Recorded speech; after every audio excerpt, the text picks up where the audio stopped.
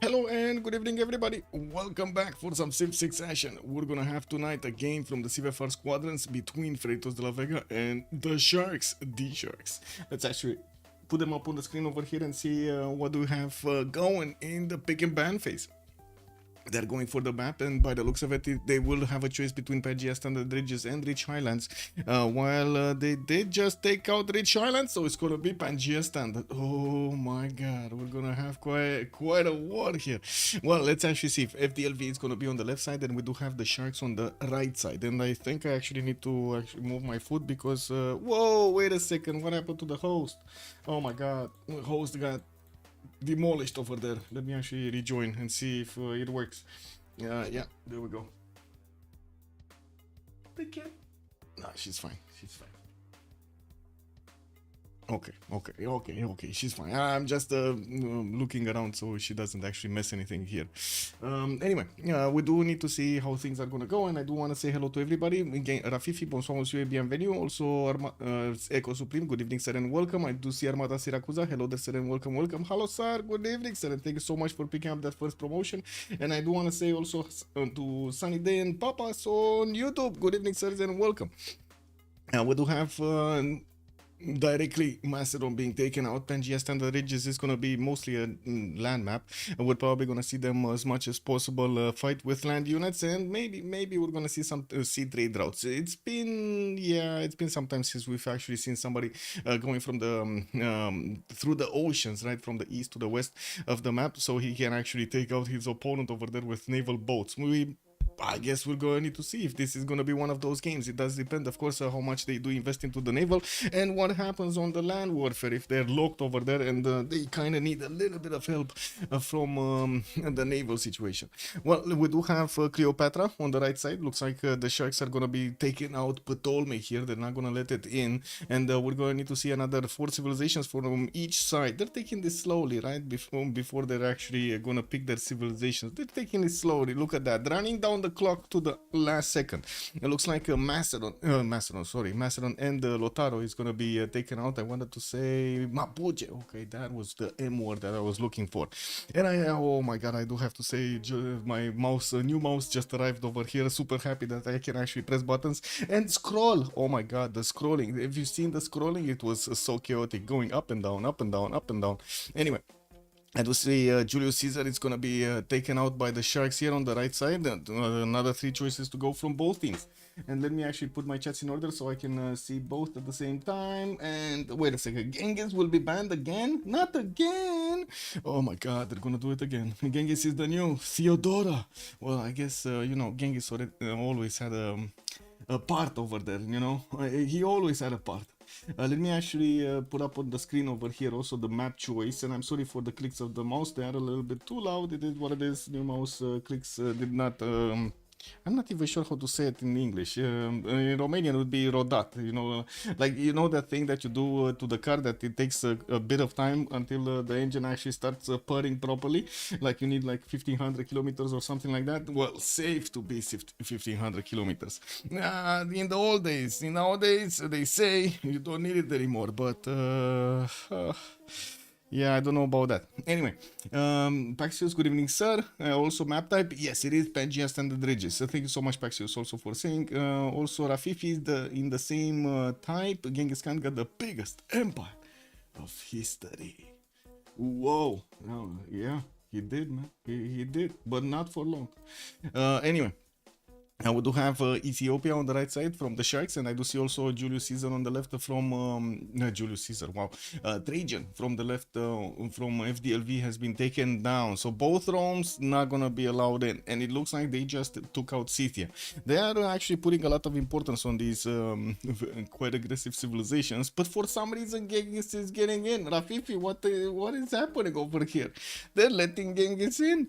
Oh my god. Okay, I mean, you know, they're still Kublai, and there's still Genghis, and there's still also Basil II, and there's still Theodora. We got quite a few damage dealers over here. Definitely, we're not gonna be, I would say, sitting on these just 3 bans. And it looks like Catherine de Medici is being considered a little bit tougher than Genghis Khan. Okay, 2 more choices to go. Are these gonna be Kublai specific ban choices. Did they play? Did they play over here a little bit of a game of chicken? You know, they really wanted the other side to actually ban Genghis, and they didn't want to do it themselves. And now they find themselves in a situation they kind of need to ban Genghis, but they kind of need to go to ban Kublai, Mongolia, and you know it's the choice of FDLV, and they're also gonna have the first choice of the game, right? So if they ban right now Genghis or Kublai, and the Sharks are not gonna ban the other one, FDLV is just gonna get to pick it, no? Oh, beautiful, yeah. Beautiful, just beautiful. Yeah. Also, Shaka is not banned either. Yeah, Shaka is not banned either. Exactly. Oh my God, the update. Oh, finally, the update from Satisfactory actually came out, and I didn't get to play it. Unfortunately, it came out a little bit too late. It was 8 a.m. my time, 8 p.m. my time, just an hour and a half ago before I started up the stream. I was thinking if I should start it up or not. Hey, they banned Genghis and they banned Gran Colombia. Kublai is left open, guys. Kublai is exposed. His pee showing. Uh-oh. Wait a second. What is going on here? What is going on? Come on, FTLV, let's go. Come on, what are you gonna do? Is this gonna be the great Kublai first pick, or is this gonna be something like, I don't know, Spain? First pick or something? It wouldn't surprise me. Like, honestly, it wouldn't surprise me. I've seen Spain picked up so many times in the first choice, like literally the first choice on so many maps, that it won't surprise me right now. Of course, there is still Montezuma in the game. We got Gandhi, we got Gorgo, Hammurabi. There's so many choices over here for them, but you know, some of them are shining a little bit brighter. So let's actually see what they're gonna pick soon. Kublai and Shaka will be the first taken. Shaka, man, Shaka, boy, Shaka's getting it. Okay, other side, the Sharks, what are they gonna do? The Sharks, they have two choices. They need to pick immediately, right? In a sequence over here. Well, they can immediately. They kind of have a minute for each of them, but they kind of need to pick them in sequence immediately after each other. That's what I wanted to say. Before FDLV is going to get their second pick. So let's see how they're going to counter Big Boy Shaka. Last time around, Big Boy Shaka didn't actually do very well against Coupe. It didn't. We gotta tell the truth, right? It just didn't do very well, and it's not like he wasn't an experienced player. And it just happened, right? The timings were just not there. Coupe did manage to get a lot more science and culture than his opponent. So yeah, that was it. That was it. End of the game. And it looks like Montezuma is going to be taken by the Sharks. Okay, so we do have that ability of his of adding an extra point of combat strength from each of his luxury resources worked. And yeah, we've seen it quite a few times that, you know, he gets to +8, +12, +14. It can get very, very dangerous, especially late game with the jet bombers. Nothing's going to stop them. They're just going to go through your anti-air. Well, also Shaka is a mid-game warmonger compared to the others. So he's a little bit of a slow boy. Okay. He's not those, you know, early damage dealers over there, the enthusiastic ones. Bonuki, good evening, sir, and welcome. Another game with the stakes. Yeah, big stakes, big meaty stakes. Let's actually see the stakes right now. Actually, reminding me of the stakes. I was thinking that, hey, I did not actually click on the correct button over here, and for some reason, yeah, let's go. Standings. What do we have over here?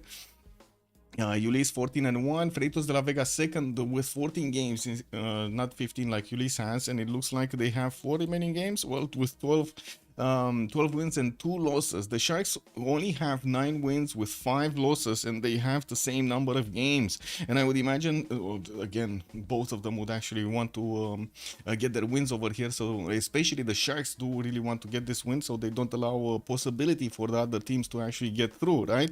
If they're gonna lose this, it's gonna be 9-6, and then we have the Golden Age boys that might actually try to get some games going. Wait a second, I got back in the lobby and somehow I got onto the first slot. Oh, this probably is a new lobby. Right, I get it. I got it. Okay, let's actually switch to the Civ Drafter and see how things are going. Uzetian, completely forgot her. Oh, yeah, they did pick Uzetian over here. And Kublai Mongolia is being picked up by the FDLV boys. So we got I would say a lot more aggressive civilizations on the side of DLV than we do have on the Sharks. Maybe that's just my impression, because I'm pretty sure Uzetian can actually be a little bit tough over there, not to mention Montezuma, but it does take a while for them to actually wind up their power over there. We do also see Coupe has been taken out by the Sharks over here, not allowed to actually get those mares in, and of course the extra production from all of those forests and rainforest. The guy is just amazing over there protecting his forest.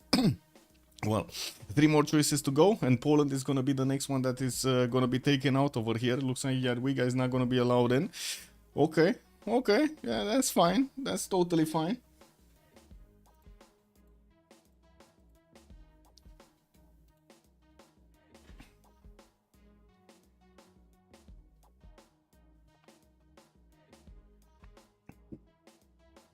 Jadwiga.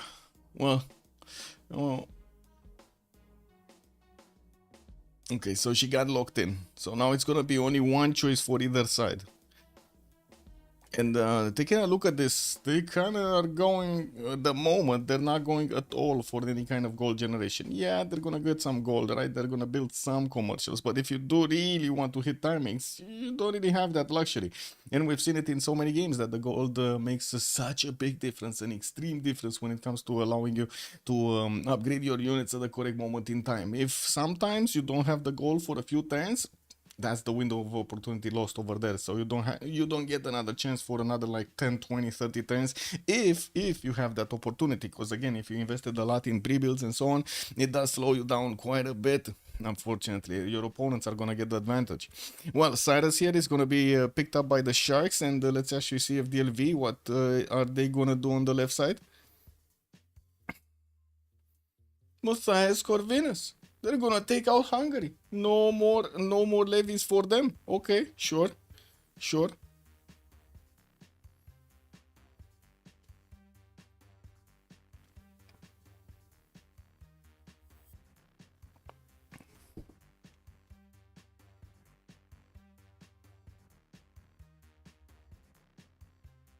Well, now we're going into the second pick phase, and the Sharks are gonna have their first pick of this phase, and then we're gonna see FDLV needing to pick up 2 of them.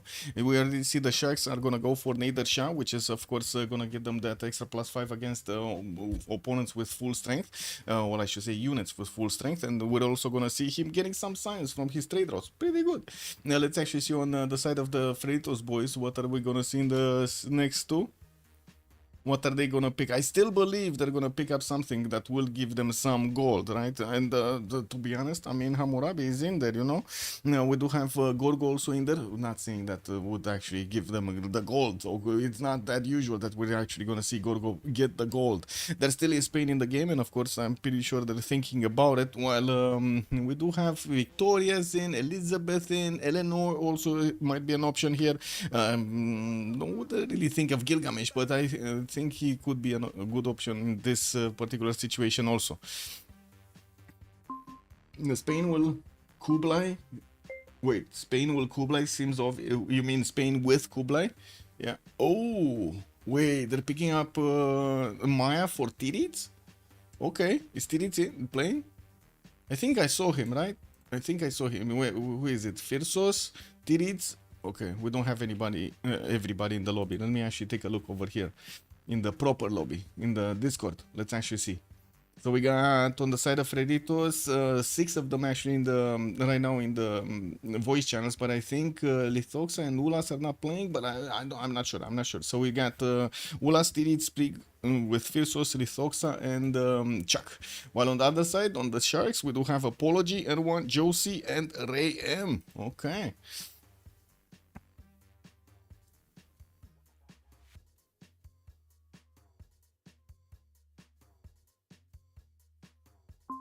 Okay, well, there we go, Lincoln. Lincoln is gonna be the choice, and then we do have Poundmaker immediately picked up after him. They already knew what to go for. Okay, I'm not feeling the gold. I'm not feeling the gold. Are you guys feeling the gold? I'm not feeling the gold. And Ambiorix is completely ignored, and Babylon is completely ignored, like completely ignored. So I don't know. Well, let's actually see what they're gonna do in the lobby. There was a bit of a re-lobby earlier. Not sure exactly what happened over there. Might have been the switch, how to say, if the placements or something. But the lobby dropped, as you've seen in the stream. So they probably need to get back into the lobby so we can start this up. I did notice actually taking a look at the pictures over here from Sandy's factory. If you guys have a minute, we can actually talk. And yeah, look at that. We actually have a minute. Where's the big S? There we go. What did we see over here in the screenshots, right? What they did, there is a little bit of a, well, they call it the lizard doggo, basically, that you give it some food and it just follows you around. Oh my god, it's 1st of April and they made it big. It's like a kaiju right now. And there are people in, there are people in, how to say, in the general chat over here on Discord that are complaining. Hey, what is this? Too big of an animal, man. It's just getting everywhere. Like, look at this. Look at this. It's just everywhere. Anyway, it's so big. What do we have over here? Already the players are starting to actually figure out the new customizable stuff over there. Amazing, by the way. I can't wait. Can't wait. Oh my god, look at this. This is a big mansion. Oh, with a pool and everything. Oh my god, this is amazing. Is that modded? It must be modded because these things are not in the game anymore. Are not in the game, actually. They weren't in the game from the first place. And wait a second, this guy actually made a... Wait a second, he put all of them in a... Oh my god, man. This guy put them in the cage. He put them in the cage. Oh well, it is what it is, man. It is what it is. Yeah, they're getting in everywhere. The kaijus are getting in everywhere. Okay, just needed to wait for them to actually join in the lobby here, and I don't know exactly why, but it doesn't allow me to scroll. Game, man. This game. Like, look at this. I cannot scroll. Look at this. I click, right? I cannot scroll. Oh, I can scroll. For some reason, I can scroll. I have no idea what happened. Oh well, it is what it is.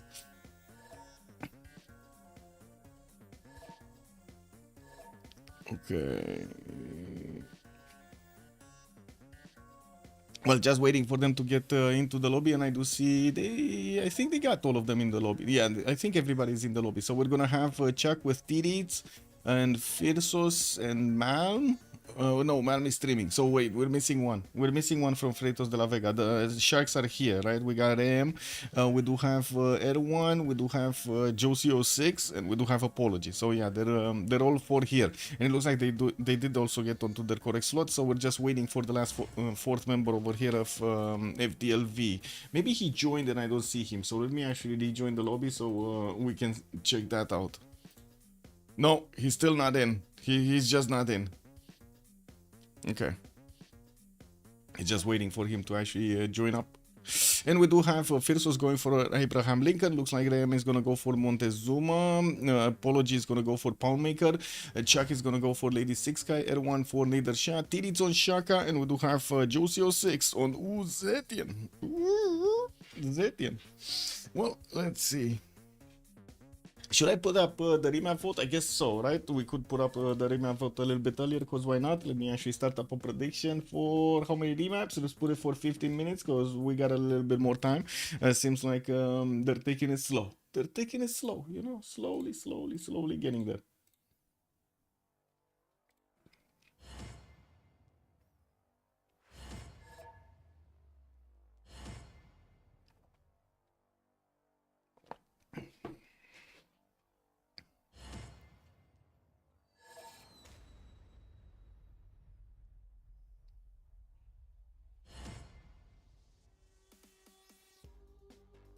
Well.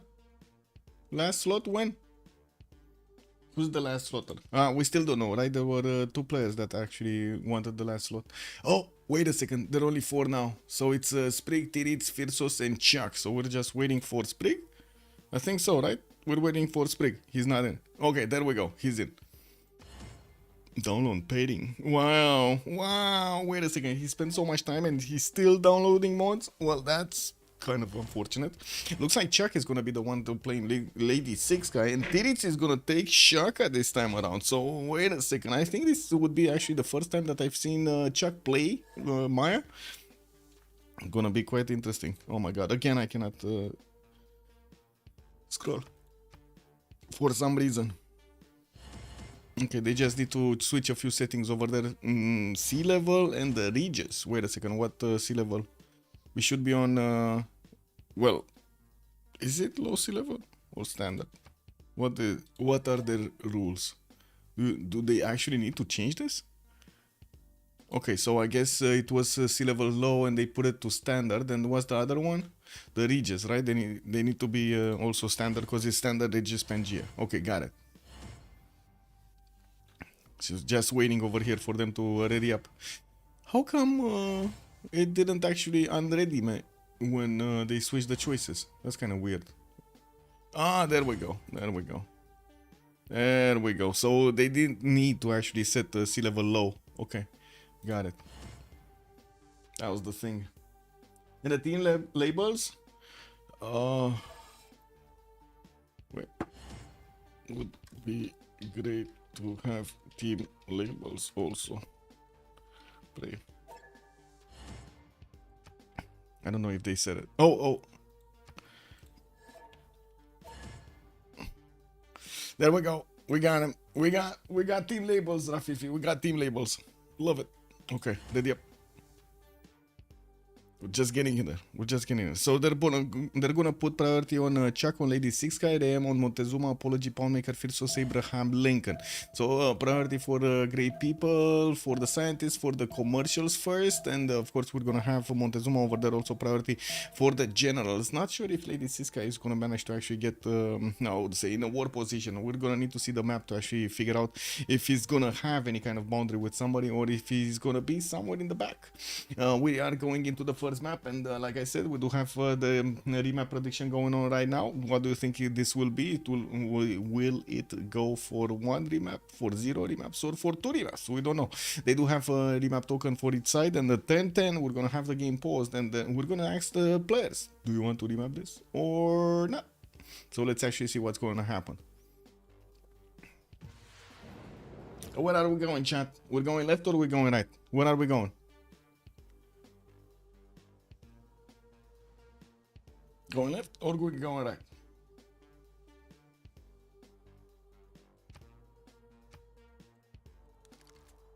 We're going left. Fifis, thank you. Okay. Joe 6. Let's actually see where Uzetian is. Didn't I see a little bit of red? Yeah, but not the correct red. This is not the correct red either. This is Shaka. There we go. Okay, we do have Joe 6 here with his 2-1 base. It looks like he's also going to have a decent amount of fresh water. To the south, he's going to also have America here. And it's going to be quite close. So Freritos looks like he's going to have a third encounter over here with China. He will, by the looks of it, also China will get the opportunity to settle on the river, exactly on the river that Freritos has his capital on, and by the looks of it, that's a really bad settle. That is a really bad settle southeast. But anyway, we will probably see him also expand towards the northeast, where he has quite a few mountains, and the land does look like he can actually protect it quite nicely with the chokes if he stays up north. But I'm pretty sure he's gonna at least get a city to the south, and of course we're gonna need to see who's gonna be the aggressive one between them. Looks like also R1 on the other side of the map here. Mashad is gonna get a lot of stones, 4 stones just in the capital, and 2-3 diatal that he's probably gonna ask some gold to get, and we do have him with his own fresh water, but by the looks of it, a lot less on the south, where yeah, he's gonna need to actually travel quite a bit towards Zulu, and Zulu has nowhere to go. Actually, wait a second, he has somewhere to go, to the west side. Never mind, this is an let's see, and it actually wraps around. Didn't watch the map before I actually said that. Beep boop. We do have R1 here getting his scout out in 3 turns, and by the looks of it, also to the north, he's gonna have that pig settle to get him some extra gold, while southwest he might actually get into the Thetis Ocean. I do want to see if he can actually trade with anybody. Nope, he cannot actually. And I do see also another opponent to the western side. That's going to be Xanadu. So it looks like Mashad here, or I should say Erwan, is going to be in between 2 opponents. Not really the coziest place on the map.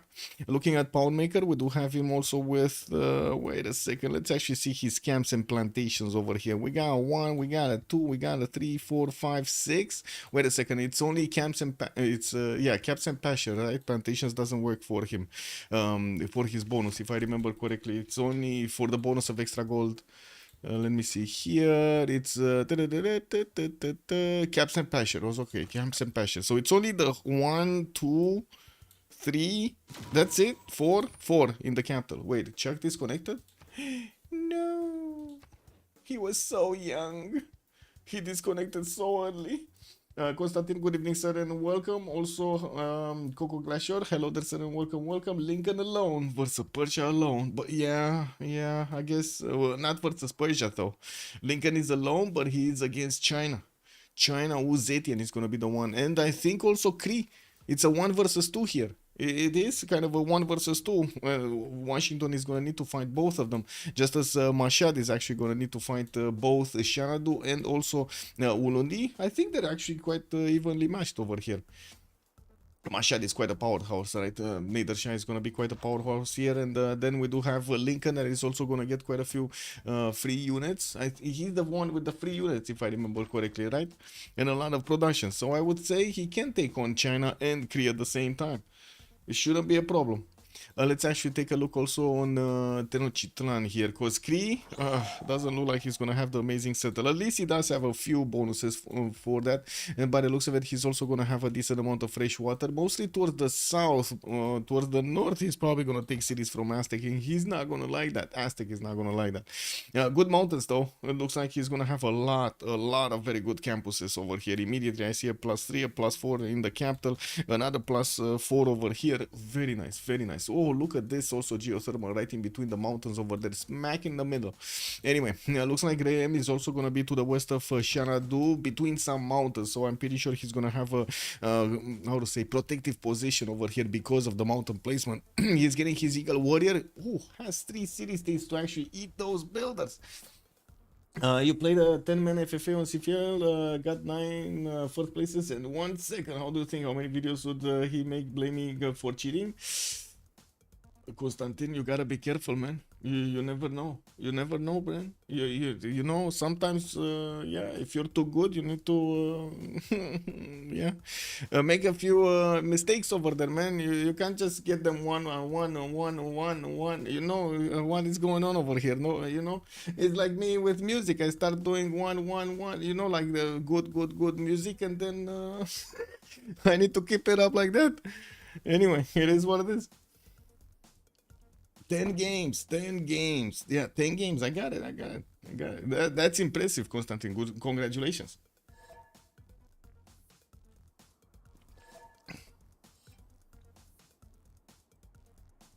What is he gonna try to say? We're better? Anyway, Chuck and everyone are putting plus. Okay, we got him back. Okay, so Tenochtitlan is gonna get to feed on builders over here, Rapa Nui, Nazca, and Villians. And from what I do notice, he's also gonna have the rivers to the southwest to go and settle on some silt tiles for the extra culture. Anyway, moving forward, let's see Shaka, because it looks like he's gonna have quite a bit of a war over here with Erwan.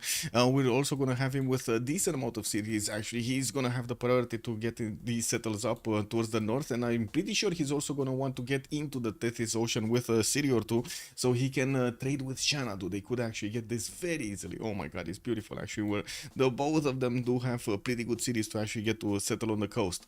We're also gonna see him with some fresh water southwest, but he's gonna have these mountains that are gonna block a settle. They're probably gonna, I would say, he's probably gonna want to stay in this particular area anyway. Looks like also to the south, pretty good rice settle. Northeast, another rice settle. Oh my god, okay. But where are the hills? Where are the hills? I wouldn't actually settle that. I would put it probably on the oil tile over there. Even though I would love to actually see the extra food coming up, that's not gonna happen. And it's not like they picked any kind of naval civilization, so I'm pretty sure they will be aware they can settle the coast without that much fear of repercussions, seeing those boats just coming out of the fog of war, out of thin air, basically. Well, Ulundi is not going to be that far from actually getting to Erwan, and one thing about Zulu over here, he's definitely going to need to get his Ikandas down, and he's also going to need to get how to say, his core ability. Usually that's when Zulu starts to be powerful, so we're going to need to see if he actually keeps up with Erwan's tempo, because usually Nader Shah does have a very high tempo compared to in stats compared to Tirits, or I should say compared to Zulu. Let's take a look at Kublai Mongolia here. We got Shanadu getting a scout out in 3 turns. Looks like he's also gonna have a bit of an awkward river towards the north, but can actually make it up with the freshwater settle from the one tiles lake. We do have also to the southeast pretty good settles towards the coast, where he's gonna get to connect his cities with his ally over here, Ulundi. And I do see southwest he's gonna have a lot of territory in between him and Maya to actually just keep going. And they are allies. Maya is an ally, so he's not gonna have a problem. This is normal BBG, not BBG beta. Usually in the CivFR squadrons, or I should say in the official games, the beta is not getting played. Did we have, wait a second, what was the update? I did see some notifications, but I didn't actually take a look at which update it was. So 6.4b, America, Georgia, Rome, Mapuche. Okay, wait. Narvik is getting 3 stars ironclads. Uh-oh. Okay. Oh, right. Did you remember the 3-star ironclad? That just got trapped over there. It disappeared from the screen when he took a city. Well, it looks like they fixed it. They fixed it. It's a meme? Okay, it's a meme. No, for TV April, man. I got caught. It is what it is. This is a 1st of April meme. Okay. Let's take a look at Abraham Lincoln. What do we have here? Washington did manage to get a builder, and I do see also he's going to pop another hut next turn. He has units from China coming towards the south, or I should say at least a warrior that is going to want to discover this land, and he's going for his 3rd scout. Okay, well, he does have Bandar Brunei pretty close, but I don't think he's actually going bonket from the beginning. A 2nd settler southwest, and then it looks like the land is kind of forcing him to go either east, west, or north, and we're going to need to see which one of these is he going to pick up. +4 campus to the right side because of those geothermal fissures giving him the adjacency, and from what I do notice also a banana city to the north, right smack next to that lake. We'll need to see of course how aggressive China will join the river toward the south on the freshwater, so we can figure out how Freritos is going to want to play this. He has cities on the western side and on the east actually quite nicely to go and settle. Shouldn't have that big of a problem. Crete though is also getting his Occhitaus, and this might become a problem. Even though they do have an extra -5, or I should say a -5 penalty at the beginning of the game. Well, they're still very, very, very, very, very scary. Very scary, very scary. They do have against cities, right? Not against units, against cities. I don't think I can actually take a look at the cities. Anyway, let's take a look also on Maya. We do have him with some pigs, and I do notice he's gonna have 2 plantations right in the smack in the capital. He's also gonna have, oh, wait a second, 3 plantation adjacency observatory in the capital with a 3-2 banana in the 3rd ring over there from webcam now. Gonna have a 2nd city also next to some tobacco northwest, a 3rd city on the right side next to some fertiles and also bananas. Oh my god, I do have to mention, he doesn't care about rivers, right? He can just settle anywhere. There are a lot of plantations, especially the triple plantations around the single tile are extremely valuable. So he has this one over here, he has this one over here, this one over here on the iron tile is probably going to be an observatory. And from what I do notice in the south, the plantations just disappear. There's nothing in the south, like nothing, nada, absolutely nothing. He's gonna have some farms right on the wheat, but the rice tiles, but no plantations. Where did the plantations go? Oh well, I guess he's gonna put a city over here somewhere and try to get that banana cocoa tile. But southeast, 0, nothing, not even a +2. Well, I guess the farmland, it is what it is. He can put farms, yeah. Also, you can put back the beta, please? Wait, the beta, you mean the beta text? Yeah. Also, pillaging a theater also steals the great works inside. Yes, yes. Oh my god, that would be amazing. Pillage policy, urban planning no longer becomes obsolete in time. Yes, yes, yes, yes, yes. This is amazing, right? This is so great. Can they put this in? Can they put this in? You mean 6.4? This one? This one? It's an April 4. Is the April 4? It might be the April 4. I mean, it's the 4th of April, right? Yeah. One is in, others are not. Yeah, the other one in the top part over here. So, which one is the correct one? That's what somebody wants to know. Anyway. We are 10-10, so the players are gonna start voting if they do want to remap this or not. Looks like Aztec did meet Mongolia. We do have... Oh no, never mind. They actually met each other. Okay, I was thinking they didn't meet, but... Well, there is a chance they didn't meet. I think they did, though. I think they did. They're kind of going into the fog of war around each other, right? The Air 1 scouts are just getting around. And we didn't have any vision over here from Mongolia. I don't see a unit that was going towards Mongolia. Okay, here, what do we have? So China met America, but China did not meet Kree, or did he come back? Because I see he discovered some land to the northeast and then he immediately moved back for some reason. Interesting. Maybe he does want to actually, how to say, cover up one of his settlers, to get safe somewhere. Well, let's see if they actually want to remap this or not. There are quite a few challenges here. I think both teams can remap here. Ooh, that reminds me an April Fool when Pedro got great people, he got back 200% of the points. Beautiful. And this map is gonna go. This map it is. It is this map, guys. We're gonna need to take a look at their strategic resources, and we're also gonna need to finish the prediction. Okay, 2800 points this time around. It is what it is. It's on a Tuesday. Let's see what do we have over here. Do I need to put up the team labels? I think I kind of need to put up the team labels myself, right? On the left side we do have the Sharks, yeah, just so they can be a little bit more visible over here. And on the right side we do have FDLV. Bam, bam, bam, bam, bam, bam, bam, bam, bam, bam, bam, bam. There we go. 1045 you get us caravels as frigates, frigates with +5 compared to, and everything with the discount card. He should know with the river name.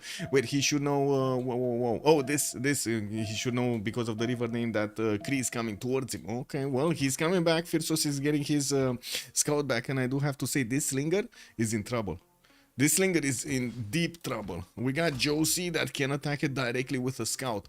We do have also to take a look at Josie 06 movement in the capital. He's bringing a settler directly towards the southeast, and we're gonna see him settle on the river and connecting towards America. We got another settler coming up in 7 turns with also his strategics. Both of these horses and the iron tiles are in the capital city. He does have a dice tile that he can actually grab. He didn't spend the gold for it to get some extra faith per turn, so he can actually grab a pantheon. And by the looks of it, he's on 1 faith per turn right now. Wait a second, is he working the card? Oh my god, he's working the God King card. It's been so long. I don't know why he even is working the card, since he does have the dice tile, but I guess it is what it is. Probably really wanted the extra food from the dice. Okay, so let's see. Is he not moving? He's not moving? Oh my god, Josie, oh, okay, this is awkward. So you see this hill, actually this stone hill is blocking the vision of Josie 06 to see the settler. And on the other side we do have, yeah, there we go, this scout, this Occhitao not being spotted, but he does know about the scout of China from the northwest. So Josie 06 is actually thinking to block the stone tile to not get settled, but then I'm pretty sure the American slinger is actually going exactly where the scout is placed, so he can actually get the 3-2 banana and the other 2-2s, not to mention a little bit more defense there. We do need to see if he's gonna get caught, because he can get caught out in the open. Yep, pants down directly. Okay, let's see. Josie also brought a warrior from the south. He saw it. Attack into it, my man. Oh, the hesitation, man. The hesitation just gave them the kill on the sling. I would say just denied the kill on the slinger. They would need to attack into it right now, both of them, but too late. It's fine. This settler is gonna go for the scout. This Occhitao is also gonna try to pass around and gonna shift enter on the 2-1-1 probably, and it's gonna be a shift enter war at the end of the turn. Okay, Nader Shah, let's take a look. Sus Mashad, okay, we do have Mashad getting his settler out next turn. He did bite out the 2-3 dietile and got into the rice tile also to get some extra food. Got the truffles from the northern city, so he can actually grab a bit of extra gold, 3 points of extra gold. Has his iron in the second ring, and I do see also horses in the northeast in the second ring, while he also has a few Mongolian units coming around him. Looks like he wasn't really making his homework today, because these piggy hats are not picking up themselves. you know what I mean? We do also need to see if he's gonna do something to Zulu here. He's gonna do bad things to Zulu. No, he's not. No, he's not. He's actually, by the looks of it, one over here. Did they even declare war? I don't think they even declared war, right? Okay, so, but yeah, they did. They did. Never mind. Apology got a builder over here, and it looks like America is furious that he lost his builder. That was a 2-charge builder. That was, he was, man, this was his crown jewel. He was keeping this from the beginning. Can you imagine how much sentimental value that had to him? That is unbelievable. 0 bets on 0 remaps. Yes, hello, Sarah. It is what it is. Sometimes it is what it is. Only the +5 should be moved to someone else. I prefer when unlocking Niter for historical accuracy. Since Jongs have been roaming Indonesian waters long before the European caravels. Yeah. Check the Zulu settler. I checked it. It's not. Nothing's happening to it. I think. Let me actually see. Is he now gonna move? Okay, he's gonna move. Everyone is just last moving over here. Is he gonna take the settler? Because Tiris does need to spam B and enter the same. Oh, he's moving away. He's just trying to get away. Man, this is unbelievable. They're getting bullied on both sides. Freritos de la Vega are getting bullied on both sides. Anyway, this scout might actually get out of there by the looks of it. We do have an American warrior that doesn't have any more movement to get there. And by the looks of it, also Kree is still keeping the builder, dangling it in the face of America. Hello, got your builder. Anyway, it looks like China also pillaged the horses because, yeah, it is what it is. Kree, let's take a look at Kree. What is he doing? We do have him moving a settler by the looks of it towards the northeast. Okay, he's going in between the mountains, going immediately for the 4th city. He does have his horses 2nd ring, also iron 1st ring. While I do notice he's gonna have some monuments coming around from the western city, we do need to see a lot more cities made up here. Wait a second. 1, 2, 3, 4, 5, 6. 1, 2, 3, 4, 5, 6, 7 to settle. Okay, this would be 1 turn later, but he would have had so much more banana. More banana. 0 remaps. Yeah, 0 remaps. And yeah, the brothers over here, we don't know. They're getting experience right now by the looks of it.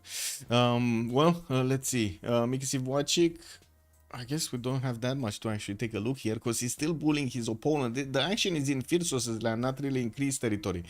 And of course, we're going to need to see when and if he's going to try to get into the Gulf of Mexico with a city. He could actually start to trade up with RAM, and that's going to give them quite a bit of economy here. And you've seen how much it matters to actually have these water bodies in between those trade routes. Let's take a look also on Montezuma, and let's see his continent count. Looks like he's going to have a 2nd continent on the right side. That kind of forces him to try to get some extra resources from the east, which do not seem to be anywhere. There's no resource over here that he could actually grab. Not in the the first proximity of the continent split. It's gonna take a while until he actually gets to resources. That's kind of bad. Tenochtitlan is close to the water, but not on the shoreline. And it looks like he did actually get Tlacopan in the north to get him another monument. He does have access to a seal tile, so he can grab some extra culture points from that, and he left alone a city to the southeast that he could actually put down. I would imagine the geothermal settle over there is gonna be his choice, but it is kind of exposed. I gotta say, it is kind of exposed. The coal tile will probably be the best choice. Anyway, we do have his settler moving west side, and I do have to point out Poundmaker is his ally, so he doesn't need to fear this Ochitao just moving everywhere. We have some more bullying going around. It looks like America is actually moving this time around with his settler west side. I would imagine west, not north. And from what I do see, apologies. I don't know why he's still keeping this builder. Why is he still keeping this builder if he's not even bringing it back? Is this like a trophy room? This is probably a trophy room. Fast check if BBG beta. I'm pretty sure it's not beta. Yeah, it's not beta. BBG 631. It's not beta. I would have known right from the beginning, or we would have started desynching because I never installed beta. Didn't even get it out of curiosity. Anyway, Let's take a look on Shaka. From the other team, Shaka was in trouble, but he did manage to actually get Nogoma down away from Persia's scout, and I do see he didn't really place it in the best possible choice, and he did actually need to move quite a bit longer than usual. He spent 1, 2, 3, 4, 5, 6, and a 7th to actually get Nogoma down. No, even more. No, it is. I said it already. I said it properly. And then Persia, by the looks of it, is going to try to actually stop him from getting this settler on the other river, but he doesn't have any more movement on this scout, so he's not gonna get anywhere. And I do see the other Persian scout is trying to stop the Ikanda from being built. Well, in the meantime, it looks like Zulu is fine. He's gonna get his trader and gonna connect his 2 cities. He does have a slinger that is slowly shooting down the Persian scout, which at the moment will not have enough experience to actually get out of there. We do have, as in get a promotion and get out of there. Main changes in beta. Oh, the announcement, I see. We're gonna take a look after this. Ikanda coming up in 2 turns. No, it's not getting built, is it?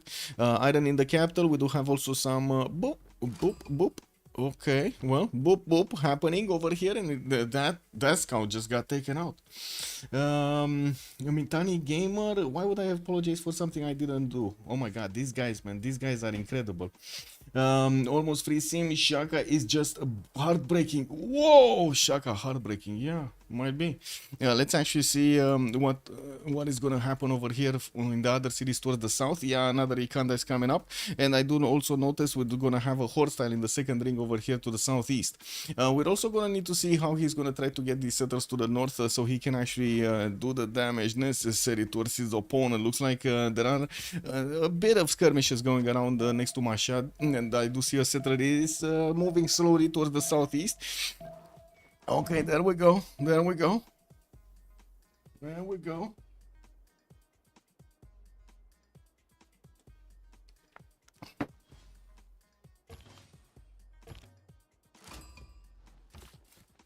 Yeah, Mongolian scout is gonna get onto the encampment of Persia, and I do see, of course, there will be this slinger that will have the opportunity to come back and shoot that scout down. We're gonna need to see if first he's gonna get this settled properly. I'm pretty sure he will. Let's take a look at Kublai Mongolia in the meantime. Triple encampment setup, probably. I do see only 2 encampments at the moment. Kokekota didn't place one, but I would expect a triple encampment setup going into campuses. We do have Sprig with a builder starting to improve his resources. Got onto... that's a really bad tobacco tile. 2 turns to get the first encampment down. Iron in the capital. Horses. We don't know. We don't know where his horses are. Oh, very far away actually. In the 4th ring. The 3rd ring even from Kokekota. 4th ring from Ulaanbaatar. Has some furs that he can actually get to work over here in Ulaanbaatar for a little bit more extra food. And from what I do notice, he's also gonna have some cities, but not extremely good ones towards Nader Shah. And I do see Persia is bringing back a warrior so he could actually try to shift enter. Yeah, he's trying to shift enter onto his own encampment so he can actually build it right after the trader is coming around. There we go. But unfortunately, he's not going to have a defense for the trader. So yeah, he kind of traded one thing for another over here. Definitely needs another unit to try to stop that from happening. Okay, I did see that. Now, what do we have next? Abraham Lincoln, I think, to take a look at. He got his 3rd series and pushed back his opponent. We do have Cree and China just, you know, walking out with their warriors very, very low HP. And they're also the Okchitaus. I do also notice this builder just keeps on discovering the land to the south. Man, this builder is on a mission. We do have Washington getting his campuses, Philadelphia, Boston getting his campuses, while China in the north is going all out war. Freritos is streaming. I don't know if he's streaming. I have no idea if he's streaming actually. No idea. Anyway, we do have. Let me see if he can. Does he have? I'm not even sure if he's usually streaming. Let me see. Pum pum pum pum pum pum pum pum pum pum pum. Sprig. No, he doesn't have his Twitch linked. Anyway, Washington does have his Iron Tile 2nd ring, also 3rd ring, and I do also notice his horses were improved earlier with a passion, but well, that got pillaged to the southeast of his city center in the 2nd ring. While he's gonna get one of these +1 campuses, I do see he does have a +2 over here in Philadelphia, and in Boston, that's only a +2. Unfortunately, he cannot get the splendid bonus from these, which might actually hurt his golden age. We don't have him yet with a Pantheon, and from what I do notice, his volcano next to the city center started exploding towards towards the eastern side, where he does have quite a few geothermals to go and improve his cities. Let me actually take a look how much he discovered here. Okay, he didn't discover everything, but he has more than enough information to how to say, settle his cities properly, especially the upcoming ones. I think the main issue here will be he doesn't really have very good campuses, and his opponent is gonna go very quickly for war. He's gonna get a general, and I don't think I mean, I'm not sure if Lincoln is gonna be able to withstand this. This is kind of tricky. We do have Freritos going for horseback riding in 610, so he is aware that his opponent is gonna come against him quickly. He does want to get his classical unit out, also getting some more culture from his Moksha being placed in the capital city of Washington. In 410, he's gonna start adding a few more culture points, and he is right now on 8 science and 6 culture with Josio 6 his next door neighbor on 7 and 5. We're gonna need to see if Josio 6 is gonna manage to actually hit this timing. It definitely feels like he's out for war over there. Chuck, Maya, we got him already with 3 cities, one northwest, one to the east side. Looks like we do have, of course, him with quite a few of these bananas and cocoa tiles and some of these tobacco tiles. He even got a pantheon, got us a festivals to add another point of culture next to that science that he's getting from improved plantations. Quite a bit, 12 science and 6 culture already. We do have him getting his trader out from Copan, and by the looks of it, he started getting his scouts to discover the land. Gonna have Shripada settled to the west side if he wants to. Remember, Maya does need to actually go into how to say, circle from his capital to try to get his bonuses. So I'm pretty sure he's gonna have this ability to actually get a city 2, 4, 6 tiles over here on the 1-1. Anyway. Getting next to Shripada is going to be quite a nice settle, not to mention he has these cocoa tiles to give him the adjacency towards his observatories, and that's still going to be extra science and extra culture. Not to mention the extra 2 gold that you get. Lian capital, I do see 1, 2, 3, 4, 5, 6, 7, 8 resources in the capital. Yeah, the capital tile is a bit too far away. Now, not a lot of resources, to be honest, for Lian capital, but I guess it is what it is. We're also going to need to take a look at the others, how they do manage to actually get their pantheons. But first, I do want to take a look at the strategic resources. I don't see an iron tile. If I remember correctly, this was an iron tile in between the top 2 tobacco tiles. The first time we actually took a look at his spawn, and we do have the horses in the second ring towards the south, and he's going to need to get a builder there to improve. He doesn't really need to defend himself against anybody. Mongolia is next to him, and he's quite safe from Montezuma. And in the southeast, he has basically Zulu over here. That's not gonna happen, right? He's not gonna get there. And on the western side, Kree is way too far away to actually get something done. Yeah, Kree does have a level 2 scout coming closer towards the Mayan cities, but yeah, it is what it is. March Condi, good evening, sir, and welcome. Okay, so let's take a look what's going on here.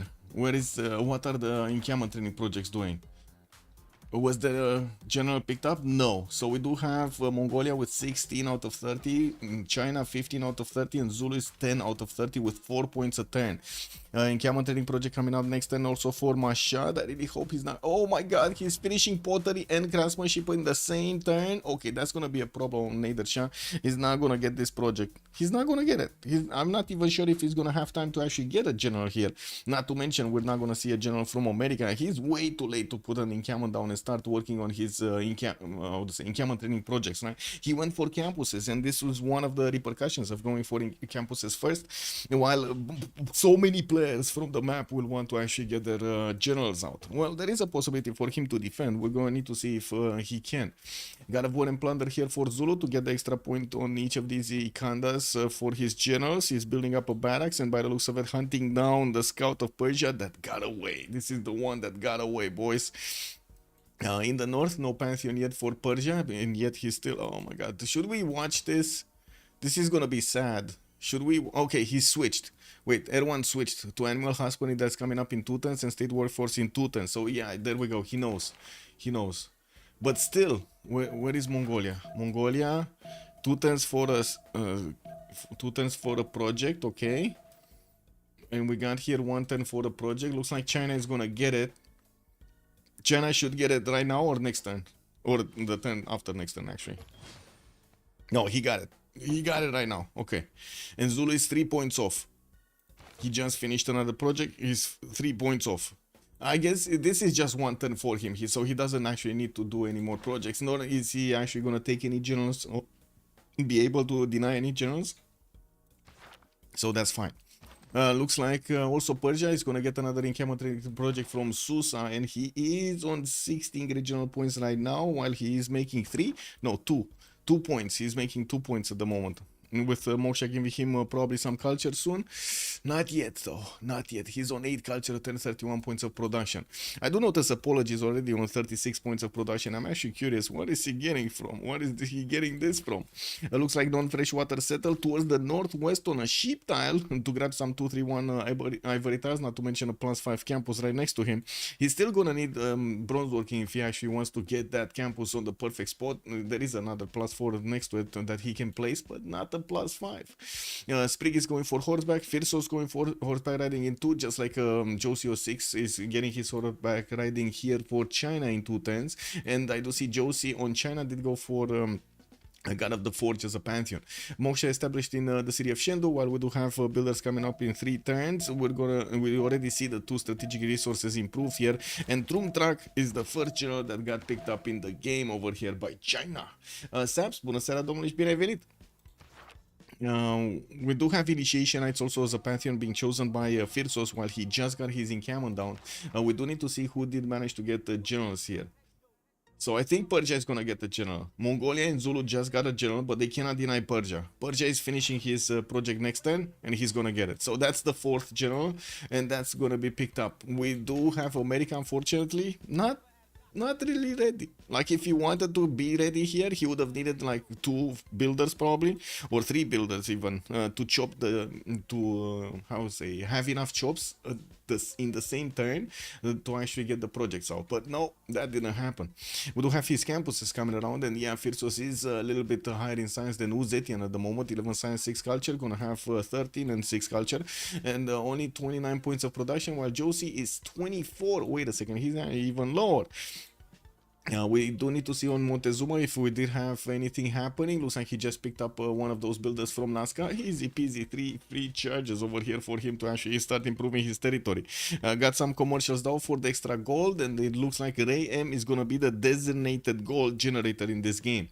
Magnus Capital, while he does have quite a few chops for that Magnus to actually sing, we do have him also with the 4th city moving southwest here, and he's leaving this coastal city open so he can actually get those, I would say, later on probably connections with Kree. I'm very curious. I'm extremely curious if he's actually gonna get to settle the coast or make Kree settle the coast for him. That's not really that close. It's not really that close to the Kree series. Of course, they could try to trade through the mountains anyway, but it's definitely not the same yields. So let's see. Yeah, there we go. We got all of the generals picked up. Nader Shah did manage to pick up Burika, which was the last general available. Mongolia has a general, Persia has a general, Zulu has a general, and then this is on the eastern side, right? So all of these civilizations will have generals against each other, and they will get to defend themselves. Persia is only going to have 1, so he can only put defense in 1 direction, not in both directions with the extra +5. While, yeah, there are some defensive slingers coming around, I do see also Erwan is starting to get his builders out so he can start improving his territory, especially getting his I would say tiles improved here. We do have Apology getting irrigation, state workforce, and I do see everyone getting his animal husbandry and state workforce. He does have to improve his fertile there for more of those amenities. Also has a pretty good Temple of Artemis. Oh my god, this is a very good one. We got 1, 2, 3, 4, 5. Yeah, +5 over here if he actually gets it. If he actually gets it. Well, depending on the placement. Anyway, that's fine. Also, a pretty good Peri Desert to the west of Mashhad, because why not? You gotta get some extra culture going. We're probably gonna see China start to actually chop his units out really quickly. He's getting his builders and also wants to finish that encampment from Guangzhou. In the south, I don't see America yet putting production into his horses, but he also has a row of builders that are coming around to actually get them to chop his opponent, his units. Let me actually also put up the prediction for who's gonna win. We're gonna start it up a little bit earlier. It is what it is. Freritos. Wait a second. No, wait a second. No. You know what? I want to follow the example over here from Eco Supreme. Like, he gave us a pretty good idea last time. Who will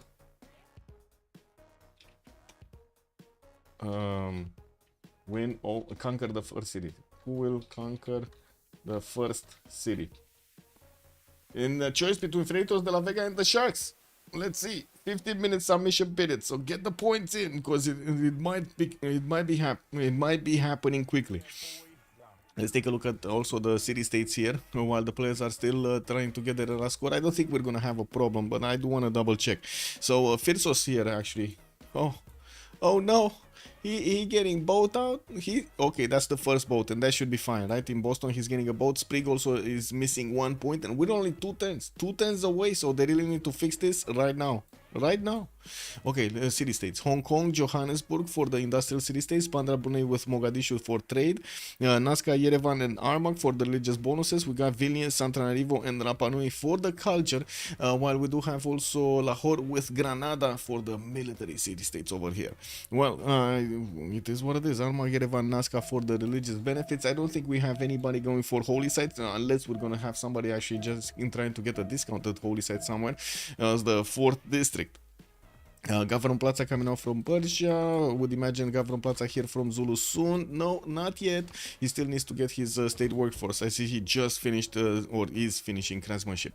Getting his monuments out for that extra bit of culture, while he's gonna get a few builders to start improving. We do have 2 players that did manage to get to 4 cities. That's gonna be Cree and that's gonna be Montezuma. They are a bit ahead of their opponents when it comes to this city count. And Apology's production looks very nice here. He did get City Patron Goddess and did put down his commercials. Now he's gonna start adding more of these traders to his connections, and I do have to say he does get a trader for free. Very happy man over here. Apology is starting to roll through the merchants quite quickly, and I do also notice Hypatia is one of the first scientists, which kind of looks like Maya is gonna pick it up. Marcus Licinius Crassus is gonna be the first merchant, and to be honest, at the moment it doesn't look that great. We do have Cree on 2 and Aztec on 1, but come on, who's gonna make projects for this guy, right? Only 90 gold, man. Only 90 gold. We do have Cree that needs to invest into some of these wine tiles, and it does seem like China is getting the horses out. He's bringing the ponies. Josio 6 got those ponies trained to perfection over here. And it looks like he did choose to go for Moksha in the capital with more monuments coming out from his northern city. He does have builders that will be able to start chopping soon. And my question is he going masonry? Because I'm pretty sure he did not get masonry. So the stone tile is not able to be chopped. We do have him moving a little bit further so he can actually start shooting up his opponent, while he just exposed his archer to double archer shot over here from America. It does seem like also Josie is getting one of his horses probably towards Philadelphia, and that's gonna be, I would imagine that would be the first target. That is the most exposed city. Washington does have some rivers and of course the encampment that is gonna be a bit awkward to go around, but this city is just exposed, man. It's just open. Look at that, arms open, waiting for the China to actually take it out. So let's actually see, is this gonna be the first city taken out? It might be. Maya, let's see, going for granaries, also getting his hanging gardens in 2 turns. Extremely important wonder for Maya, especially for the extra housing that he gets on all of his cities, not to mention the fertility. He does have Hulches defending his southwest, while I don't see any attacking unit, any enemy unit. Tiditz does have a lot of chops, and I would have imagined that he's gonna go actually Magnus over here in Nogoma, so he can actually get all of those chops with the extra yields. But by the looks of it, well, he's taking his good old time to do something else, sending his general on a vacation towards his opponent to scout out his opponent and see what is going on, while Persia is still actually playing with the pigs over here, getting the travels improved and trying to figure out stuff. Okay, Gavron Plaza did get placed down, and we're turn 31, so the players are gonna start getting their bonuses up for the golden ages. The Lady of the Reeds and Marsh is also a pantheon for Mongolia. Okay, first horse is about to appear here in the lands of America. America is 3 turns out from getting his iron working. He does have 0 horses. In Boston, there is a horse being trained, but it is 1 turn away from finishing. And the good thing is, at least the horse is going to be trained before Philadelphia is going to be directly hit by his opponent. Right? This horse could actually go and attack this scout, probably even take it out, because he can hit it with another scout. Could bring also the general closer, while the warrior is going to need to stay stay alive. The city of Philadelphia is gonna go up to a little bit higher in strength because of the horse coming around. Okay, that's fine. Josie, Drums of War Golden Age. And I do see him on 9 science and 7 culture. He's gonna get more production towards his military units. Also gonna grab some culture whenever he's gonna take out units here. And he's on the move. He is on the move. He's on the hunt. Yeah, definitely on the hunt over there. We do have his government plaza coming up in 2 turns here from his capital. And using Mosha in there. Nader other side. 9 science, 27 culture. He does have also 38 points of production, 25 gold a turn.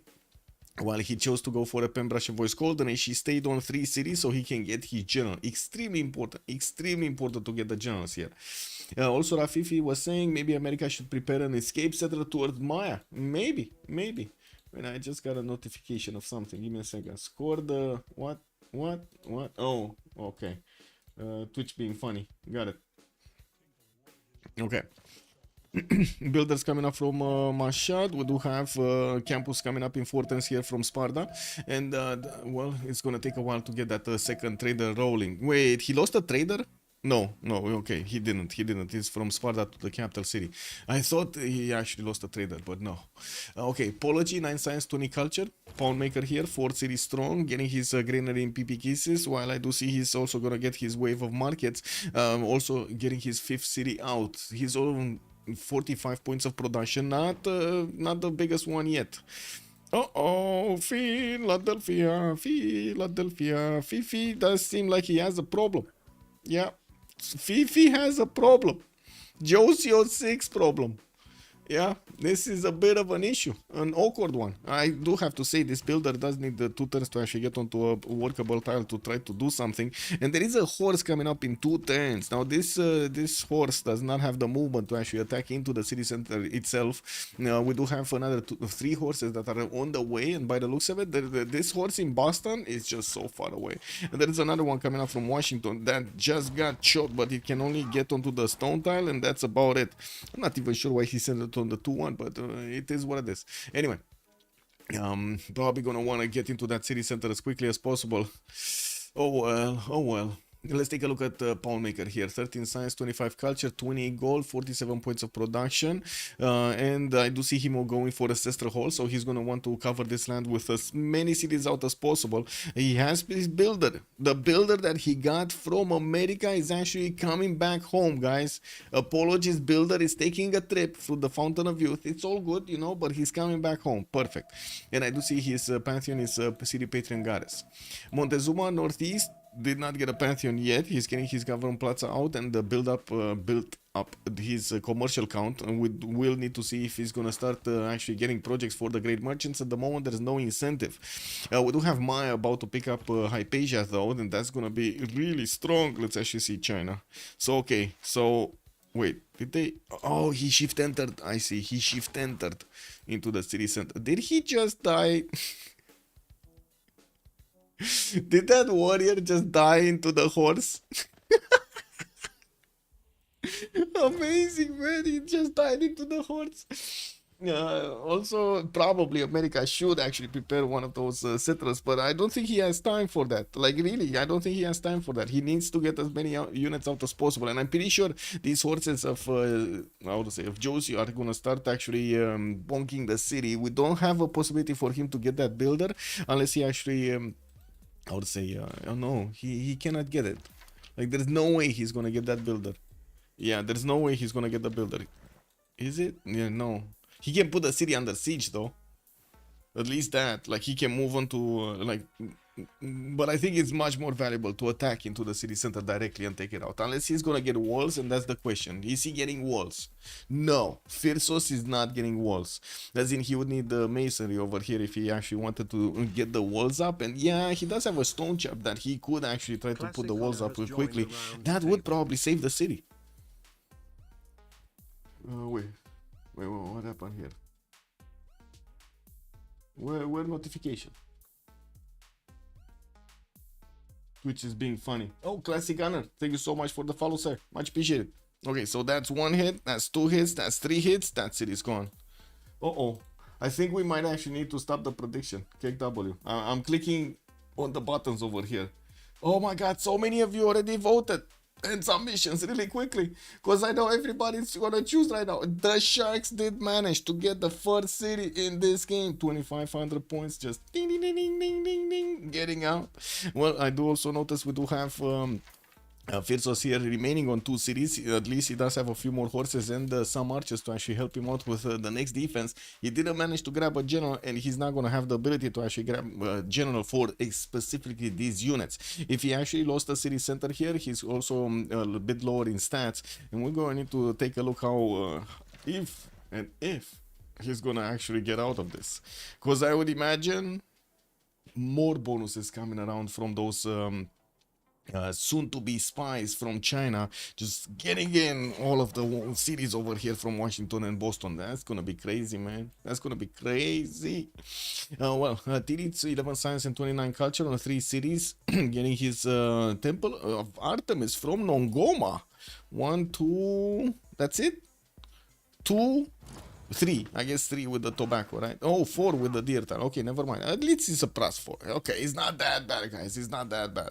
And he is plugging in Magnus over there to try to benefit from as much as possible, as much production as possible from those chops. His builders only has the 1 charge. Well, Temple of Artemis was definitely worth it here. 42 points of production. I do see he's on 17 gold a turn, and we do have his 4th city coming around from Ulundi. He started to get a single horse out from Endodakusuka, and I do notice he got a random trebuchet over here.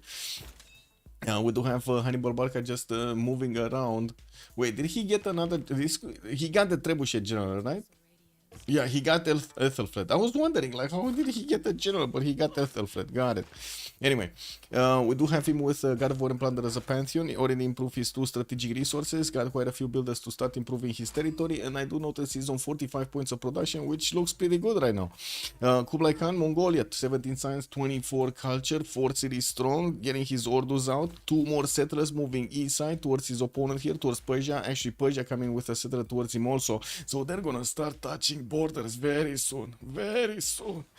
We got Kurakorum there with also 12 times to get a commercial out, and he did go for a row of campuses over here, getting them quite quickly after his encampments. Got his Government Plaza, got also Ancestral Hall over there to give his cities more production to settlers, and also grab more builders whenever he's gonna settle the city. He's on 60 points of production. Really good right now. 60 points of production. Yeah, he does have more cities than his opponents, and he did manage to grab also a general, which at the moment is being deployed towards the northwest. That's much closer to Aztec than of course it is to Nader Shah.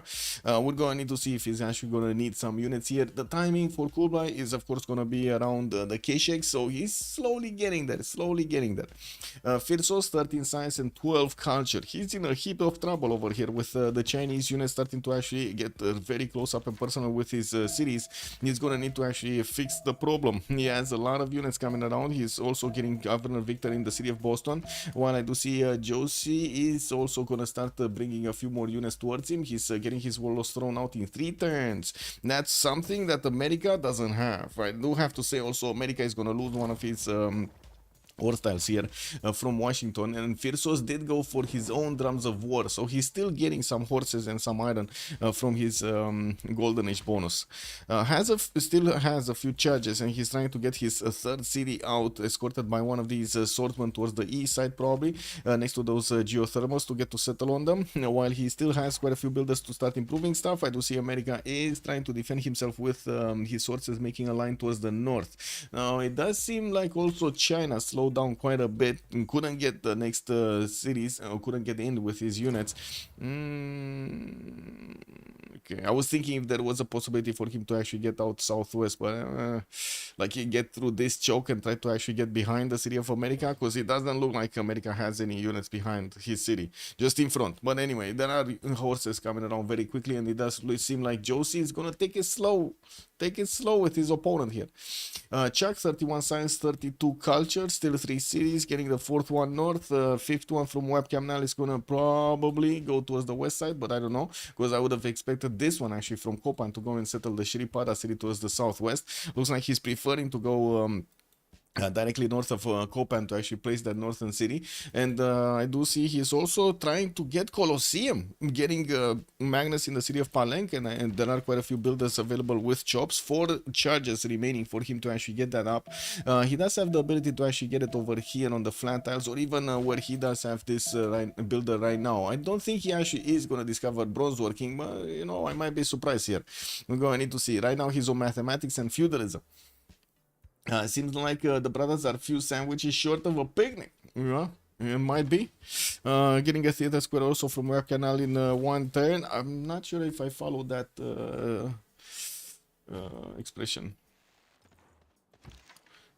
A few sandwiches short of a picnic. As in they all need to go to the picnic? Or, I don't know. This is what it is. Moksha in Ulaanbaatar. Next turn. Horses coming around. Lady of the Rizermanshes moving all of that production around.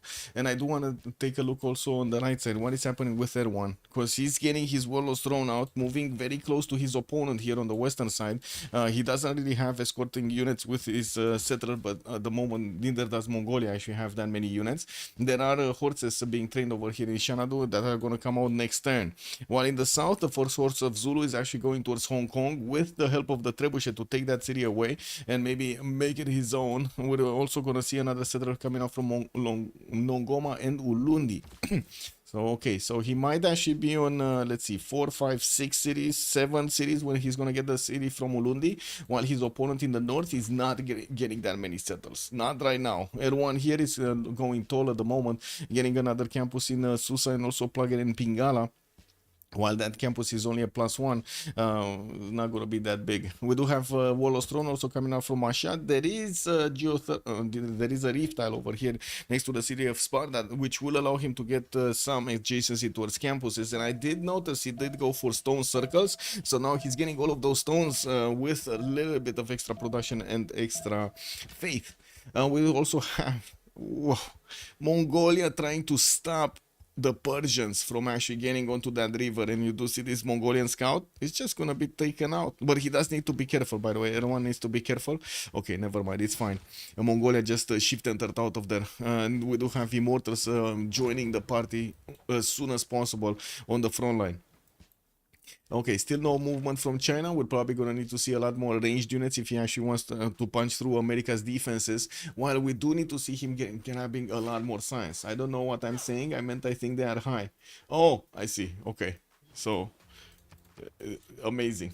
Yeah, so you are basically in how to say, confusion mode, and you put me in confusion mode. Yeah, amazing, man.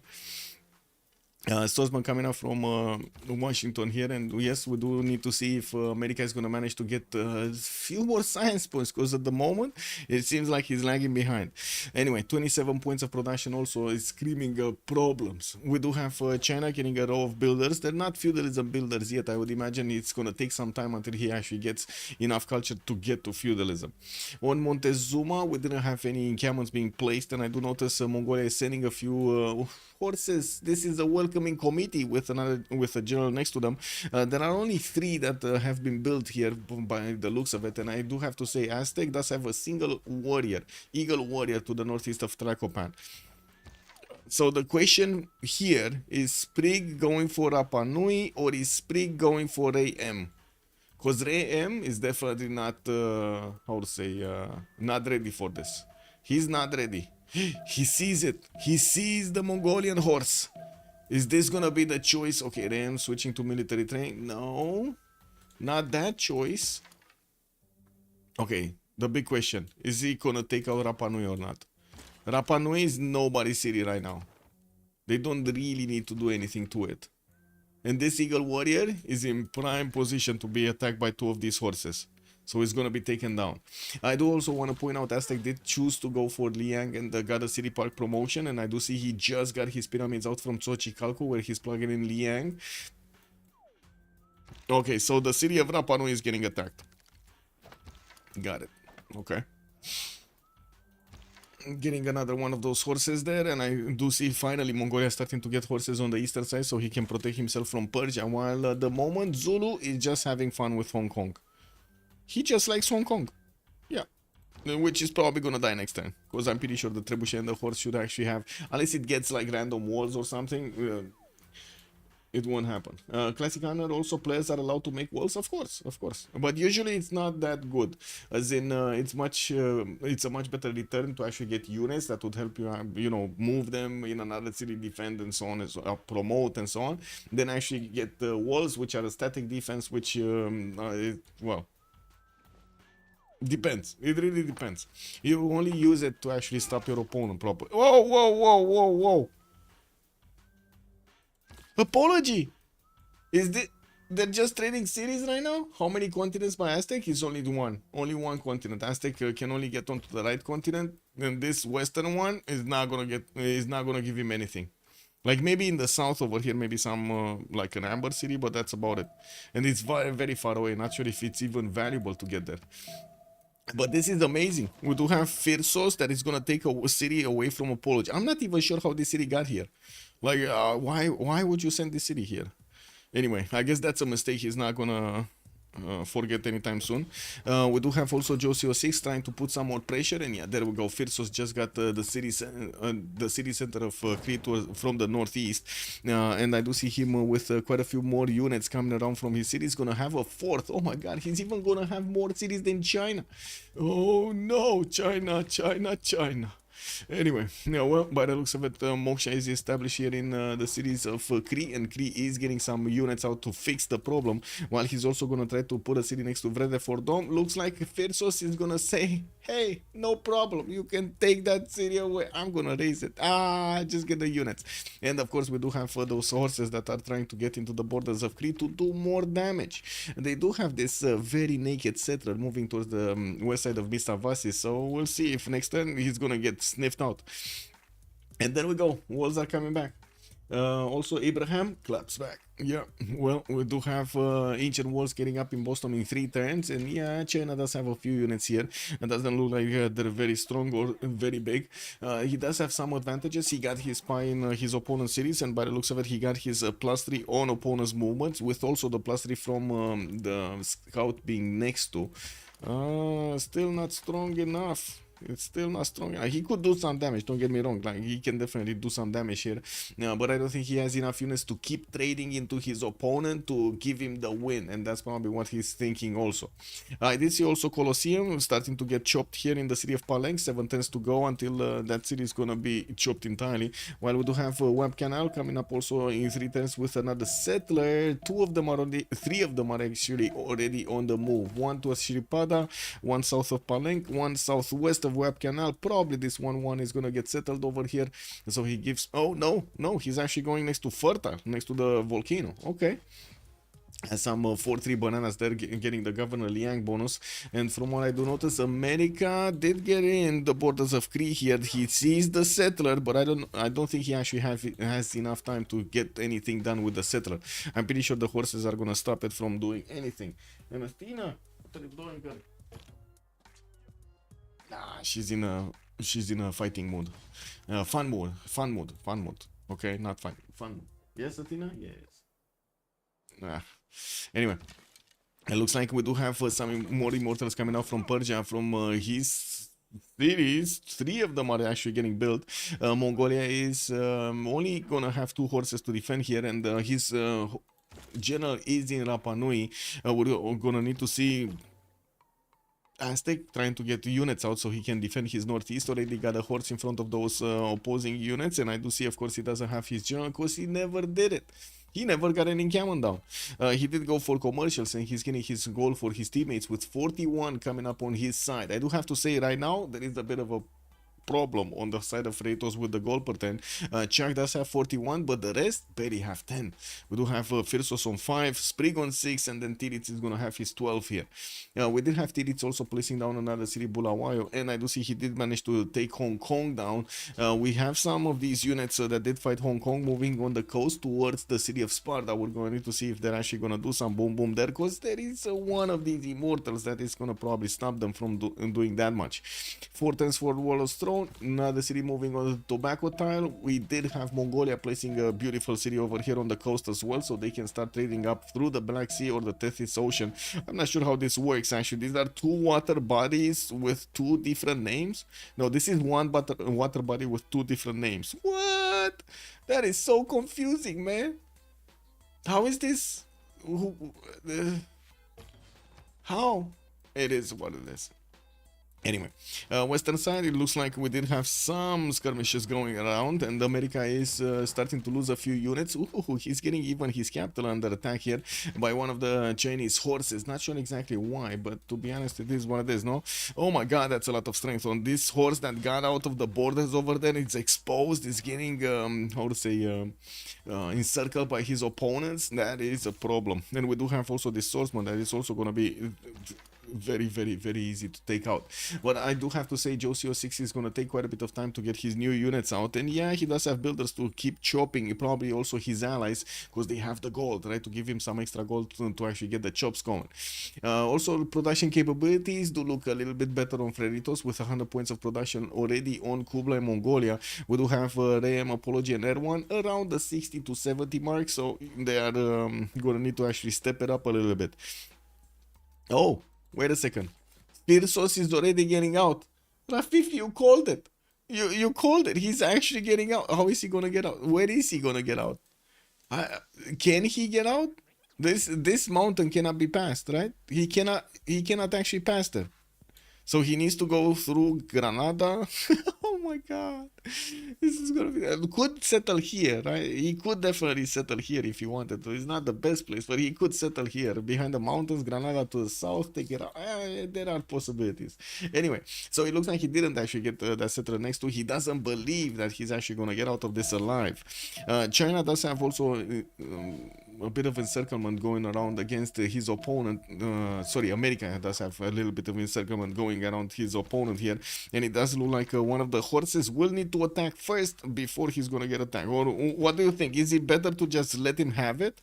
Because he's gonna die in 3 hits, and he's gonna take out like half of the strength of these American horses when he's taking it out. So that's one horse. Okay, he actually went down faster than I thought in 2 hits. And didn't expose any of his units there. Okay, well, that scout unfortunately was an extra +3 for China, and it does seem like at the moment America is managing to actually get the correct word move out so he can push back his opponent here properly. While we do have also Kree starting to get his units a little bit to the southwest. They did manage to take out one of the horses here, and we did have Kapeyakwas-Konam. This is the city I barely actually get to read over here actually. Anyway, Kree is on 5 cities and getting his trade routes. 1, 2, 3, 4 already connecting to his capital city with the Moksha bonuses. Magnus in the second city of Mistavasis, and Pingala in Pipikissis. I think he did go for Ancestral, if I remember correctly. Yeah, he did go for Ancestral, so we're gonna see more of these settlers coming around soon with quite a bit of extra production towards them. Okay, Mongolia just got the defense in the city of Rapa Nui, not interested in moving forward. We do have Erwan that is making a semicircle of a shooting range, basically. He's trying to get a shooting range against Mongolia. These immortals are quite strong actually against the Mongolian horses, and Sprig is starting to actually see what's going on to the right side. He only has vision over one of these horses, or I should say one of these immortals with his horse. While I do notice he did manage to bring a new horse, so a few more horses here there. Sprig is 4 turns out from stirrups. Civil service also coming up in 3, so he's gonna get his military alliance in 3 turns, and he's also gonna get the ability to start building up Kesheks in 4 turns. So not to mention he's gonna get the ability to get how to say, knights out, which both of them are actually going to be stronger than these archers and of course the immortals. And well, we do need to see if he's going to start building them or not quickly. Hello, Athena. Bună seara, domnișoară. Uh-oh. Okay, I think I actually need to move the food now.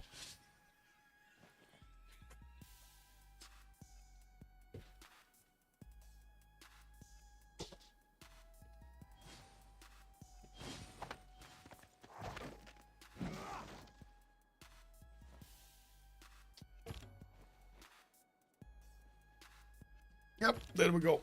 So she doesn't scavenge, you know, it is what it is. Okay, we did have stone circles here. More immortals are coming out, and all of them are actually moving towards the city of Tushpa. While from the south, it does seem like Zulu is getting more settlers towards the north.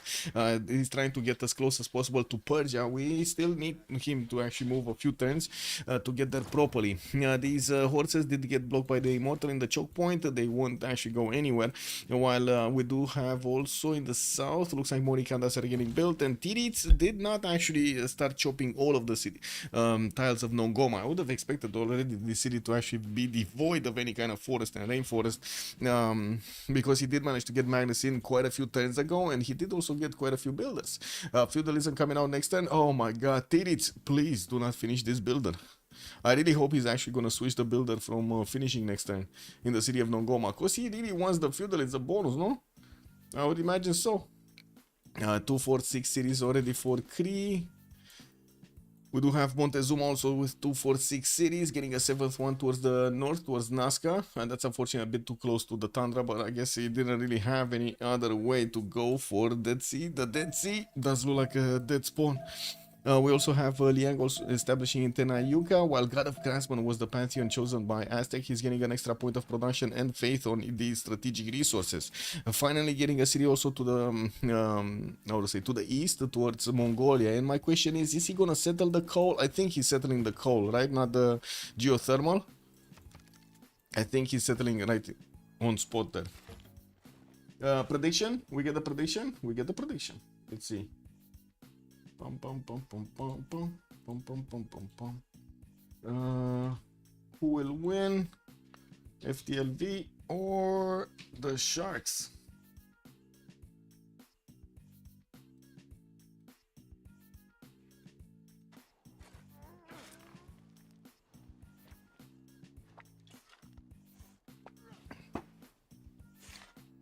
Okay, well, Aztec, I think he already has feudalism, right? 51 culture. I would imagine he already has his, 7 charge builders, man, with a Liang bonus and also pyramids. Amazing, 7 charge builders. We also will need to see him starting to get his science a little bit higher. 29 cents and 51 culture at the moment, 85 points of production. While Apology did manage to get to 98, still did not breach that 100 mark. We also do notice the moment the units of Mongolia are just sitting around Rapa Nui trying to get a few more horses out and looking at the opponents. While the general did move to the east side, they are in a bit of trouble over here. We do have the units from the Immortals of Persia starting to actually get the shots on the Mongolian units, and they're starting to do significant damage here. Not that many though. He doesn't have that many, as in Erwan doesn't have that many. And since we're so close to actually getting stirrups, not to mention also getting mercenaries over here for Kublai Khan, I wouldn't be taken out of the scenario that he's gonna start getting a few heavy chariots to start upgrading his stirrups, his knights, as soon as he gets his stirrups. Now, also, I do have to say, Zulu did settle everywhere. 2, 4, 6, 7, 8 cities soon, while his opponent, Persia, is barely on 4 cities right now. This is going to cause quite a bit of a difference in stats in the long term, and I'm pretty sure this is going to be an issue. Only 20 science with 49 culture right now for Nader Shah, while Tirits is on his own 27 and 38. We do have Colosseum also finished in the lands of Maya, getting his observatory from Sunan Tunik and getting a commercial hub investment from Copan. That means we got some juicy stuff here. So earlier, yes, Hypatia did get picked up by Maya. We did have Kree also being picked up by Fadlan for an extra trade route capacity, and the next one is going to be Zankian. That's why he's getting the project. Okay, for Zankian, very good one. In the scientist screen, it's also going to be Abu as the next scientist here for them.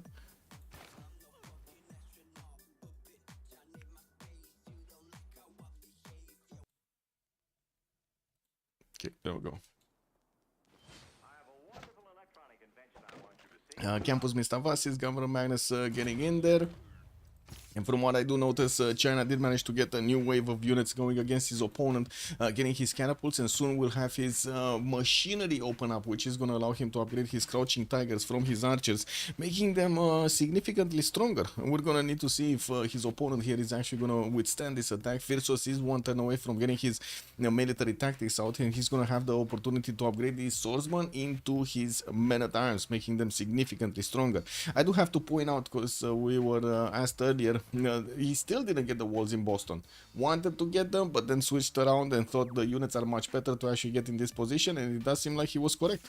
We also do need to see if there will be more attacks being done. Doesn't seem like it. I mean, there is a possibility for, of course, the Chinese horse to go around and try to hit the American horse in the south, which is quite low HP. We do have an encampment training project also finishing from America. He's trying to get to Timur, which is going to be the next general. I think Mongolia is going to pick up anyway general here, and we did have one already picked up by Zulu. No, he got the second one. Oh my god, wait a second. He got also the second one, El Cid. Look at that. El Cid is here. So Ethelflaed and El Cid are already picked up. That's a problem. They might not get a general. We do have also in the lands of Maya some more of these commercial hub investments coming out. Observatories in the north, and I do have to point out he's on 62 science and 71 culture. Much bigger than a lot of players in the game here, actually all of them. While Mongolia is starting to actually get a few builders on his shops. Oh, there we go. Heavy chariots are starting to come around, and we might actually see Persia getting heavily bullied here in the next part of the game, as we're gonna have Zulu with the option to actually get Knight cores and crossbowman cores, and one right to the next of right to the left of actually Mongolia. Wow. Persia, we're gonna see all of these Mongolian units starting to get their upgrades going for the next tier units, and of course they're gonna become much stronger. We're also going to need to see if he's going to manage to get a spy out or not. We do have also China getting his archers out in waves here in Guangzhou, getting them ready for the Crouching Tiger upgrade, while his general Trung Trak is back in the city center. He got pushed back from the front line. That is unfortunate. He doesn't have an extra +5 on these units anymore, although I do have to say America at the moment doesn't seem interested in actually pushing out of this position. He's just trying to keep hold as much as possible of his lands right now. That sounds about right. Let me see how many turns. 6 turns. We got 6 more turns until the next Congress session. Get this. Okay.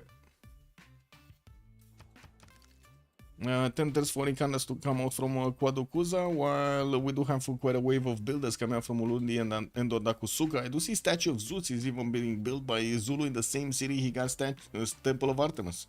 Well, that's a surprising placement, but it is what it is. Both temples from the beginning in one single city.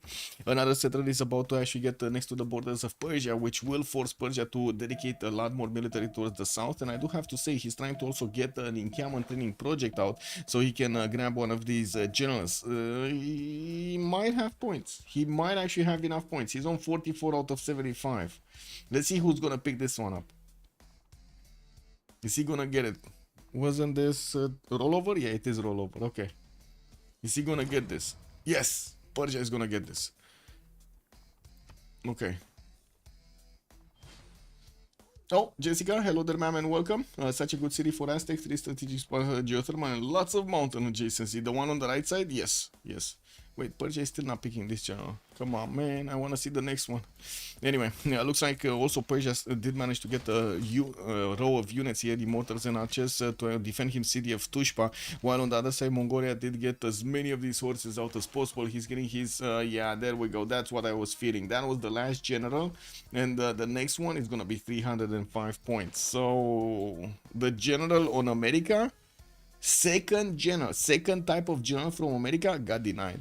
Firsos over here, not gonna get it. What is he gonna get is the walls, but definitely that's not gonna help against the catapults. And from what I do notice, Apology is not giving up. He's actually putting another city on the same spot that he lost the previous one. And as you can see, he's getting a lot of settlers out everywhere, trying to grab as many city spots as possible so he can be very big in the next part of the game. But it does seem like he's not catching up to Chuck. And we gotta start taking a look at the era score. Looks like Josio 6 going Dark Age, 34 out of 41 points. Okay, I guess extra +5 in the next 10 would be quite nice, especially with all of the other bonuses that he has. I cannot complain. We do have also Erwan here, 40 out of 40. He needs 51, which is gonna be a problem. Doesn't seem like he's actually gonna get 51. He does have an ability to get a boat out, maybe Susa city state, but that's about it. And it does seem like this is gonna be an issue for him. He couldn't even stay in a Dark Age. That is quite a bit of a problem. He already put down his Perideza, already got his Immortal for the +4 points. Doesn't seem like he's getting any Splendid District like anytime soon, like a campus, for example. which is going to be quite costly in the long term, and also putting a lot of pressure on his opponent here on Mongolia. Sprig is just sitting around in his borders because he's getting his stirrups next turn, and he doesn't want to lose these pre-builds. He wants to defend them with the horses in front of him. Apology, 58 out of 63 points, has 5 more points to go until he's gonna get his golden age. 47 science, 65 culture, 118 points of production. Okay, not bad. He's keeping up. He's keeping up. On Rem, we do have 37 science, 53 culture with 55 out of 56 points. Just needs 1 more point to actually get going. And on his units at the moment, he has a +3 luxury attack bonus. So only 3 different amenities have been improved over here from his territory. While he's the one making the goal for his teammates, he's on 36. Apology, looks like he picked up that slack also on 46 of his own. And is this the moment? Is this the moment? We got some attacks going on against Mongolia here. The Persian Immortals are really not liking that horse. They're really not liking that horse. Well, era score, Tirits 49-52, needs 3 more points. Got that city right in the face of his opponent with only 3 units around it. We do have heavy chariot courts coming around, and of course if he does want to go for this is going to require a lot of gold. Like these units are not easy to upgrade. They're extremely expensive. We do have also Lundi getting a granary out, and I do see he did manage to get, of course, Statue of Zeus out with the chop from Nongoma's Magnus, while he did get to roll quite a few of these units. As you can see, he's starting to core them up to make it a little bit easier to move here. We also have him on 3 points away, right? Boat? Maybe he has something else. I'm not sure exactly what he has. Oh, Divine Right, never mind.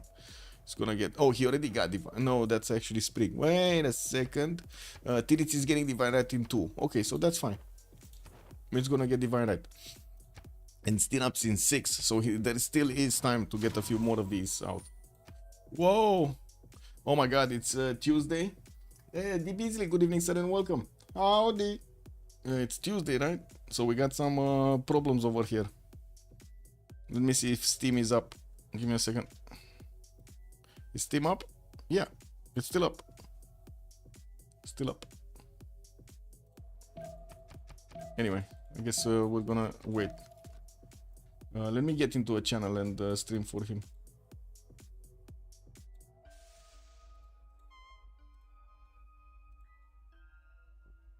Hello? Max number of people. Wow. Kick. Lol. Is this how do I switch this? My god, man. Stream settings. There we go. 1 second so I can give him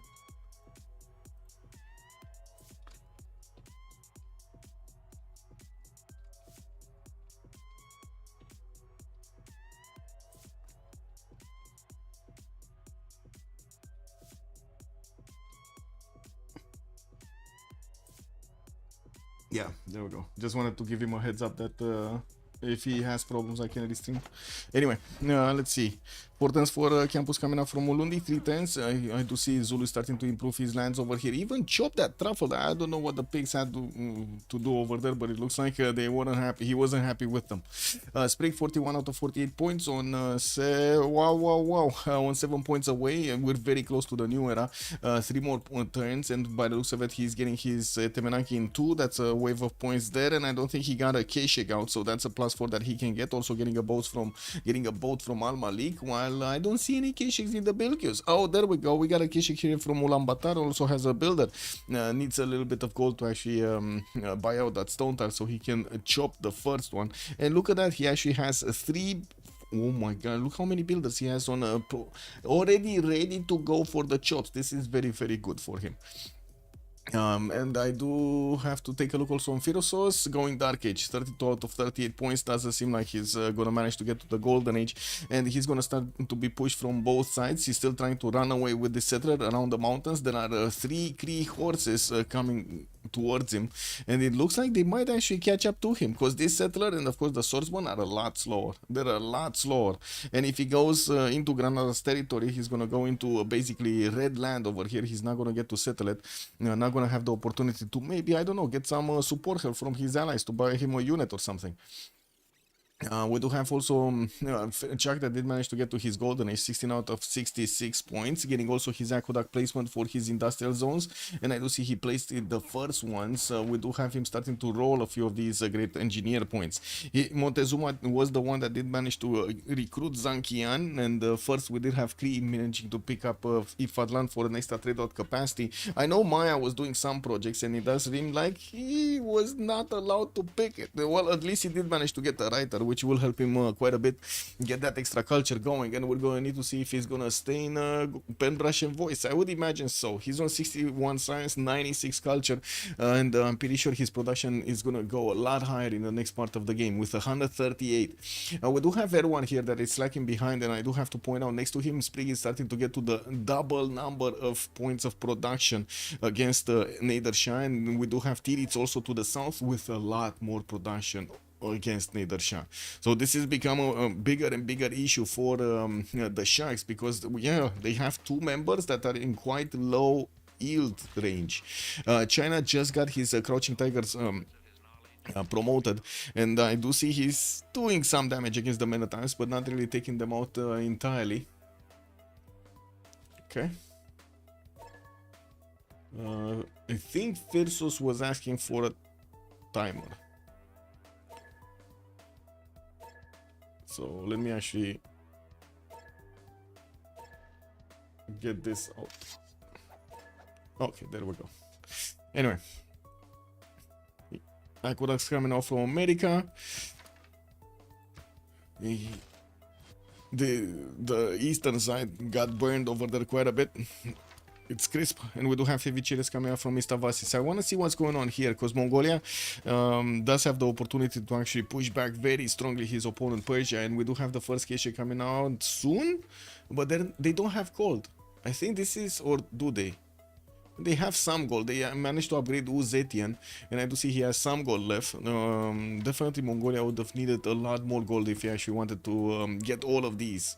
He could have chopped so many units. He might have not actually wanted to get all of the chops before this, because I think he's gonna get the golden age regardless of the Keshe coming around or not. Yeah, I think he gets it anyway. We do have some libraries coming out also from Kokekota, where Etemenaki has finished, and there are quite a few of these science points coming around for him. Sprig is on 52 science, 53 culture, while Erwan next to him is 39, 53, and of course the difference is going to get bigger when Erwan is not going to get his golden age and Sprig is going to get his golden age. So nationalism coming up first, it's going to come out very, very quickly.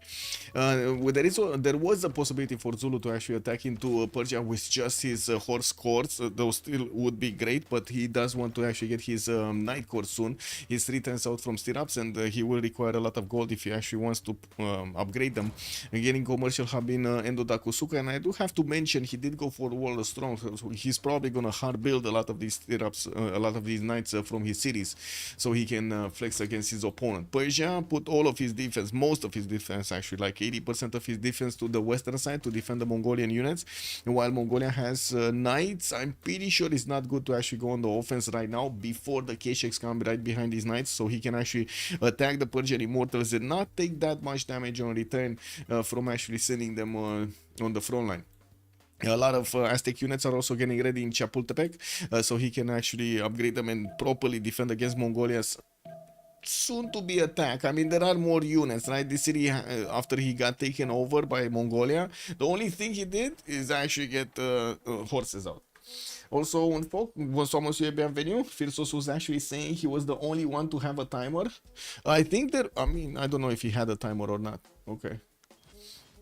Close enough. Yeah, close enough. Tuesday night betting, 95%. Wait a second, everybody's putting votes on, what is this? On the Sharks? Yeah. Or FDLV. FDLV, 95% FDLV is gonna win this. Okay. Okay, well, Josie is now getting those Crouching Tigers in the range of the men at arms, and he's gonna start shooting them soon. Uh-oh, Athena is on the hunt again. She's trying to find something to actually have fun with. Oh, uh-oh. Uh-oh. Anyway. Cree coming out. We got campuses from Xiv watching. Looks like also Aqueducts missed his sea pig. This Cree settler, not sure what he's doing, but it looks like he got lost. And now he's moving back northwest towards the Dead Sea. Because they aim this take the city of Texcoco. I have no idea where this settler was going. Or where is he coming from. And let's take a look here. Yeah, there we go. Charleston did actually get caught by the Cree units. And I do see it's going to be a bit too tough to handle for these just three horses. There could be a way to actually upgrade Granada and Leviat. Apology does have that city center, and the Apology is also the one that is here. And yeah, there we go. He just levied the units. He's gonna upgrade them into knights if he has the technology. Let's see if he does. Mathematics in 1. I don't think he does. Well, I guess those are just units to keep attacking into the city center. Oh well, now we'll see. We'll see if that city is gonna stay alive. And of course, we're gonna need to see also what America is gonna do over here to defend against China. While we're gonna need to see if Persia is gonna get these out. Looks like he's choosing to upgrade into Menatans from his Immortals. A little bit stronger unit. Yeah, I would say a little bit stronger, right? 70 versus like what was it, 51 or something? 53. It's definitely stronger.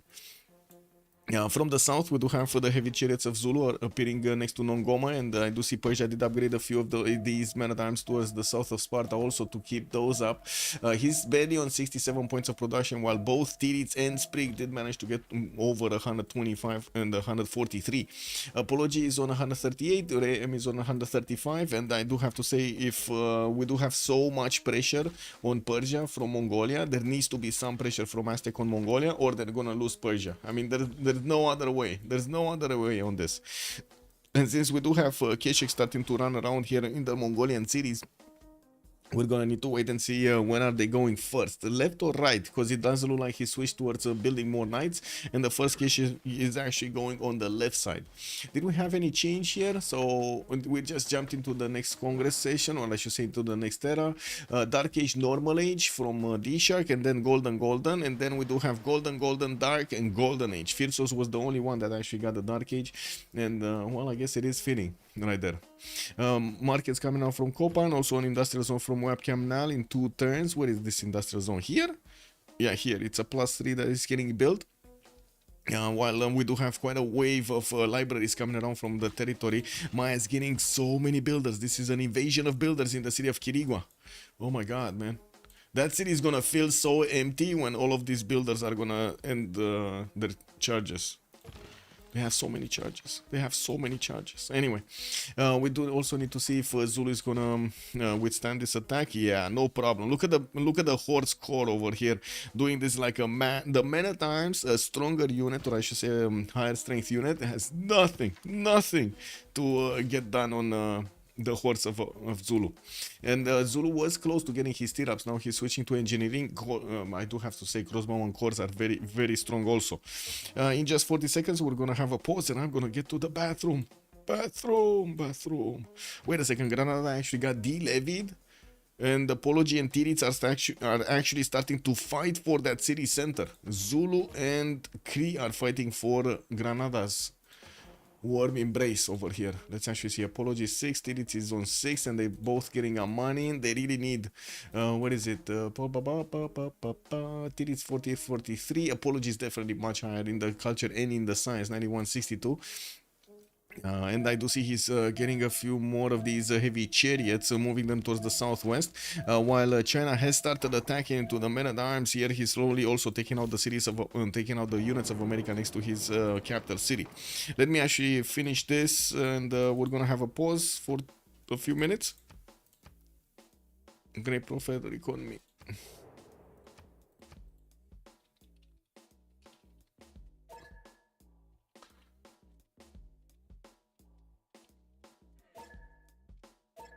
Okay. And be right back. 2 minutes.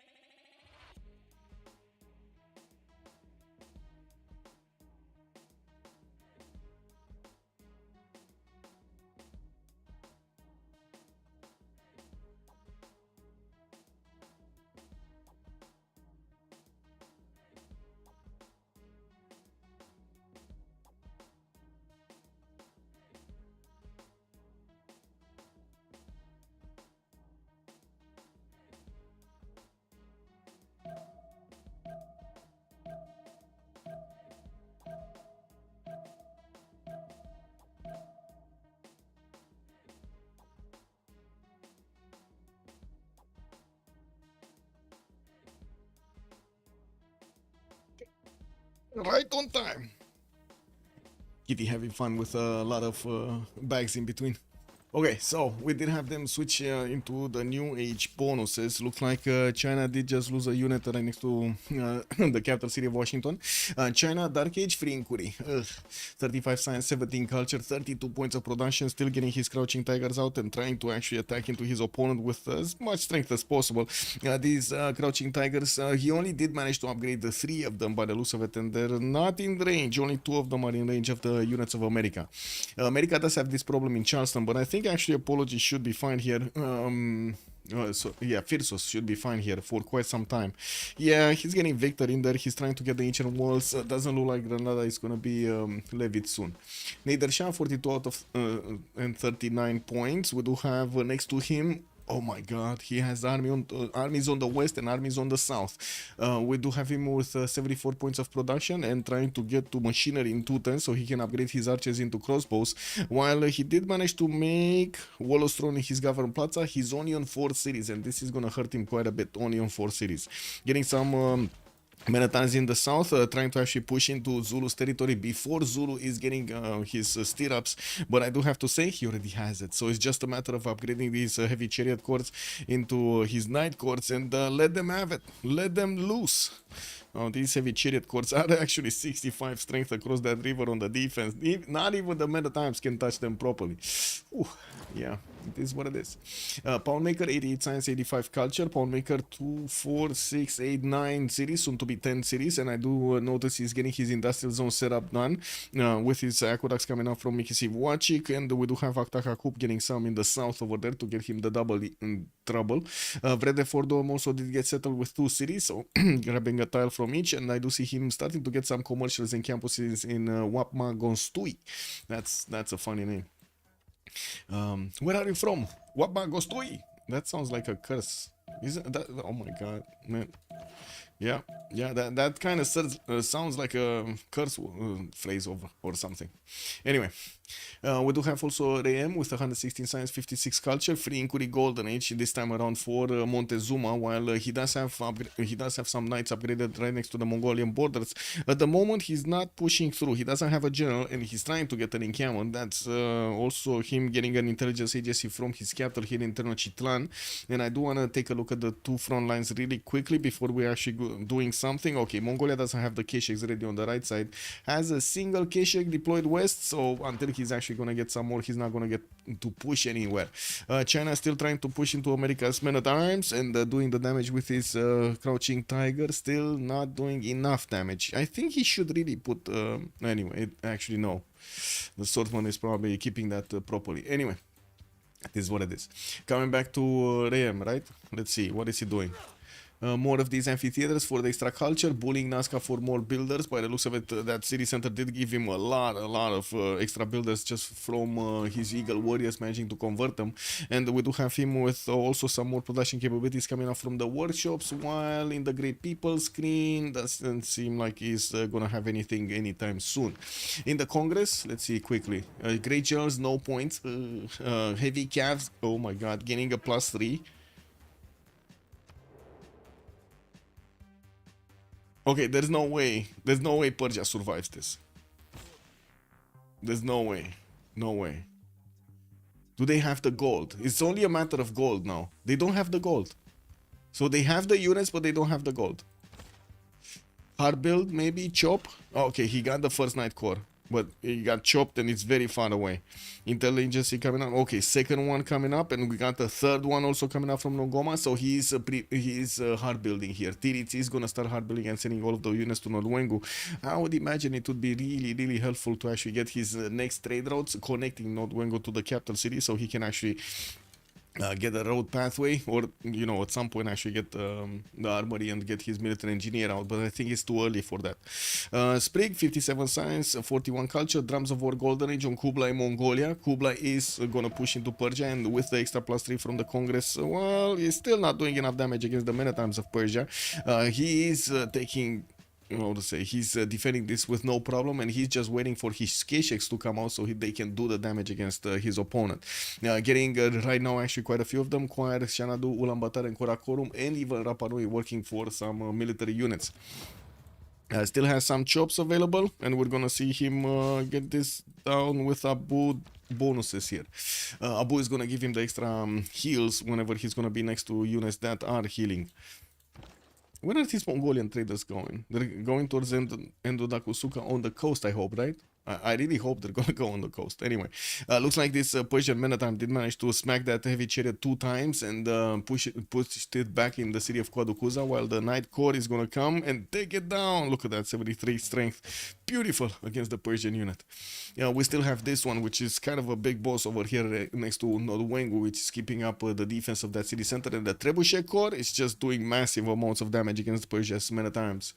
The gold is becoming a bigger and bigger issue, and it's not like they actually have a lot of like maze tiles, copper tiles, or something to actually chop to get these units out. And as you can see, the reaction from Tirits is to hard build as many as possible. Firsos, 15 science and 16 culture, still on 2 cities with the third one here, Charleston. Ooh, looks like he did manage to take out a horse. The third horse of Kree just disappeared. We don't know where. He probably ran away or something, but he's not there anymore. There are a few more horses from America being deployed towards his own city to try to save it, and of course we're going to need to see if he can keep away these crouching tigers from his territory. Couldn't actually get into the borders of Boston by the looks of it, and this swordsman has really low HP, but he's one point of experience away from actually getting his next level. Looking at Chuck, also 124 science, 140 points of culture. He's in a Penbrush and Voice Golden Age, his second one.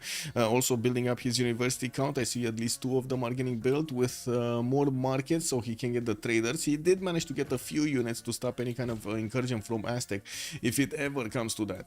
And I do have to say, Mongolia is starting to actually put pressure on Aztec, and he does have more damage than Aztec, but doesn't have enough Kesheks yet to actually do the maximum amount that he could do. I think he can 2-shot the swordsman quite easily, but then let's see the the counter attack. Ooh, +6 intel. Wait a second.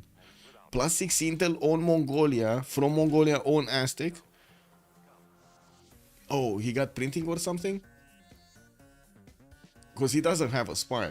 That's what I'm looking at. He doesn't have a spy. So it must be printing. He must have... No, he didn't. He doesn't have printing. Oh, well.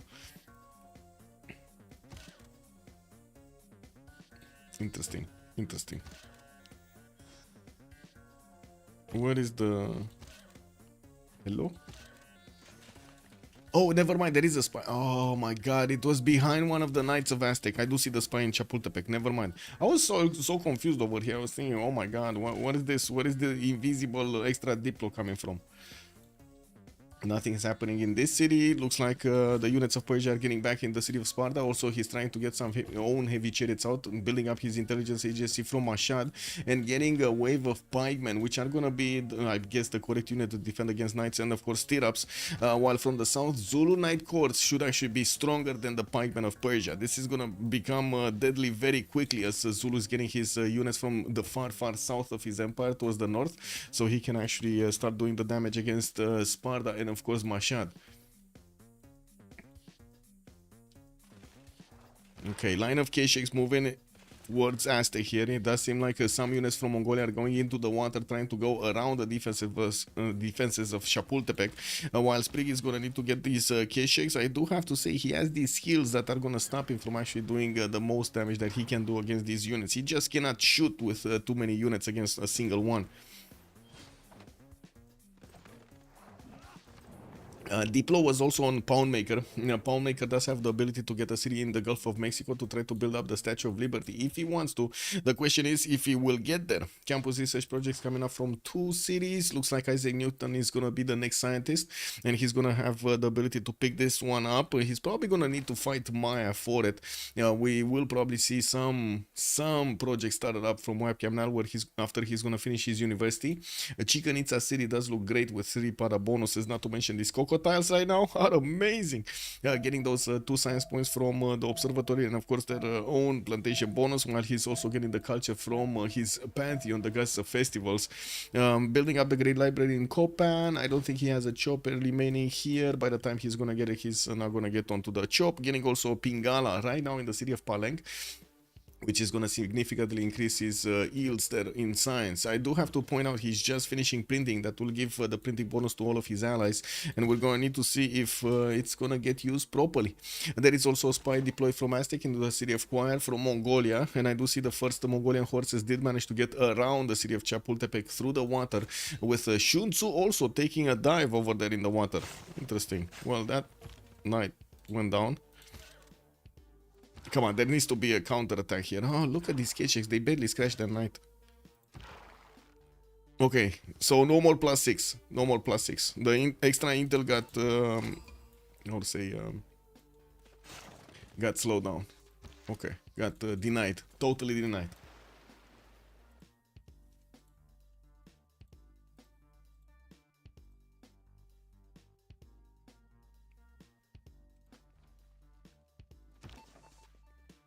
Okay, spy in Sparta, heavy chariots. Heavy chariots Zulu is slowly getting there, but it's gonna take some time, and of course the gold is still not here. The gold is a big problem on Freritos side. They do have Freritos that, yeah, sure, he is starting to lose actually his defense in his cities, and he's getting massively invaded by China. It does seem like slowly he's actually dying here. It kind of looks like he's slowly dying, right? No, the problem is he wasn't really making that much gold, but he's taking 12 gold a turn from his teammates. No, it doesn't seem like anybody else. Tirits or Sprig did manage to actually get their commercials out, and they're more focusing on the war to win the game than actually getting the gold points so they can upgrade their units using their production capabilities, which, to be honest, they are much higher than their opponents here. 167 points of production on Kublai, Tirits 156. What I do think is the massive problem is the fact that Sprig is actually attacking into Rem on the western side, as he is attacking into the right side, into Persia, as in, I guess, attacking. He's kind of keeping a lot of units over here to defend against Persia. I think it would have been probably much better to just focus on one enemy and close the other choke, right? You don't want to get this in a 1 versus 2 situation. We're gonna need to see if he's gonna properly force his opponent over here to get some pillages from this, not to mention force Aztec to slow down. It is important if he does manage to actually slow him down. In the stat screen, we do have DShark actually coming up with 2 players over 130 science. Apology and Rem are both over 130, while only Chuck is on 126, and that's not 130. Campus research projects coming up from at least 2 cities. We do have a great library being built in Copan, and I did see it here also in Tlacopan. I don't see a builder that is able to chop, so I'm pretty sure it's gonna be finished in the Mayan cities.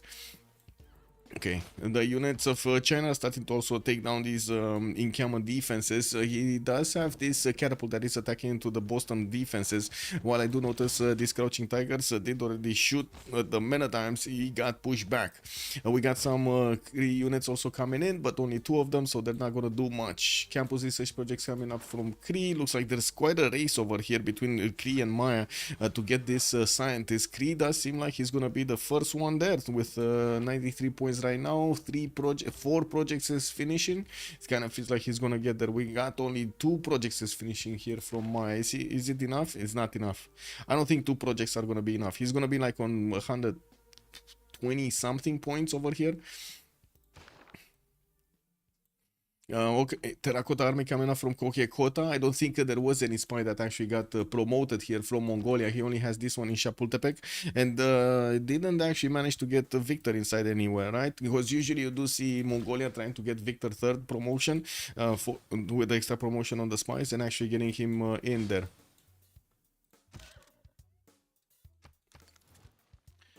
Yeah, and if you guys didn't know, this is the update between Civ6 and Civ7. We got Civ6, 28,000 players. Civ7 barely hitting 14,000 today. Oof.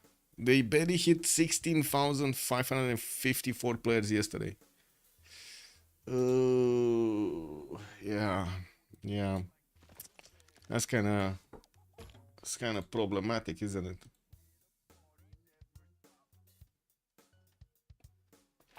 Oh well.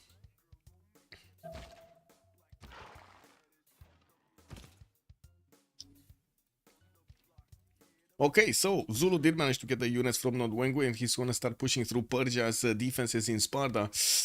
Ooh, while I do notice Persia has tried to push into Mongolia as hard as possible, maybe he can breach these defenses. He did get a unit next to the city of Choir, but couldn't keep that unit alive. Now Mongolia has horses to upgrade from, much stronger units than his just horses, but these are still gonna take more damage from the pikemen because they are cav units, and the pikemen anti-cav units.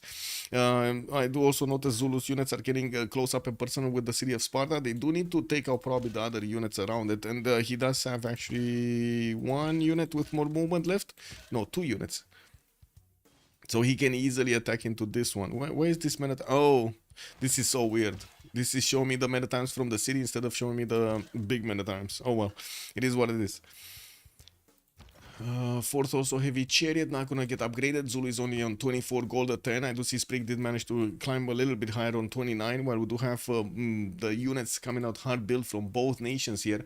It does seem like Mongolia still is trying to get into the borders of Aztec, while Aztec did lose a few units on the southeast of Chapultepec. He's managing to actually keep away these Mongolian units from his borders from the north with quite a few of his own horses there. Since the Mongolian units take quite a bit of time, he knows that these units are going through the water and getting to his city soon. What's going up in Choir? He just needs to defend the... he just really needs to defend the east side, soak up that damage, so Zulu can get through the defenses of Persia from the south.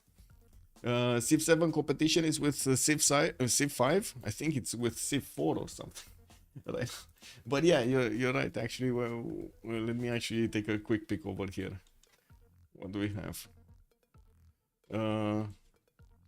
Civilization 5. Yeah. No, Civ5 actually has more. I cannot link them, unfortunately. I don't know how to link them, actually. Can I link them somehow? No. I don't know how to link them. Would be nice to actually have that linked. What the? Bro. Ah, there we go. Anyway. And where is the other one? Civilization 4. No. No.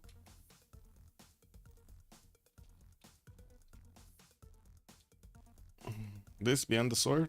Nah, 1800. Yeah, I guess it's gonna get there. It's gonna get there, boys. If the trend keeps going, it's gonna get there into the negative. It's unfortunate. I gotta say, it's very unfortunate. Would have really loved to actually see a proper game. I don't know what happened. I mean, I kind of understand what happened over there, but wow, it's unbelievable. They wanted to lose so much money. Unbelievable. Hello, Mozrat. Good evening, sir, and welcome. I don't think I've seen a company that would throw away their future like this. Honestly. It's unbelievable. Can they even get out of it? I don't know. We do have Aztec actually starting to prepare a possible attack against his opponent, against Maya, and I do see Maya is keeping units on the coast, so he's aware that this might happen. Aztec might actually get these upgraded into courses if he gets the money. They do have a lot more funds than their opponents with RAM and Apology, both making over 100 gold per turn, while only Chuck is managing to get 113 on his side. The others are barely getting 30. We will also need to see who did pick up Newton here. Yeah, it was Kree, and I do see Hildegard of Bingham did get picked up by Persia, while Raja Todarmal got picked up by Montezuma, Piero de Bardi by Kree. We did have also 1-2 of these writers picked up by Maya, giving him those extra books, which are going to be so valuable. One of the reasons he does have 157 culture a turn. And now that Apology did manage to pick up Newton, he's gonna get to put it into one of his newly built campuses to give him a library and a university in it for free. And he's starting to get his libraries out everywhere, with Foreign Ministry also getting out from Mixiv. His next door ally here, China, is starting to do quite a bit of damage against America. Well, America did get his level 2 crossbows, and while I was starting to actually say that, you know, China does have an advantage here, well, now with the level 2 crossbows, these guys are gonna do a lot more damage to the Chinese crouching tigers, even in some situations double shunning them. And we're gonna need to see if there will be enough shots from China and enough units from China deployed onto the front line, so he can actually do this damage. Here it looks like we did have a re-levy of the city of Granada with walls coming up in 4 turns. There are also Kree crossbows able to actually be upgraded here. Kree is sending some knights to that city center, so it looks like they do want to finish America as quickly as possible, even before he's getting his ancient walls out. Well, 2 shots got through, and the city is under siege. Garrison health is down to 70 out of 200, so it kind of looks like next turn that city is gonna fall. Catapult still attacking into Boston. Boston is repairing every turn, is not being placed under siege. We do have Kree getting a few knights also to the south of Wangastui. Maybe he can get around while these Crouching Tigers are taking out any man at time that is trying to get onto the banana of Boston. That's it. That is a very crave banana, I gotta say. A very, very crave banana. Well, let's see what's going on here.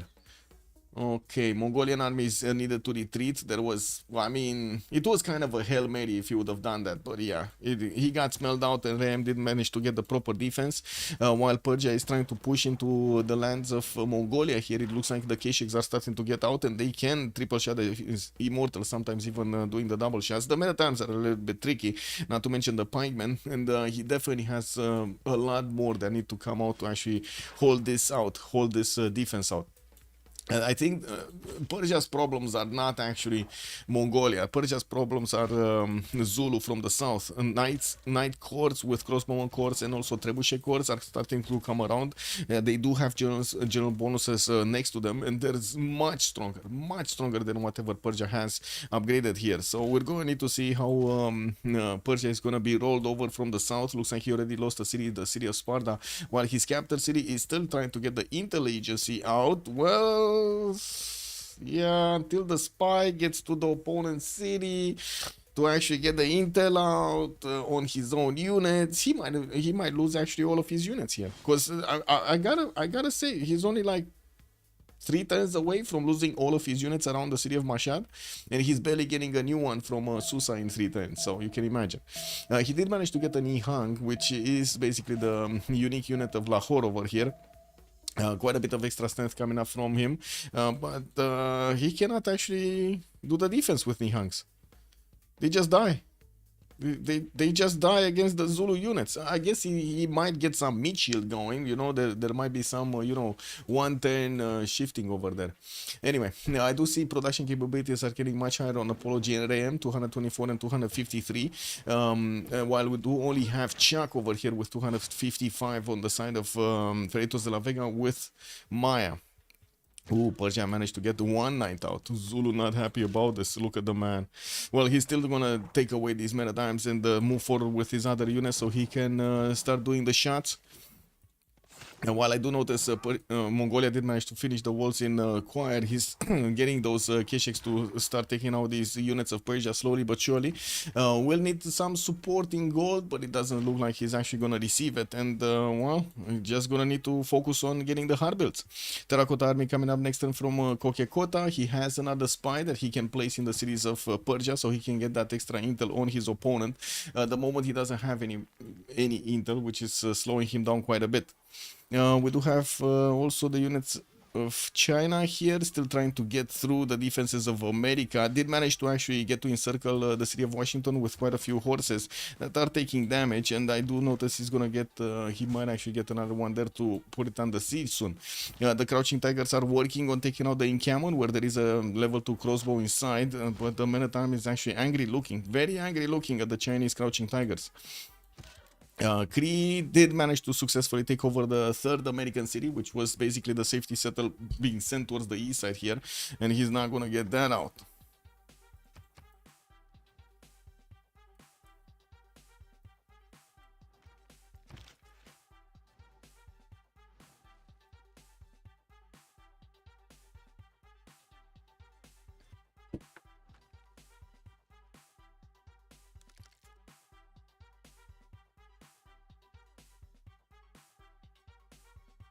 Okay.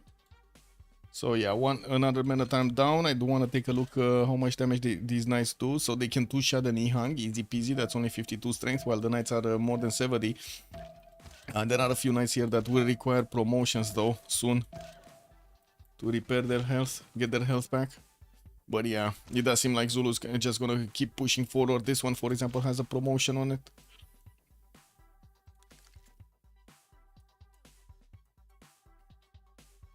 Ooh, safety settle.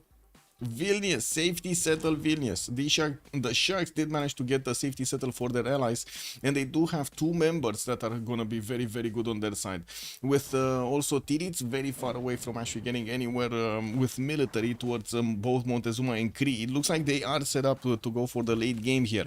While America could not actually get the safety settle out. Maybe they can help him get Armag or Yerevan or something like that, or Armag to take out Yerevan or something like that, so they can actually keep him alive. Otherwise, it's gonna be terrible. Terrible 4 versus 3 situation here. And Cree did manage to get the first roll of Diplo favor, the first roll of Diplo points. Actually, two of those points already on his side. He is on 4 out of 20. And he can build the Statue of Liberty if he wants to in the Bay of in the Gulf of Mexico. We do have the attack from Rayem actually getting discovered by Maya, and I do see Maya starting to get a few courses of his own. He doesn't know how many units are coming, but he's getting at least 2 of them, and I do see he did manage to get a religion. That's gonna be Lavashkiri, and he's gonna go for Zen meditation with stewardship for the extra science on his campuses, extra gold on commercials. Already jumped up to 200 science with 170 culture. I do have to say his allies really need to step on it when it comes to the production and I should say sorry, the science and the culture of their empires there, but it doesn't look like they have the time.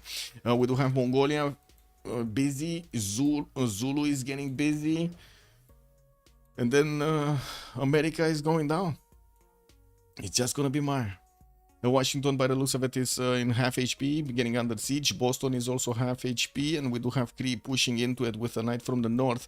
There isn't any unit from China that could actually do damage from the south, and I guess that galley felt a little bit homesick, tried to get into the border to see if, well, it adds more damage. It does not. It does not. It's not stronger than the city garrison. Well, he just got Han. How did he get Han on the navigator? Was that him just having random faith points or something? Anyway, more Aztec units, more Aztec settlers moving towards the south, while Aztec did manage to push his opponent, Mongolia, from the east side. He didn't need to build that many units, which allowed him to actually get his sim up. He's on 180 science and 70 culture at the moment, 271 points of production, significantly higher than Shaka's, or I should say, sorry, next to him, Spriggs, 187. Double the science, double the culture, double the, well, not really double the production, but not far away from double the production. Morning Hanks showing up on Persia? No, it's just the one that just got taken out. And we do have Tirits's well, heavy chariot core managing to get onto the front line also. Now we're gonna need to see if he's gonna get to upgrade it. Again, gold is kind of a problem, but I do see both Tirits and Spriga starting to get a little bit more gold on 50 and 52. They were on 12. They were barely on 10 gold, 10, 12 gold. A spy coming up from Nongoma. I didn't see a spy yet from Zulu. Oh, there we go. It is in the city of Susa. There is a spy over there in the city of Susa. And I do also notice Zulu is starting to trade on the coast with Mongolia, getting those extra trade routes to give him the gold. Probably one of the reasons he is actually starting to get this. Emily du Châtelet has been picked up as camp, as how to say it, a scientist, and I do see Galilei got picked up by Maya, and Ibn Khaldun got picked up by Maya also for the oh, that's gonna be massive actually on Maya, because he has Colosseum. This is super valuable for Maya. Because I seen wait, that Mongolian Etemenagi is a Civ6. This Mongolian Etemenagi, this one, I mean, he does have some march tiles in the other cities, but yeah, it's only for 5 tiles. And the era score, this actually gave him the golden age in the last one. I see no Liang and only 4 floodplains. Yeah, actually it's three floodplains with 3 march tiles. Oh well, oh well. He could have a, yeah, he could have a 4th actually, you're right. Would need to get some farms in there. Can you check on the vision of that Mayan chariot? Can I see the Aztec horse trying to sneak past the creek?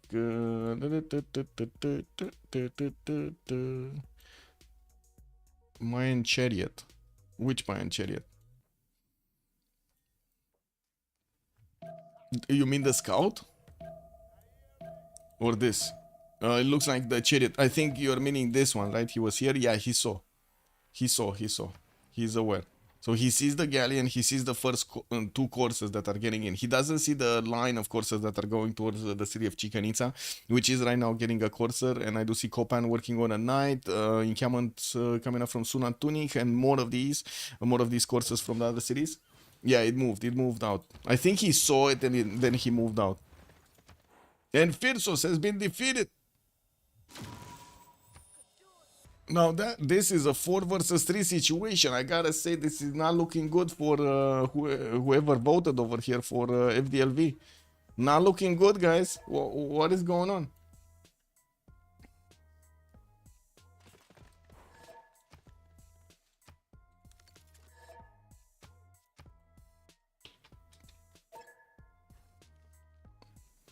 Yeah, the switch.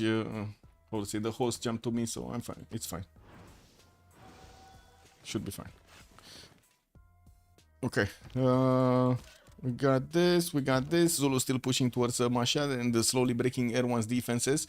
He did manage to get some crossbow cores on the front line, so he can do the damage against these pikemen defending. And of course, we're going to need to see if he's bringing more units. Doesn't look like at the moment he's building more units in the main cities. He got this one actually coming up from Bulawayo, one of these night cores, and I do see he's building quite a few of the armories in all of his Ikandas and putting down a harbor over there in Kwadukuza. We'll probably need to get the Reina in one of those cities. I don't see Reina in Al Malik either for the side of Spirit to actually get the goal going for the trade routes between their cities. We do have Reem jumping up to 200 science and 71 culture, apology 167 and 115. They did manage, so whatever happens, they did manage to save Persia. We're going to need to see if after all of this effort, if Josio 6 is going to manage to actually get his cities out. Now that he did get a free city, the capital of America, he will probably get a few more in between, and of course on the coast, on the west. I think this might be a GG. Might be, I don't know. That's a good question. That is a very good question. Can Chuck keep 3 opponents? Or 2 opponents, actually. Kind of 2 opponents in the long term. Tirits is definitely gonna start exploding in, how to say, production. But he still needs to put pressure on Persia, and the longer Persia actually stays alive, the harder it is for both Mongolia and also Zulu, because Mongolia definitely doesn't have the stats. He's on 87 science and Reem is on 203. We're gonna see tanks from Aztec, while Mongolia is gonna barely have any, like, you know, how to say, metal casting or something. He's barely gonna have pike shots. Maya is still because Maya is still pretty free sim, and Mongolia and Zulu might raise Cyrus. The question is in how much time they raise Cyrus, I think.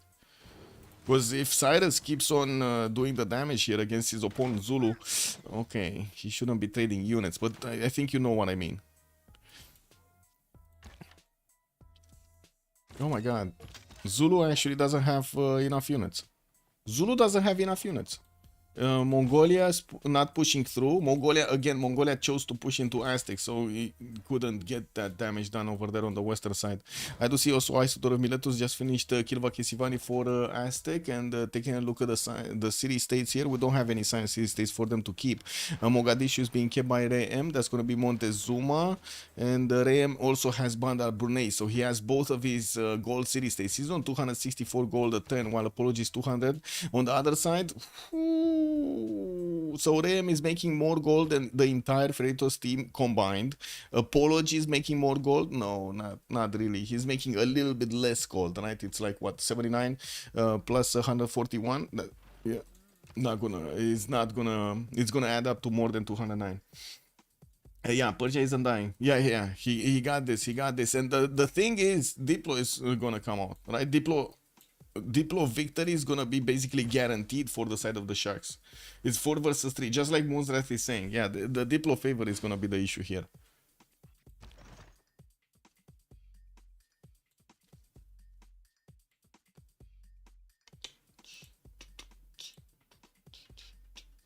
Give me a sec.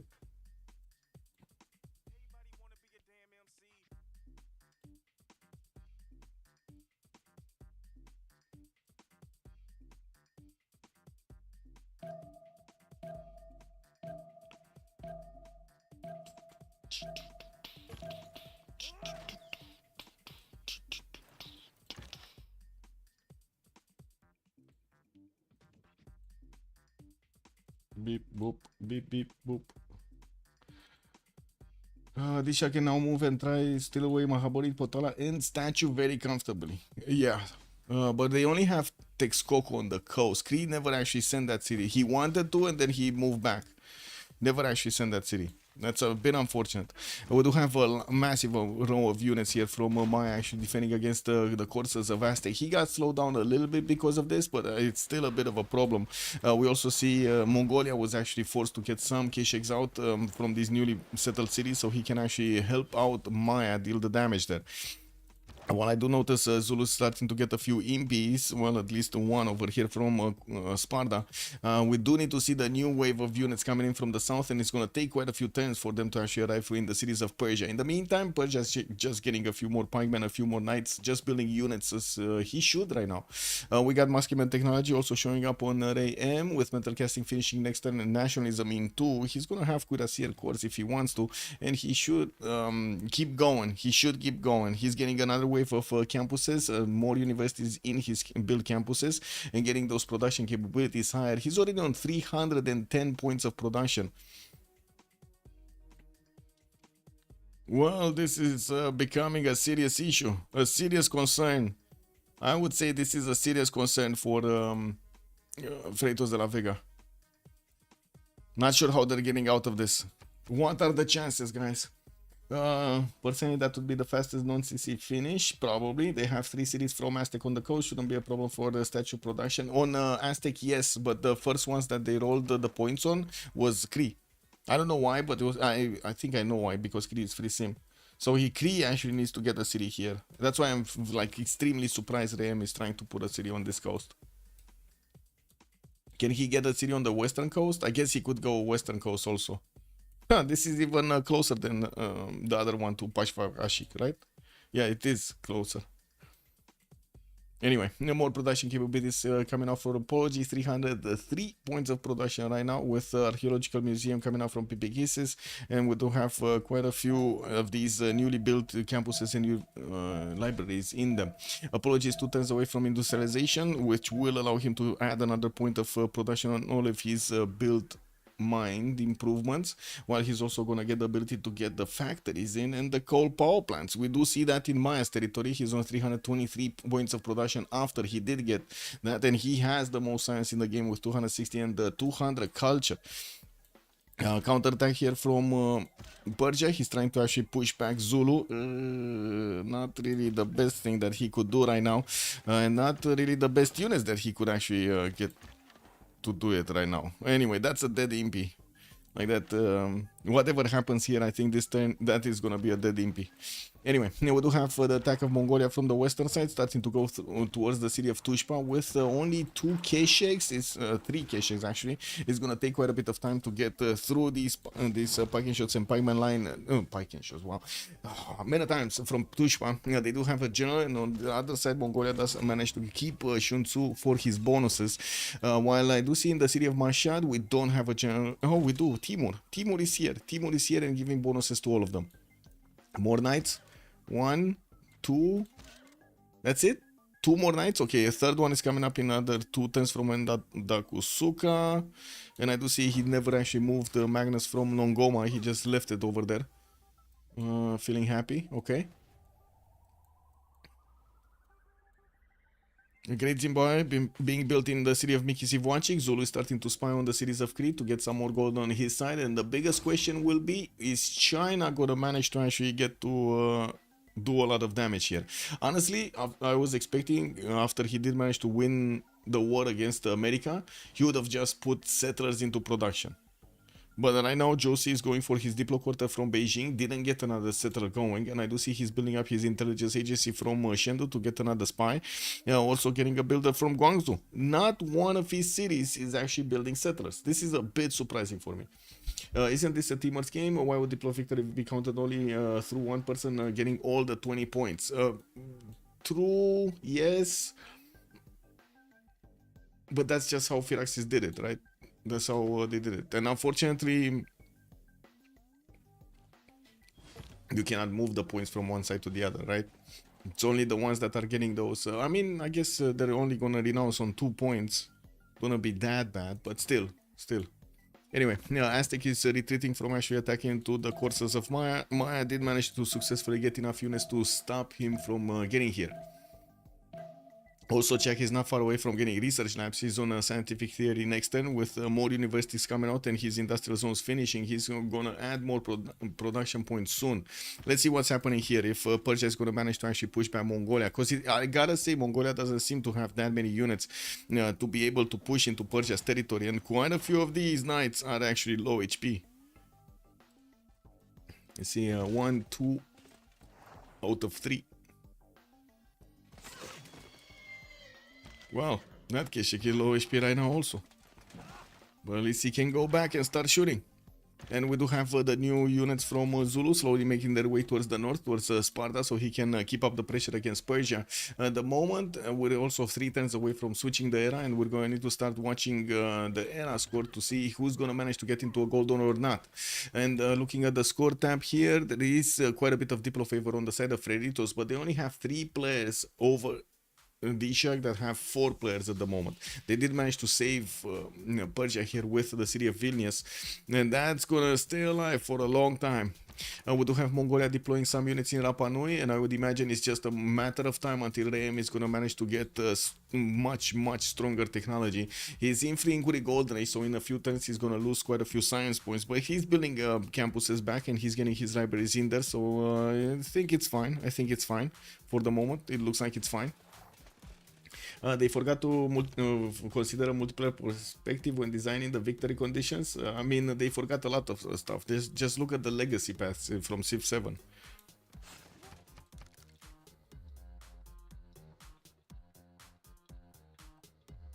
Just saying, man. Just saying. I don't know. It only makes things a lot more interesting if you had to figure out which player to target versus Diplo victory. Yeah, I mean, I like this mechanic more than I like the other one, to be honest. Like, I would imagine it's better to actually have this like this. Getting the points on only one player from the Wonders, because the Wonders give you the points for the one player. I don't think it would be good to give the players, give all of the players in the team the same points from one of them building the Wonders. Zulu, more night cores, more night cores. He wants to finish the job, getting a Nikanda from Nodwengu, and I do see at least 3 of these night cores are getting built, while he's finishing his armory count and getting more lighthouses in the city of Nongoma to try to get more trade routes. The same can be said about the commercial in Gumdunlovu. But he's just losing units in the face of Persia here. Like, this night core is another victim. He needs to promote it as quickly as possible. Will he get this? I don't know if he's gonna manage to actually save this, because one of these pikemen attack and that night core is dead.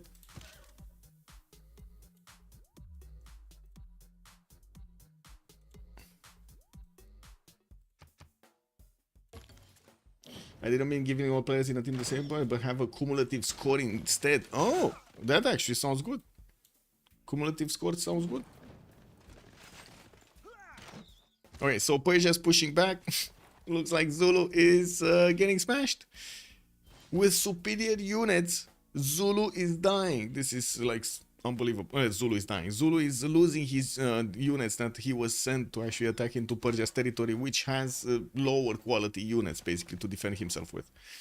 For example, if one person builds the 3 wonders, then the rest of the team only has to get the remaining points. Yeah. Trebuch is coming in, factory is coming out, okay.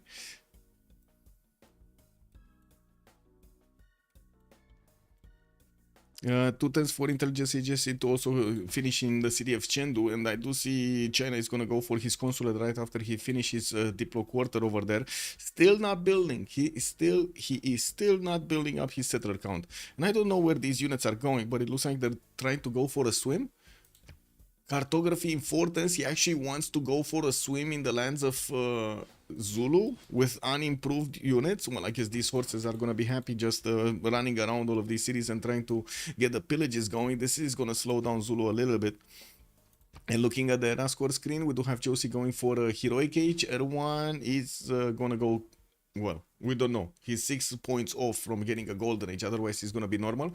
Apologies, Dark Age, and I don't think he's actually gonna have the ability or the time to actually get his golden age. No, he's not. He's just going for a more archaeological museums, more of these, I would say, production buildings, the factories, of course, after he got his industrialization up, and workshops. And he is right now 1 turn away from civil engineering, which will allow him to build the Statue of Liberty immediately.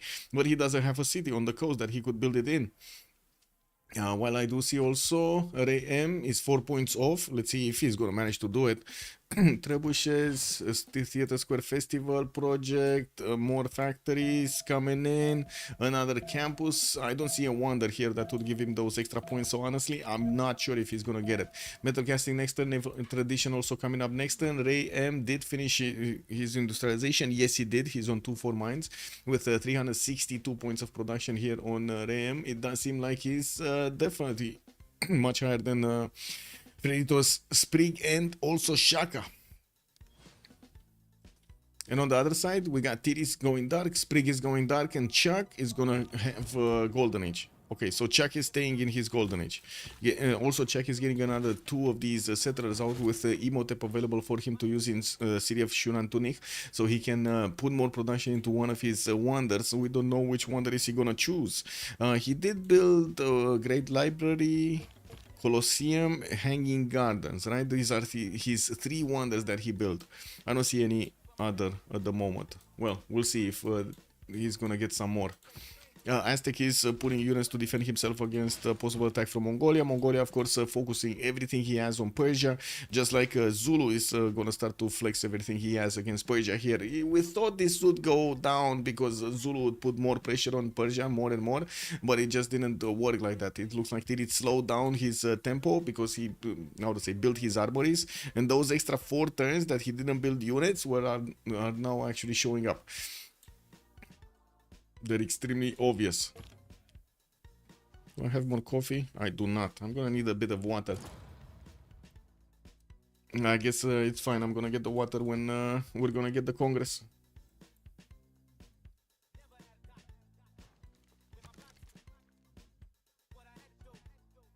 Art Museum, Sochi, Calco. Telaco panels of factories, factories.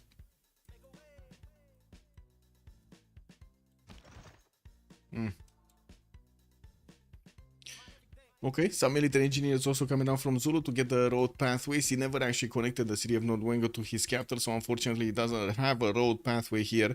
It takes him quite a bit of time to get all of the units on the front line. Now, well, we do see also more of these knight armies actually coming around this time from his city of Nongoma. I do see the first one is getting into the build queues, while he has a knight corps coming up from Endo Daku Suka, making those much stronger against their opponents. Looks like also in the gold per turn, we do have Sprig managing to get a lot more gold on 79. He was around 30, definitely much better now. Next 89, good evening, sir. Do you think about transferring to Civ7? I mean, I do sometimes stream Civ7 just playtime. I cannot, unfortunately, do what I do in Civ6 because of them, because of Firaxis. They never actually put the observer mode in, so we cannot get proper tournaments actually shown to the players. So, I don't know. I don't know if transferring to Civ7. It's also not looking good, man. It's not looking good. Like I watch every day. Every day I watch these. Look, I have on my screen every day. I watch these charts, and I see the player count actually for Civ7, instead of going up, it's going down. So if somebody explains to me why, because Civ6 is keeping up, right? Civ6 is actually quite strong. It looks like it keeps on going, man. They made a terrible mistake somewhere. They need to fix it, and I don't know if they will fix it. We'll see.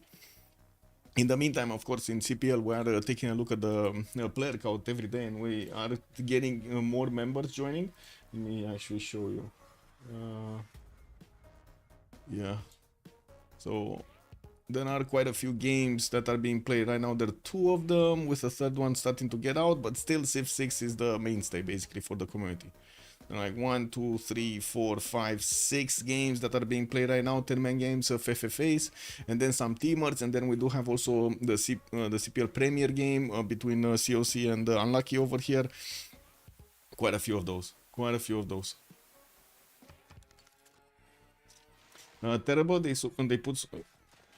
Wait. In what do they put so much effort? Wait. Whoa, whoa, whoa, whoa, whoa. In what do you think they put so much effort in? It's definitely not Civ7. I don't think they put so much effort into Civ7.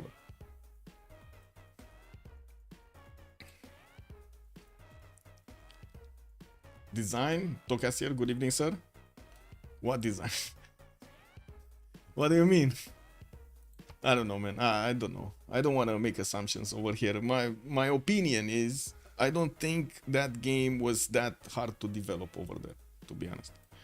It looks great, but you can do extremely quick stuff and amazing stuff in how to say Unreal Tournament Engine right now, and it seems like it is Unreal Tournament Engine. They didn't fix the desyncs, they didn't fix the majority of the issues that we really needed for them to actually fix. And 8-player games, where is 8-player games? They built the game some much time. Okay. They said, okay, let's put it where it is, right? They said they built the game in so much time. This doesn't look like a game being built in so much time, because I can explain next 89. I can explain what. Let me actually finish this, go for a pause, and I'm gonna explain my thought process, basically. There is no way they would have put so much into this. Silver, religious spectator, silver, religious, CS. And me, I go B. Sorry, need a 2-minute break. I really wanted to get some water. I'm gonna count 2 minutes and I'm gonna come explain.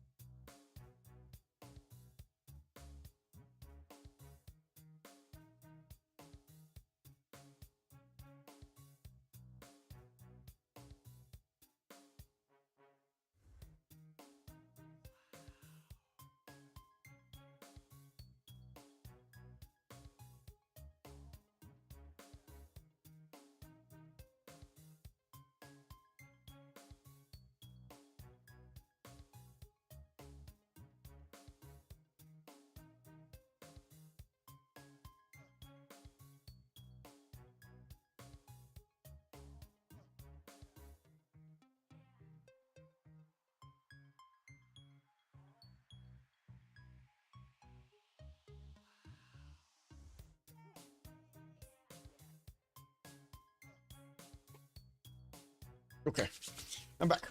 Was Civ6 looking much better year one? Yes. Whoa, like 3 times better year one, actually. If you look at Civ6, let me actually take a quick pick. Okay, let's answer one question at a time. Civ6 old max, right? Look at this. There were 162,000 players playing. Civ7 barely got 63,000 players. They went down to 44,000 and they never went below 26,000. Look at that. They never went before. And this is us. This is CPL starting to rise up and their own bonuses, right? So CPL started becoming a thing around 2020 when we got the CWC started. And look how we actually managed to push as a community Civ6 higher because of the competitive scene. Now, it all started to drop a little bit when Civ7 came out because, of course, the player base got split up. And, of course, the attention. Like, you would see these 13,000 players actually play with Civ6 right now if it wasn't for Civ7. But yeah, Civ6 much better start, and compared to Civ5 it doesn't even, like, look at this. Civ5 at the end barely had 26,000 players. All of them, actually no, sorry, 10,000 of them went to play Civ6. I would say Civ6 was a success story, like definitely a success story. There's no way, right? Civ7 though, is a flop.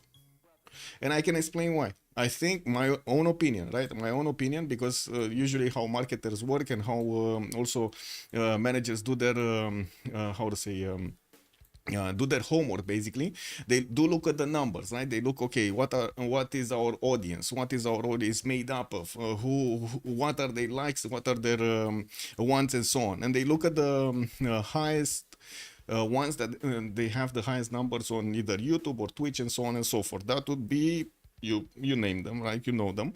And they take opinion from them. When they do take opinion from them without actually consulting all of the player base, as in doing polls, doing pre-game tests, like pre-launch tests, getting early betas out, trying to get some closed betas tests going, and receiving feedback from the entire community they have, which they did nothing of, zero. Nothing of. They just base their opinions on probably a few, and also their own opinion, right, alongside the others' opinions. They managed to get Civ7 out like this, and it doesn't seem like it works. It doesn't seem like it works. I don't know. They made it a bit arcade-ish, right? And the players that don't like it to be arcade-ish.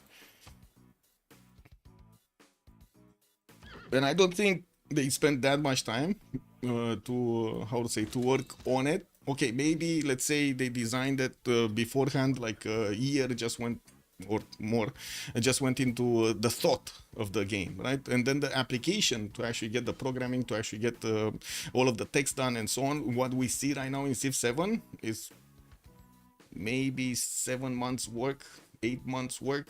I asked around a few friends of mine that are programmers and they are in the gaming industry. There just is no way this actually has taken like 4 years of development. No way. In 4 years of development, look, let me actually break it down. Let's say it a little bit differently. If you are a company and you spend 4 years of development for a project, right? But you don't actually have any feedback for that project, why are you spending so much time on that project? You're definitely not God of the planet, right? And you're building a game for somebody that needs to play it, and you have already the ready up community wanting to help you out. Zero tests. I don't know, man. That's a lot of money wasted. Woo, burned. Not my money, but they are burning me as well. Like alongside the, how to say, they are the same developers that made Civ6. I don't know if they are the same developers actually. I know quite a few of them actually left the company. And I do want to say they're burning themselves with Civ7, and they're burning me as well as the one that has been probably investing the most time and effort into developing the Civ6 multiplayer scene, alongside others. There are quite a few other names like Kanak, Linda, Bam, Leech, and so on. Like so many of us, and they're burning all of us. They're actually burning right now. They're basically anybody that is not cheating in numbers basically is getting burned by Phyrexis.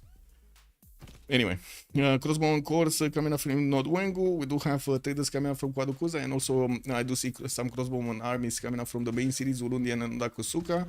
Knight armies are getting up towards the north, and I do see that he's going to need to get some normal knights so he can actually army up all of these other ones. Battle Cruiser, good evening, sir, and welcome. I did see a picture which kind of gave me the idea where all of the, how to say, feedback is coming from. It was in, what was it, YouTube Vurak, I believe was called. Give me a second, I can find it. I saw a movie, right, Civ7, about, give me a second, about Civ7. But it was with a picture of the content creators, right, that were giving them feedback. Basically, it was, there was a, give me a second, Civ7 review or something.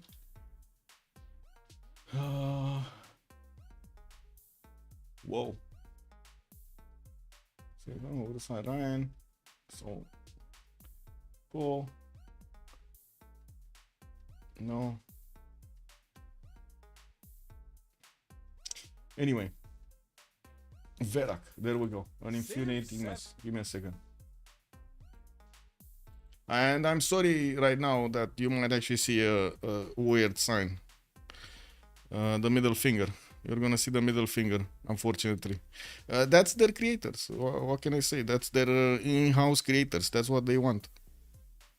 Not here. Maybe it's at the beginning. I'm trying to get through this as quickly as possible. Sorry if it takes me a bit of time. Oh my god. This was what I was doing in television all day long. When I don't think I'm gonna see the proper image. Anyway, there was an image that got clipped from like Twitter or something and posted here. Is it at the end? Ah, come on, man. I can't. No?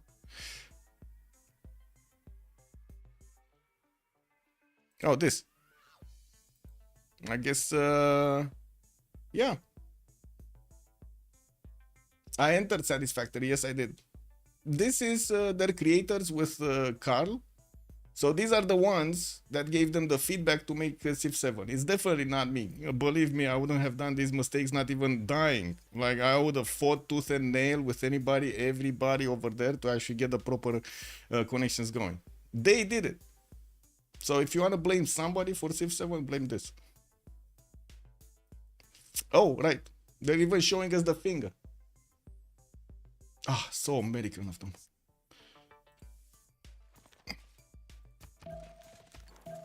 Anyway, this is what it is.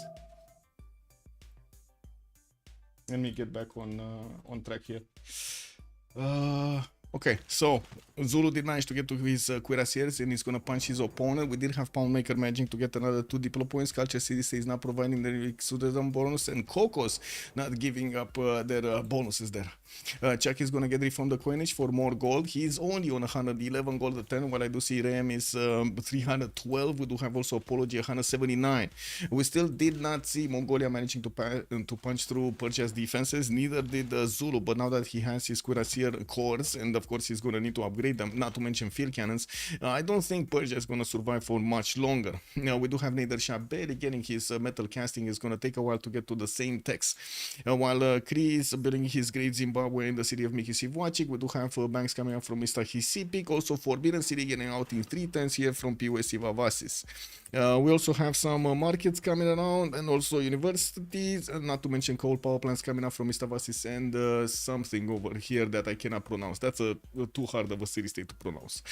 We did have Rem also getting his line infantries to defend himself against Mongolia, while the city of Rapa Nui is rebelling in 6 turns. We're going to need to see if it actually will rebel. James of St. George did build the wards there and gave him 150 defense. Oxford University just got placed down in one of the cities of Cree here.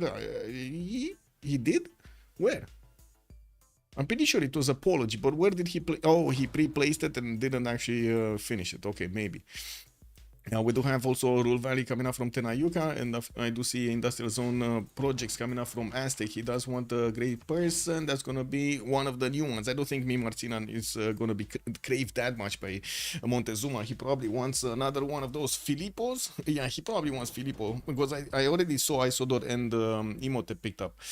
Dmitry Mendeleev is also going to appear here for the scientist screen. We do have Kree making quite a few points. It costs 535, and I'm pretty sure they're going to need to get some projects out. Also, Forbidden City is getting built in the city of Paleng, 4 turns away from finishing. While well, there is a bit of a discrepancy here. This one is getting finished in 3 turns. I don't see a chop over here for either of them to actually get this a little bit faster. Actually, wait. No, Paleng does have chops. I spoke too soon. He does have 4 chops if he actually wants to. I was expecting him to actually get some lumber mills over here. Let's see if he's gonna get them. And I gotta say, these bananas look so juicy. They look so juicy. Battlecruiser, what's new there? So much stuff.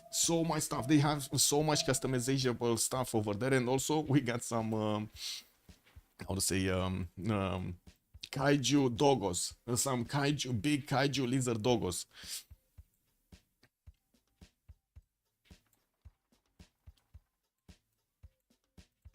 Lifts, they introduced lifts. They introduced the conveyor belts counters. So basically, you know exactly how much is being moved on a conveyor. Some more customizable stuff on the colors and stuff like that. And hypertube splitters, I believe it was also one of the upgrades there. Quite a few amazing stuff, quite a few things that are super helpful in the game. Oh, vertical splitters, also vertical splitters. Pillage Squadron Zulu, yes, they were coming in. I know they were in the water, but it looks like they got actually on the borders. And oh my god, there are no units here for Zulu. Zulu trying to get his Stonehenge from Ulundi, gonna get it next turn to get a religion here. We only had a single religion, right, from Maya. He got his Lavashkiri, and nobody else tried to make a religion from what I can see. And Josio 6 is gonna get his fill out of the cities of Zulu, out of these mines over here. He's definitely gonna pay for a lot of his neighbors' upgrades. I do see finally he's starting to also get some settlers out. Would have expected him to get a lot more. Getting spies also from Shendu to become useful against his opponents, trying to steal as much as possible, not to mention do as much possible damage. Already has 2 spies in the cities of Maya. I don't think he cares about anybody else. Wouldn't really matter, right, to actually get the spies into Zulu's territory or Mongolia. You do need to slow down Maya as much as possible. Corbo did get placed, but unfortunately he's getting to rebel here. He's trying to get a granary to make it a little bit tougher, and minus 5.9 loyalty. We do have also Aztec starting to get more units towards Azcapotzalco, getting his ballistics out next turn, and on 228 science with 104 culture. Theater Square Stracopan, we do have campuses Chapultepec, also banks for more gold here for Aztec, for more gold for 10, while Rule Valley is getting built in 6 turns. We do need to see who's gonna finish this Forbidden City. It's 2 turns there and 3 turns here, and I do see Chuck does have 57 points of production in that chop, and then another 28 in the other chop. We're probably gonna see him chop next turn. I think he's gonna want to chop next turn, and he should actually put 2 turns into this. I think he will put actually 2 turns into this. Wait, I somehow got why did I stop playing Satisfactory? All my last joining were through servers. I got to the conclusion that it's somehow a cheat. You don't have to actually play the game. Just go sleep, and in the morning you have tons of resources. Maybe I'll try a new update on a regular game. Okay, interesting. So you actually find out it was a cheat. I mean, I can't blame you. It does feel like a massive advantage to actually have a server in Satisfactory. Not bad though, not bad. I don't know. I like the, I would say, I like the idea of having that 24/7, I would say, server up. And I'm thinking of actually getting another one because I closed the previous one. Unfortunately, I couldn't get the saves, which was kind of a bummer. But it's fine. I'm gonna do better next time. We're gonna do better next time, Battlecruiser. If you get another save going, we're cementing the map over there, concreting the map everywhere, especially with these bonuses. Field cannon armies coming up also from Endodakusuka. Now these units of China are able to actually start getting themselves into the tiles of his opponent of Zulu. There is also a general, but it took some time. It took quite a bit of time to actually get him on the front line over here next to the cities of Zulu.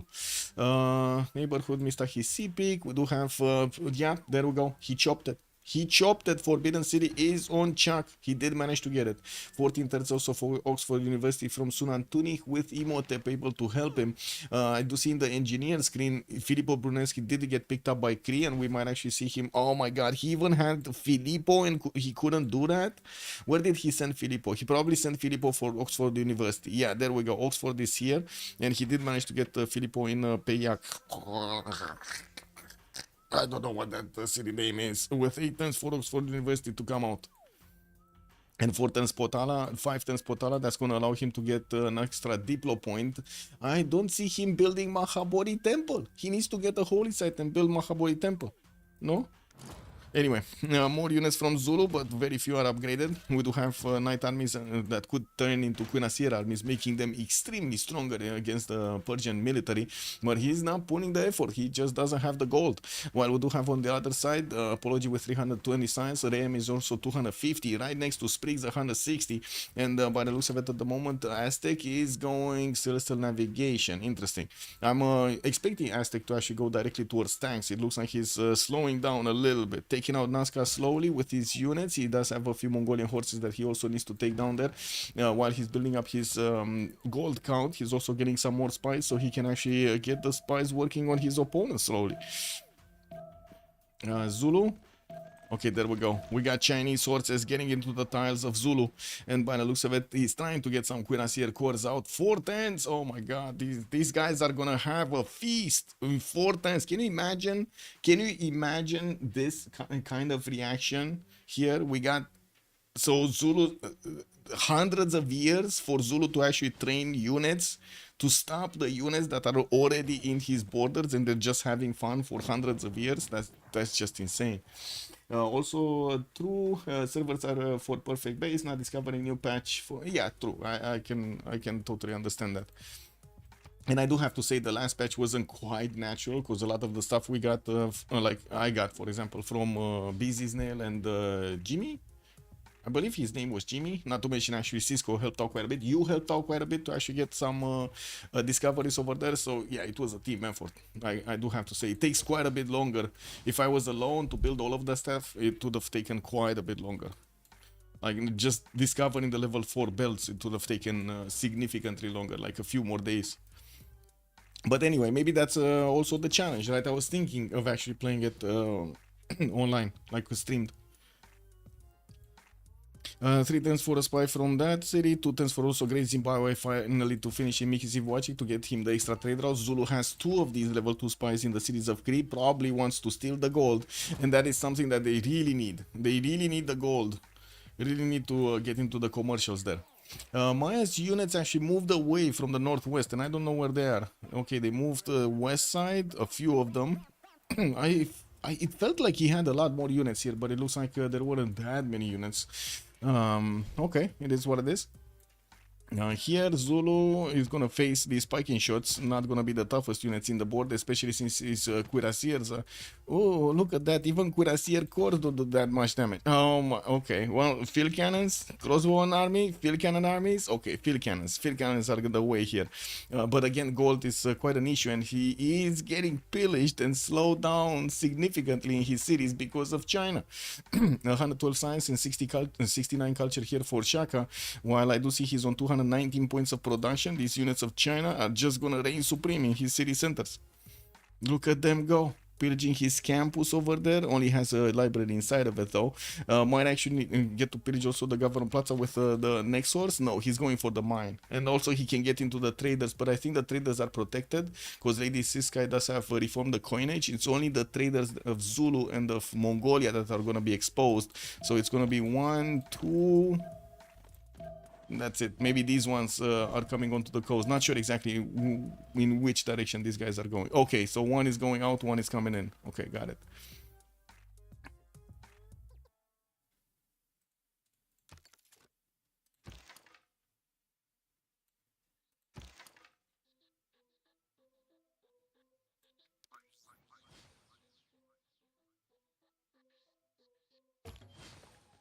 Whoa, Cuirassier Corps didn't finish, but the Cuirassier army did. Corsair army did. Okay. Another mine got pillaged. Looks like the initial mine didn't actually get pillaged. Civ6 is gonna need to move these units from the south. And I do see he did get to pillage another mine. There's in the score tab, we already have Civ6 on 427 gold in the bank. And we do have China positioning its horse on the Government Plaza. But next turn with the Cuirassier Corps coming around, that horse might actually be taken away. Taken down entirely. Still no more units upgraded from the north. The Zulu does have a bit more gold, but look how much it cost him. 270 gold to upgrade from a knight into a cuirassier corps. That's a problem. Gotta go to sleep. Have a great stream. Have a good evening, sir. And have a good one. Hope can jump into Civ games more than in the... Yep. See you there. More settlers coming out from Mixivoachik. We do need to see how things are going here. 4 turns for Rural Valley to also come out from Tenayuka. Military Academy is coming out from Atsakapotzalco. Oh well.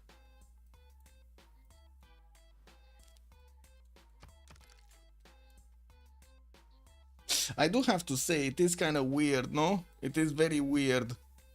Like, looking at Potato's numbers, right? 500,000 subscribers. They watch Civ7. He's also the one giving so much feedback to them and being so close to them. And he doesn't somehow know his audience.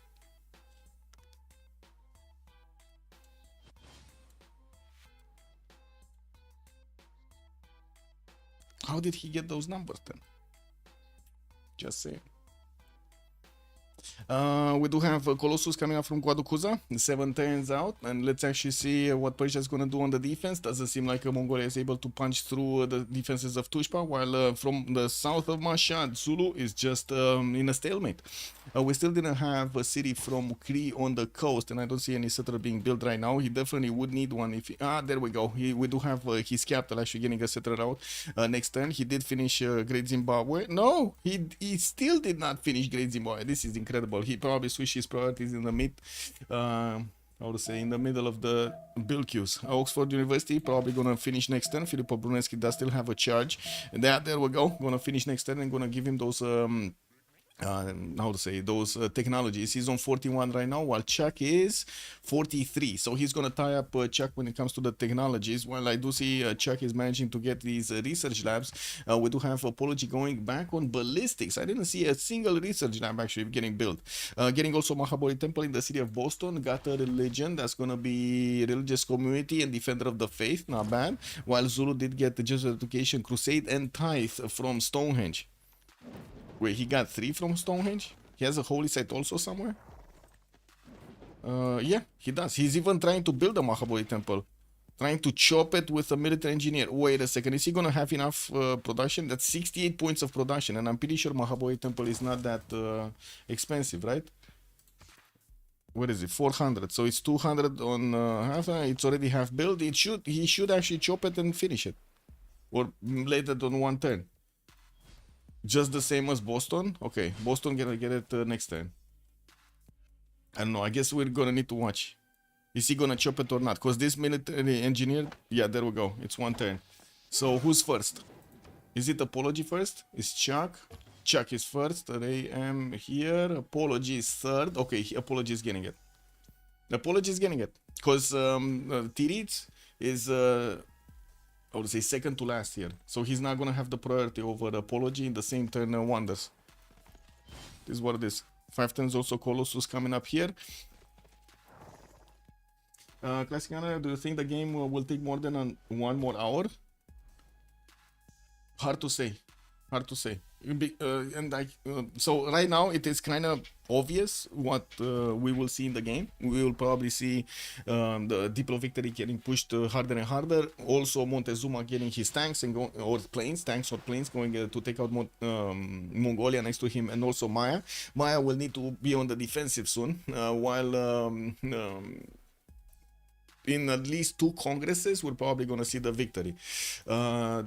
The big question is, what are the teams gonna want? Because these are not usually teams that are giving up so early on, and it is kind of an important game. And some teams really want to play until they have 0 chances, like zero chances left in the game. Maybe they think, but I don't think so. I think they saw Vilnius. Let me double check. They don't know about Vilnius. Okay. They don't know about this city. So they don't know that Erwan already escaped unless they take a look manually on the Great People screen, open up what it was Persia, and see that he has 4 cities, not 3 cities. This is the only way that they could see it. It could take more than an hour, but honestly, I think it's gonna take like until next Congress or something. So that would be like half an hour maybe. Okay, so Mahabori Temple, this is another important fact. If they see that they cannot deny the wonders from Kri, they know they're in trouble. So Erwan is going to be on, Apology is going to be on 10 out of 20 Diplo points next turn, and he has the ability to build another wonder, which is going to be Statue of Liberty, which is going to put him on 13 out of 20. Did he finish his Potala? No, he still didn't finish Potala, so he can get Potala also for another point. He can be on 14 out of 20 points. He has a lot of science. He has well, he will have about the same science as Chuck. Chuck did get a lot of science because he did finish his research labs. Also, he's trying to build Potala in 410s from webcam now. Well, this is the moment we need to see Potala in POS Civ6. Not sure exactly why he switched the production screen over here from Potala to something else, but he did. And unfortunately, that actually slows him down quite a bit. He would have gotten another extra Diplo card to use. Great Zimbabwe, also in the city of Mikisiwachi, where we do have roving camels coming around. I do see also research labs are starting to get built in his cities. We didn't see who did pick up Dimitri Mendeleev. It was Maya that picked up Dimitri Mendeleev for extra production towards his research labs. No surprise that he managed to get those out quite quickly.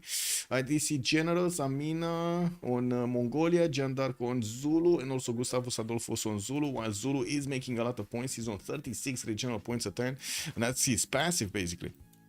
He's also getting unfortunately pillaged, and I do see Josie 06 did manage to get a lot of gold from these pillages. Got his intelligence, not that it matters. 1, 2, 3, 4, 5, 6, 7, 8, 9, 10 pillages. He got 10 pillages from his opponent with for the price of like 6 horses or something. And I do have to say, a pillage is kind of like a horse right now. It costs like a horse. Don't see Kree actually finishing his beliefs here, and we do have his missionaries and his apostles that did come out for free from Mahabharata temple that are going towards his main cities. He might actually want to spread around his religion with those. While his settler is moving, he's going west. Okay, so I think this is the settler that he's gonna use to go on the coast, and he has a magna city that he could chop the Statue of Liberty. This city center right here is gonna give him 1, 2, 3, 4, 5, 6, 7, 8, 9 chops, 10 chops from that city center. So I would imagine it's gonna be quite easy for him to get the harbor out, place the Statue of Liberty next to, and of course get that chopped with Magnus. He does have Magnus moving to Aktakaku, but that city doesn't actually give him any more chops. I'm pretty sure he's just moving him around and be done with it. 3 turns also for POS Civ6 to build a Potala Palace. It was like what, 4 turns here in webcam now. There are no more chops. Okay, this time around there are no more chops for Maya, so we might actually see Kree managing to get this. Is 10 out of 20, so 11 out of 20, statue 14 out of 20. Noble could be, so there is a possibility because they're going through the scientist screen quite quickly here. There is a possibility they can pick up Noble for the extra point, and they could maybe get all of the points from the next one. Now the big operating war there is could, because there is a lot of Diplo favor on Freritos side. We got Titty's 246, Sprig is 270, and Chuck is 171.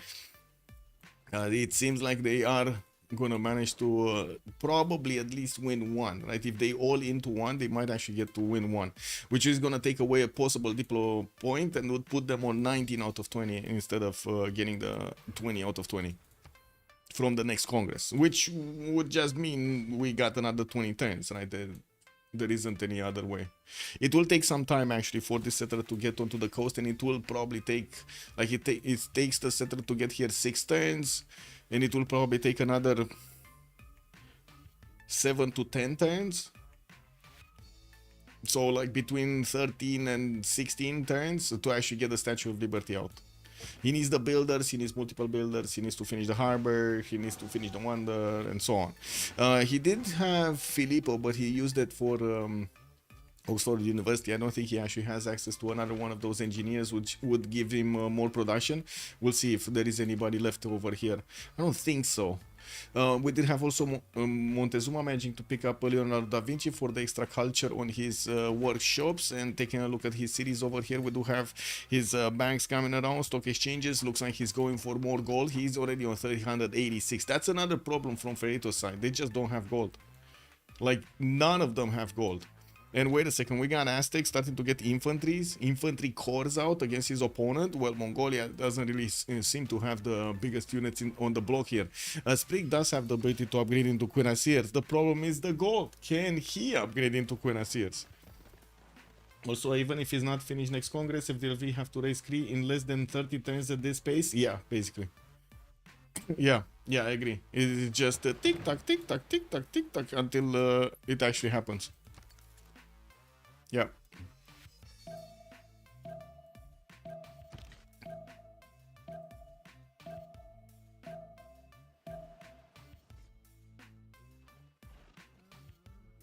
Infantry Chapultepec. I do see, of course, his line infantry, his infantries are gonna be much stronger than Mongolia has to put on his technology. Even cuirassiers are not gonna be as strong to hold on these infantry corps. These are 105, and he did manage to get +7 luxury attack bonus. Interesting. How did he get +7?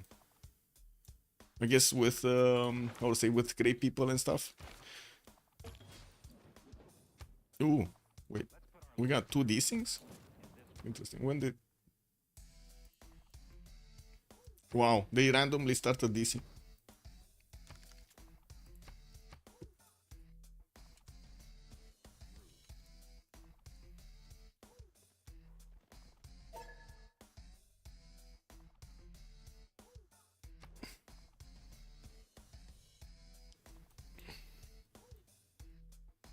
Well, I do have to say this puts a bit more mental pressure on Chuck and on his team also, if he starts seeing the loading screen. Usually this doesn't go well. Wait a second, Potala Palace is still being back? Oh, it's gonna be POS Vavas is getting it again, right? Yeah, no, Chuck is gonna get it. Sorry, Chuck actually has the top priority here. So Chuck is gonna get it regardless, okay? Looks like they're calling for a relobby next to fix the issues. Okay. Or a shift enter on Congress, which would be very funny. Yeah, that would be very funny. Yeah. Did they use an add-on to remove oil as a need for infantry? We use actually multiple mods to try to balance out the game. Fireaxe is never actually intended for this game to be balanced in multiplayer, in a 4v4 setup or 10 versus 10 setup or whatever it is. What we did is for the player base in the community, we actually have a server dedicated to balancing out the game with a lot of I would say opinions over there from a lot of experienced players. Like most of the ones that are in the I would say helping them out in the Congress, basically, they have more than 8,000, 10,000 hours. And they usually are the high performance of the community. We did have BBG created Better Balance Game, which is available for on Steam, which basically lowers the bonuses of some of the civilizations and increases the bonuses of others. So and sometimes even totally changes their abilities, so they can balance out a little bit with other civilizations in the game. While we do have also BBM Better Balance Maps that changes the map script at the beginning, as in changes the land, a little bit changes the land, terraforms the land around you. But it creates an algorithm, takes into account all of the production of all of the spawns, and then tries to balance them out, sometimes adding, sometimes subtracting some of the yields you have around. Like it adds forest, it adds resources, or it takes out resources, so it balances you out with all of the players in the game. It's a much better option from the beginning to have the same footing as your opponent than we did have in the previous versions. It took quite a bit of time, like I don't know, 4 years or something like that, with multiple algorithms that were being discovered. And we do have MPH that gives us a few of the options, multiplayer helper, that's MPH. A few of the options that are really missing. These are critical options that we would need as a community for any kind of multiplayer, how to say, community to actually thrive. Admin remap, resyncing everybody to resync the force and turn if somebody cannot actually end the turn or there is a bug, remap vote, so everybody actually gets to say their opinion if they want to remap or not. And also it adds drafting to the multiplayer UI. Like when you get into the lobby, it adds a drafting scene over there, a drafting sequence that you can actually just go into the UI with. Very simple, but amazing work. Like the mod creator did some insane stuff in this. And the last one is spectator mode, which surprisingly, classic honor, for some reason Fireaxe doesn't want to actually get some free commercials on their games. They didn't put it in Civ7 either. So it was kind of a must-have in Civ6, but they didn't put it in Civ7 either. And before you say that, wait a second, it would have taken way too many resources. Man, this mod was made in like a few hours by somebody. What? So you're telling me some dev cannot actually build it? The dev that knows the code, specifically knows the code, he cannot build it? That sounds like either laziness or just straight up ignorance. Anyway, it is what it is. Big Ben coming up in Fortens here from Tenochtitlan. Me, Marcina did get recruited by an engineer, and I love Lacey is the next one. Well, doesn't seem like that's going to be needed or wanted. It does seem like also we do have Kree moving slowly onto the coast. It will take him a few more turns while he's building up his aerodrome count. Looks like Aztec is bringing one of his settlers towards the south as well. We got his research lab starting to add more points of science here, 374 and 113. Iceland Doka, good evening, sir, and welcome. Yeah, we're on the yields one. We're on the yields one, yeah. Magnus is still establishing in Naktakaku, but I'm pretty sure it's going to be moved immediately. And I do see a first builder is available in Pashvavashik. It does need to move. Oh no, it's not moving. It actually is going here. We would probably need him to see him invest into some builders, but the thing is, they do have 750 more, 770, 80 points a turn here on the Sharks. So I'm pretty sure they They really can buy as many builders as they want. Probably like one at least per turn over here for Kree. So he's gonna have enough charges. On the side of Zulu, we don't really have him adding more science and more culture, and he's still not actually doing the damage against Persia. We do have him trying to get his military academies up and a few more universities. He still needs to actually repair all of the tiles in Nongoma, and I think they said that they should not they should not relobby. I think that was the last conclusion, right? The relobby next if you want. Malm is saying that it is Tuesday evening, and then Josie 6 yeah. Atterndon. I don't know what Atterndon means, but I think he means I think he wants to mean that just just take it for a minute, as in just, you know, hold it for a minute or something. Attend for a minute, attend a little. I think that's what that. I think there's an extra R in there. That's why I'm saying. Anyway, Potala Palace did get finished on Maya. That means we do not have all of the points on Poundmaker. He just lost one potential point. He's still on 10 out of 20. That's a bit unfortunate. We do need to see him getting that Statue of Liberty. There is a series here, Wakshadnuk, that could actually try to build the Statue of Liberty. But I don't see any city on the west, and I really don't think Maya is going to go for it. I don't think he's going to go for it. Do we have... Oh, Statue of Liberty is getting built in Al Malik with no chops. 13 turns to finish. No chops. Al Malik is 46 points of production. Ooh, getting Reina in. The gold is starting to be a little bit better on Freritos side. We do have TDs managing to get 127. Sprig is 22 as well, while Czech is 163. Aerodromes coming out. This settler is 1, 2, 3 from settling. And probably will start chopping. Oh my god, he might not make it. He might not make it. If he doesn't actually get the builders immediately and starts chopping immediately, he might not get it. That might be a problem. I mean, it's still 2 congresses away, don't get me wrong, but still. Yeah, we do have Sprig here, 300 Diplo favor points, and I don't see anybody getting to 200 at the moment, but they're getting there, they're getting there. How many city-states each team has? 1, 2, 3. Okay, so it seems like only Chuck and Sprig have city-states here from the side of Freritos de la Vega versus their opponents, the Sharks, that have 1, 2, 3, 4, 5, 6. 6 out of 8 of the city-states. Oh, no wonder they're gonna make a lot more Diplo favor over here on the side of the Sharks, and of course they did build their Diplo quarter count. Zulu is starting to get those field cannons towards the front line, while I do see Persia is just keeping up the defense here to the north of Sparta. Amani did get in there to actually add a few more points of loyalty, and I do notice Mongolia is starting to actually add a lot more units to Rapa Nui's defense, but it kind of feels like he's just pressuring his economy here. With infantry corps, he's never actually gonna go. I don't think he's ever gonna get pushed here. We do have Aztec also getting, wow, one of the encampments of Mongolia right in his face with James of St. George over there to get thing going. And Chuck disconnected again. He was laughing that he might actually get disconnected anyway. Oh, everybody disconnected. Is this Steam day? Is this Steam full? Yeah, it's Steam. Steam dropped. Steam dropped.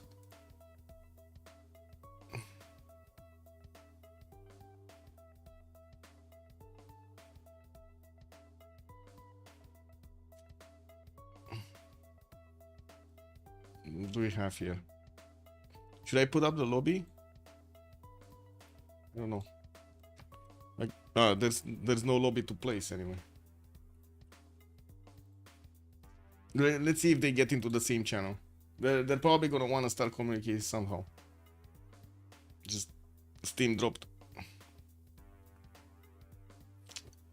Can they go back? That's a good question. It's at the moment we cannot get anything done because Steam is doing its update, and this is Tuesday. Yeah, bad timing. Helicopter kicker, good evening, sir, and welcome. Bad timing. I think the biggest question is do they want to keep going or not? Let me actually take a look. Is Malm still in the game? Oh, Malm is still in the game. I dropped.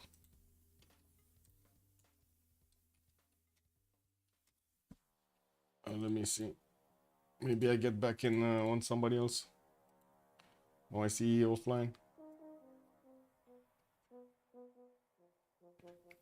I think we can take a look at Malmsteen. Give me a second. Malm. Here. Oh, he dropped also. Okay. We all dropped.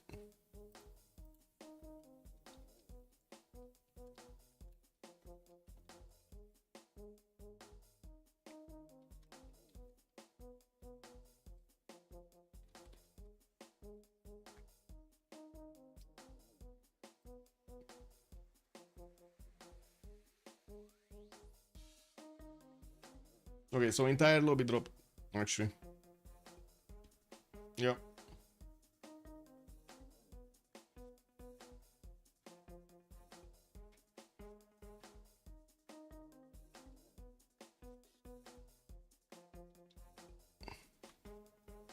Hard one for Czech to come back from. Very hard game to come back from. Oh, actually, look, Mal is talking about this update also.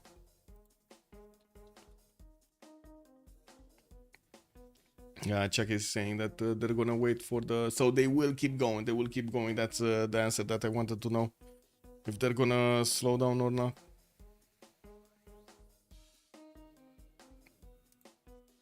Oh, Steam is back up. Okay.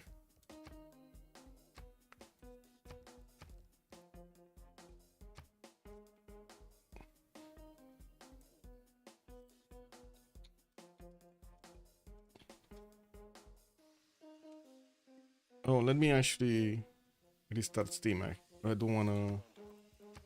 I don't know if Steam actually got the update or not, so I'm gonna actually just force it. I think it's better. Ew. Why would you ever send... Man. Ugh. How do I close this? It's so bad.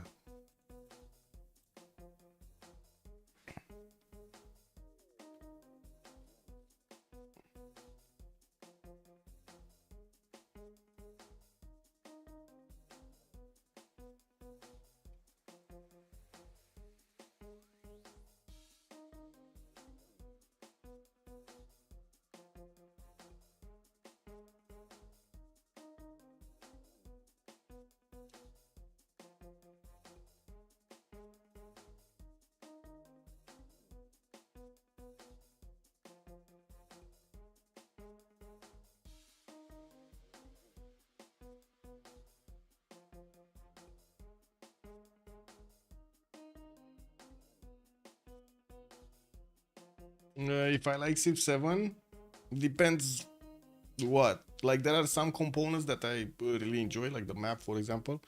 Um, I don't like the leader change. I don't like a lot of stuff actually from it, but yeah.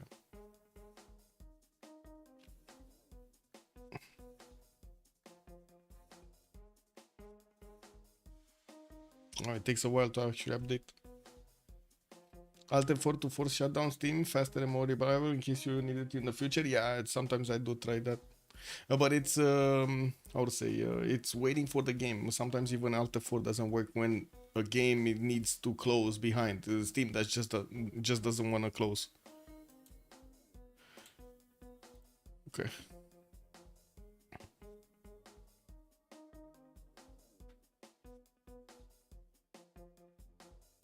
But true, Alt F4 is my friend.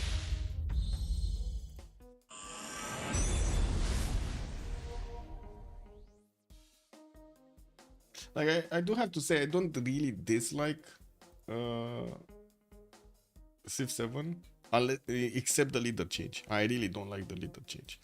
That's if there's one thing on Civ 7, I really don't like the leader change and the coloring. Like that just the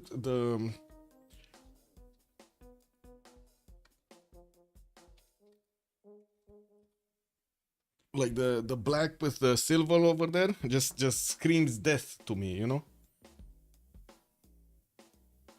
I don't know why they actually wanted to push that message out. Maybe they don't really have a, I don't know, marketing specialist or something.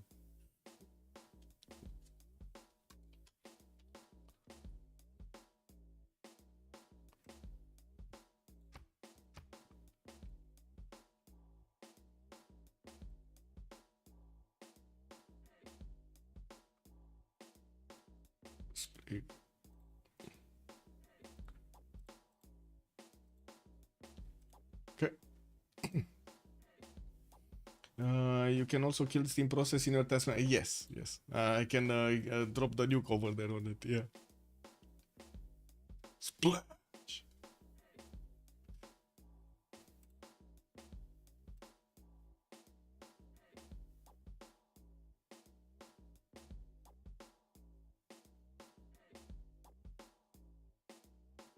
Oh, actually, look at that. We got all of the lobby back in. We're just missing man. Okay, let me double check 0ms. I do have some, so I'm just gonna quickly reconnect.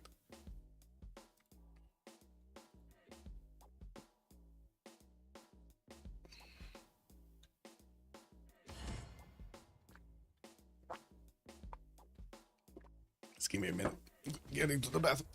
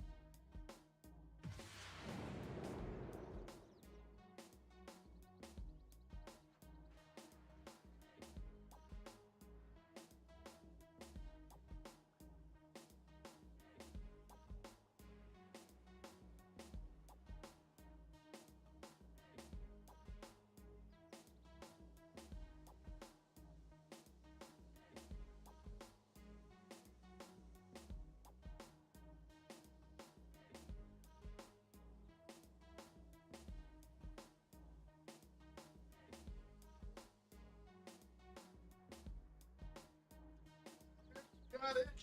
Did we get in with no problems? It still says please wait over there. Is it in with no problems? I see the game is slowly wanting to get out. There we go. Exploding volcano. You got it. Okay.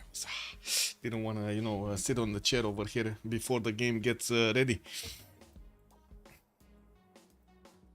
Okay, so it does seem like Persia is gonna still stand tall over here for quite a few more turns. We're going to need to see if Tirits is gonna invest his 1,000 gold into these units, and that's still gonna be very expensive for him. He did manage to push out his opponent's units from the south, and I do see he still has some spies in his territory that he's gonna need to move out. We also have I would say Aztec moving a settler that I have no idea where is he going. Oh, he wants amenities. That's what he wants. He wants to get onto the green continent somewhere to get as many amenities as possible. Where does he have a lot of amenities in the same place? That's the question we need to ask. So this just gives him dice tiles. This is an only... Oh, here. Oh, I see. Here. He wants to get here. So he's gonna have +3 from the turtles, from the tea and the olives. Yeah. Another +3, but it's gonna take forever. I do have to say Potala Palace did finish over here in webcam now, coming back into the game. We're still on 10 out of 20 points for the Diplo victory for Apology. Looking at the science screen, looks like Rayem is also gonna get his science up. Now, Apology is lacking a little bit behind Chuck, but it's normal, right? Chuck did manage to get Hypatia, did manage to get Ip Khaldun also for the extra points that he's getting from his amenities. Has Colosseum, so he has +6 everywhere, getting a lot of yields from it. While we do have Apology 678 points of production, and Rayem is also 622. Both of them are higher production than Chuck, and this might actually become a problem as we go into the late game. Big Ben in Tenochtitlan in 2 turns, while we definitely will see, will need to see actually which technology Rayem is going to want to use against his opponents. I would imagine it is going to be something along the lines of jet bombers and fighters, especially with his extra bonus. He's going to do so much damage against Mongolia, and Mongolia is not really going to get to defend himself properly. We do have Frerito here with Sprig getting his steel walls up in 5 turns. Well, I do see he's getting spied on by Aztec on the right side. Looks like he is also getting spied on. Yeah, Mongolia Sprig is spying on Tlacopan over here with one of his level 2s, trying to get it in one of level 1s, actually, trying to get to a level 2. China doing the same thing, stealing the gold from webcam now. From Chuck, it's not like he actually has that much per turn. He's only on 147. And there is another level 2 spy in El Mirador trying to take out that industrial zone. Zulu, the main question is he gonna still keep following up the attack against Mashhad here, against Persia, or is he gonna try to actually get something done, get more cities, get his stats up? I don't think he has time. He has a level 3 spy in Vuzumuzi, and I do see he only has a level 0 actually in the city of Susa, so if he does actually place his level 2 spy in Persia's territory, he's gonna get that extra Diplo over, at least one Diplo intel over his opponent. Oh well. New theater squares coming around here for Maya to pad those numbers of culture. We don't really have that much culture on either Apology or Rayem on the other side, but I don't think anybody's actually going for a culture victory, so nobody's that worried. I think the only worry would be who gets to fascism first and who gets to use it first. We did have also Kree about to get that city on the coast. He's 2 turns out from putting it down, and we're going to need to see if he's going to bring the builders. Unfortunately, he does not actually bring the builder from Pashkav Ashik, and the question will be, can he actually get the road pathway?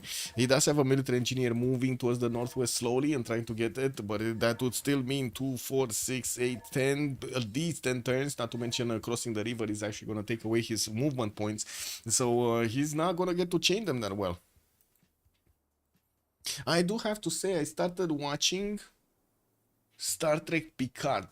Did you guys watch Star Trek Picard? Do you like it?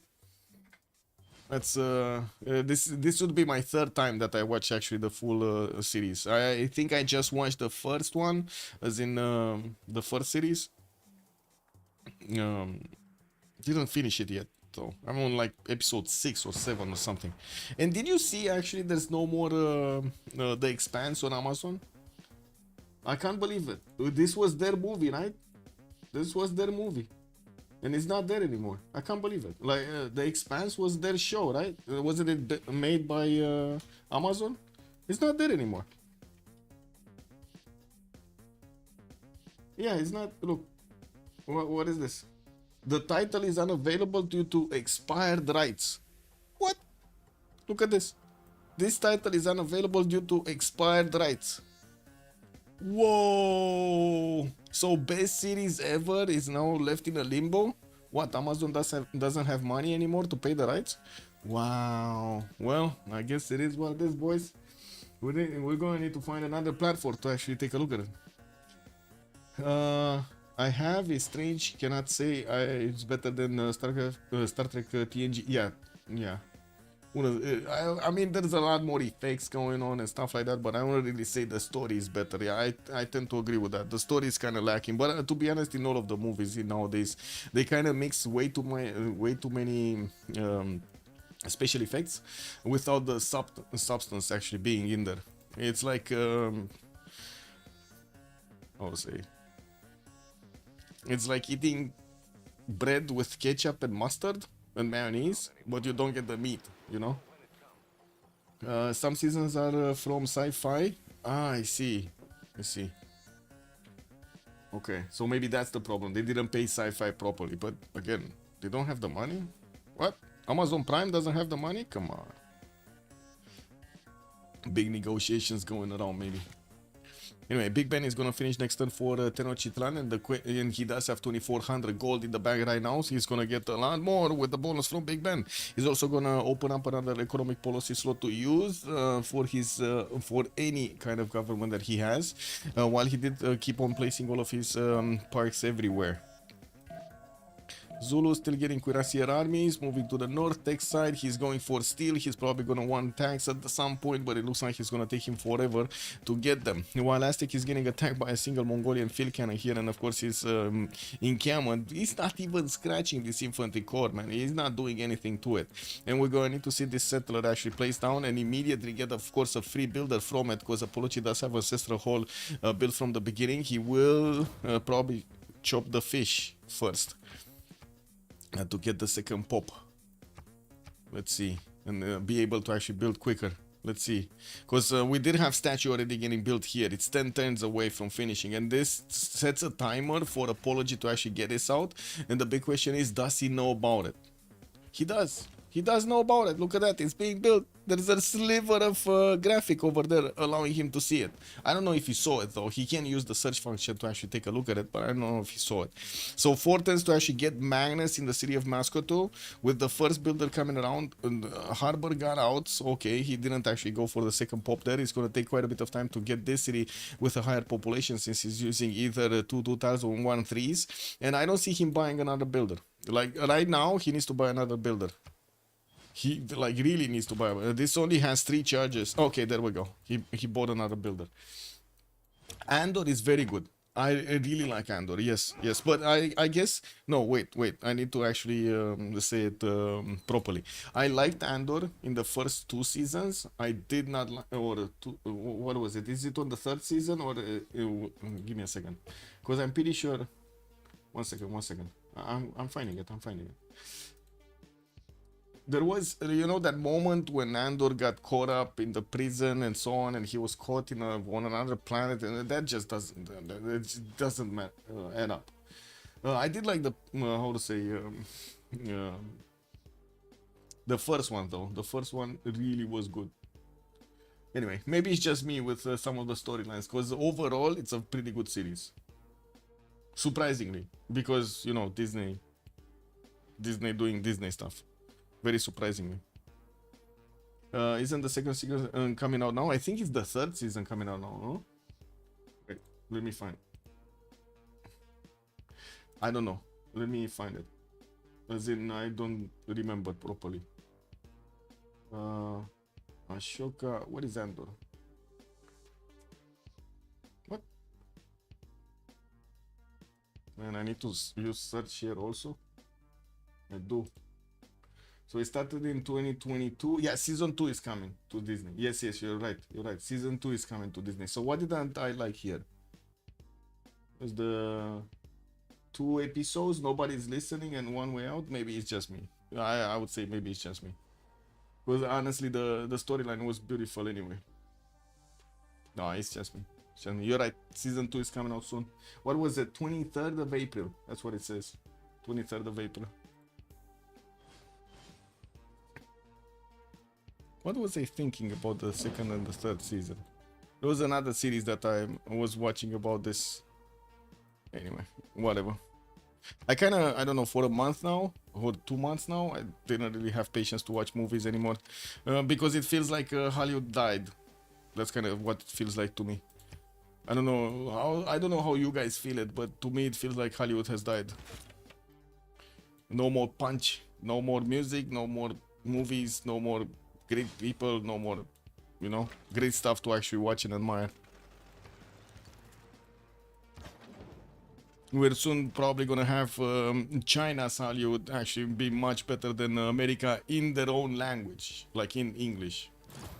Which is, wow. America, hello?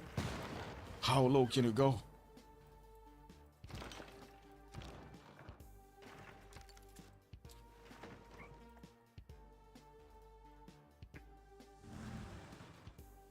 Yeah, too many invasion movies. Yeah. Yep. Okay, we do have the first biplanes coming around from Maya, and I do see he did start to put airstrips to the northwest. Well, I guess we're gonna need to see if he's actually gonna do anything with them. Definitely Aztec is gonna have the higher strength. We already see him benefiting from +7. He's gonna get the +10 whenever he's gonna get this city here, and I do see Kree is also starting to get his cities out on the western side. Interesting choice to actually place one of his biplanes here to the southwest, while of course Aztec is coming close. We do have the military engineers keeping up the, oh my god, getting the, how do you call it? Getting the railroads.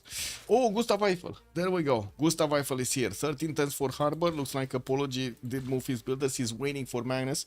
Maybe buy another builder?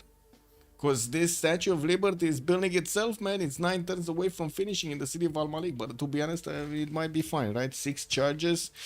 So 6 chops. And Gustav Eiffel 2 charges. Should be fine. It should be fine. He should get it. And if he does manage to get it, by the way, the next Congress is in 3 turns. And we're going to need to see if he's going to manage to win all of the points there. We're 10 out of 20. He could be 13 out of 20. And Noble would be one of the next scientists. So he might pick this up. We don't know yet if he can pick this up. But I'm pretty sure he's going to keep his points for this. And I do see Mongolia has quite a few points. Kree is on 43. We got Maya on 43 as well.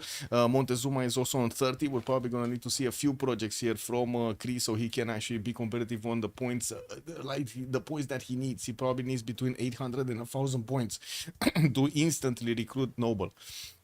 Angkor Wat in Kinosu Sakahikan in the north for another point of population in all of his cities. We still have Apology needing to get that Magnus in 2 turns, man. He's gonna thread the needle here. Zulu is building up his, repairing his tiles actually with a military engineer by the looks of it, and he finally got a builder in the south, getting his Cuirassiero armies and also Cav armies to move towards the north, while Persia managed to discover field cannons. Amazing. Oh, amazing. And why is he not actually, whatever. Why is he not countering this? Because, okay, there we go. I was thinking he's gonna take out that field cannon core, but no. Level 4 field cannon core for Erwan to defend the city of Mashhad with. This is gonna give him an extra attack per turn. I mean, no surprise, he's actually doing so much damage to Tiritz. Tiritz is still in 2 turns, and that means it's gonna take quite a bit of time to get to combustion, probably another 7 turns from now or something like that, 5 to 7 turns from now. And that's not gonna be fast. Definitely, we're gonna need to see if Statue of Liberty is gonna come out faster. Okay, Kree got another one of those. Still no second builder. Kree is bringing out Okchito here, and I do see he's getting the military engineer to, of course, build a railroad. Interesting that he went left instead of going north, but maybe the other engineer is gonna take a north. We do have also the first tank upgraded, and it is where? Tiritz? Where is the first tank? What? No, it can't be Tiritz. Sprig, Chak? It's Chak or Chak, I think.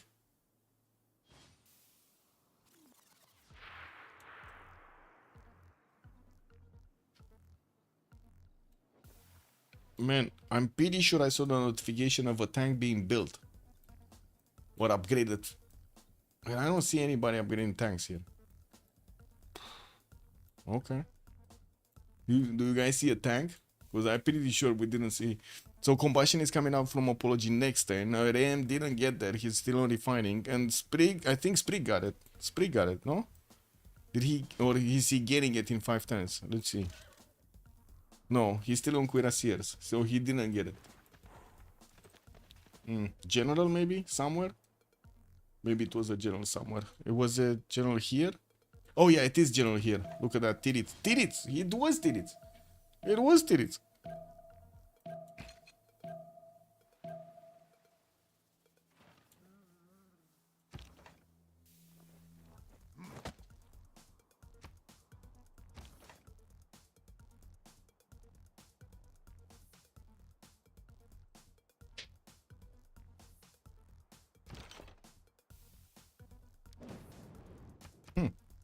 Well, not even the level 4 field cannon. Oh, wait a second. Wait. We might have spoken too soon. This level 4 field cannon could take out the knight. The tank. Could take out the tank. Check this out. It can take it down to like a third of its HP, and then the other level 2 field cannons and the wall shots are gonna take it out. Shoot it! Oh, it still can take damage. Oh my god, there's so much damage. Anyway. We do have need for Persia to actually get some more units on the western side, and it looks like he's bringing his spiking shots that were being sent to Tushpa to hold on Mongolia there, getting also more Cuirassier corps, where I do see a Cav army from Tirits that is trying to get into his borders. That encampment is being taken out also by Zulu's Bombard Corps, and it will, well, push out the field cannon from it, while we're going to see if he does manage to actually get it down. Get it up, get it down, get it up, get it down. Magnus establishing next turn. We do have Kree Okchitao getting in here. Endurance, okay. And I do see, of course, the military engineers are just 2 turns away. Oh, I think he figured it out. It was a mistake to go west. It is what it is. We do have some commercial hub investments. Quite a surprise. I'm very surprised, actually, China did not get more settlers. I'm very surprised. I was thinking he's gonna at least double his city count after he managed to win the war against his opponent. But I'm pretty sure they didn't really take into account the fact that Maya would stay in the game and try to be competitive. Also, Chichen Itza has been finished here on Maya's territory to add more production and more of these culture points on his side. He's on 300 culture, soon to probably have fascism. He's actually next turn he's gonna have fascism and combustion. He cannot really go all out war against anybody because no gold. He's on 52 gold a turn. Tirits is on 175, but that's still not gonna, how to say, pay for all of the tank armies that Chuck would actually need to upgrade. So they're trying to get the sim up. Apadana is also getting building webcam now, while we do have military engineers starting to build more pathways here. I would imagine he's gonna want to actually connect with the cities of Mongolia, where they are trading, but they're not trading. They're actually not trading. Who is he trading with? We got Maya trading with Zulu towards this city, and this city is not getting the railroads. Okay, well, I guess it is what it is. And we do have the first bombers coming around from the cities of Kree. We will probably see them needing to be deployed on the eastern side, and I would have expected actually Montezuma to be the one that's going to pick up this, this responsibility. And we do need to pause here very quickly so we get through the Congress, and we're going to be talking soon. Reserve. Yeah.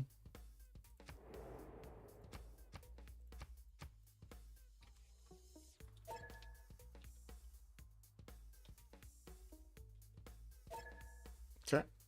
Be right back.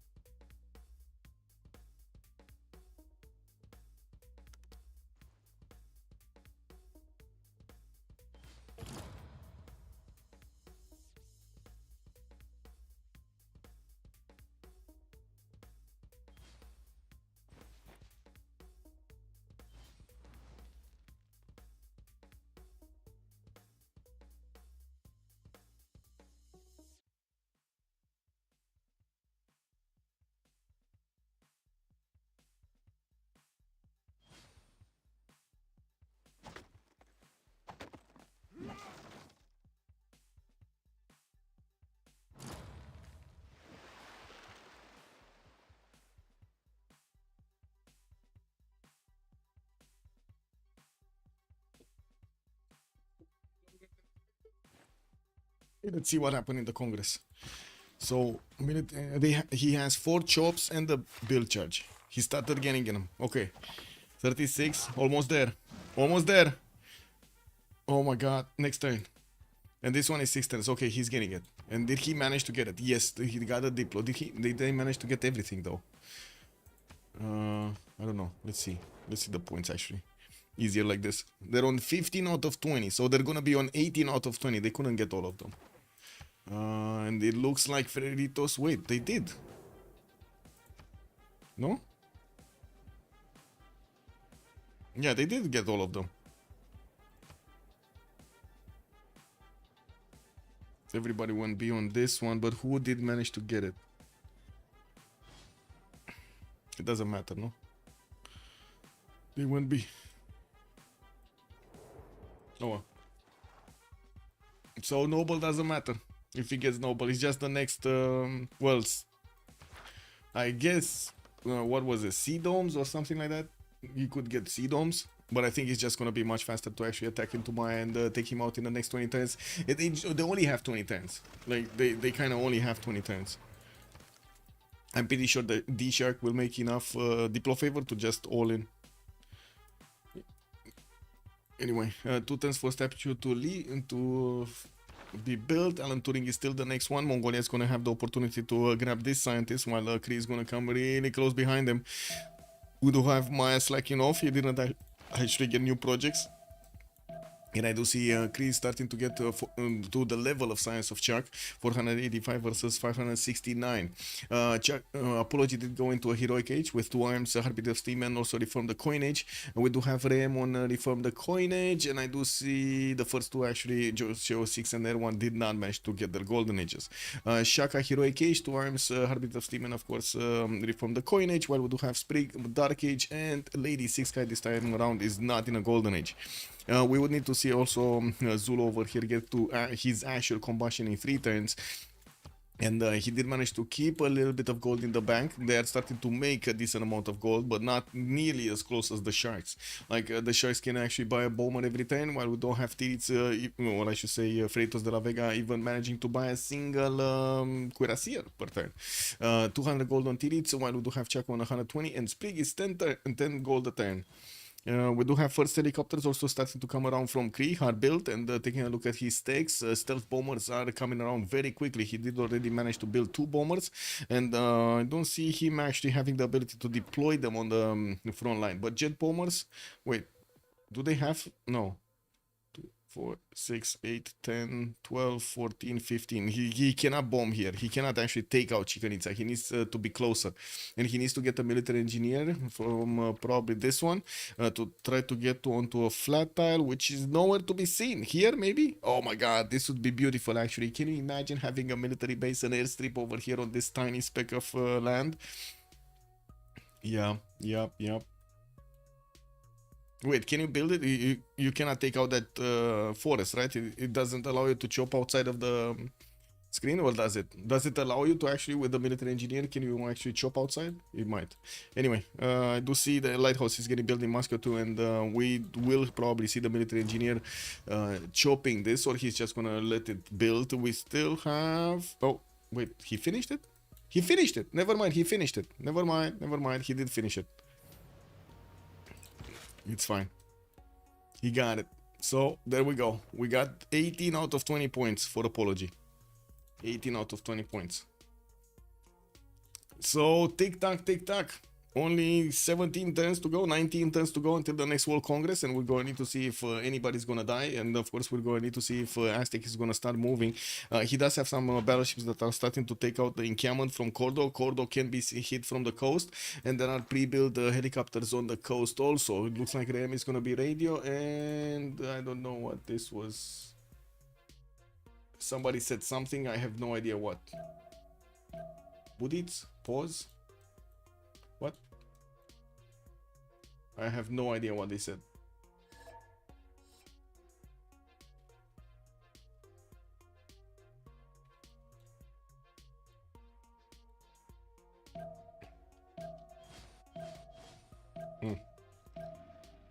Like it's mushed.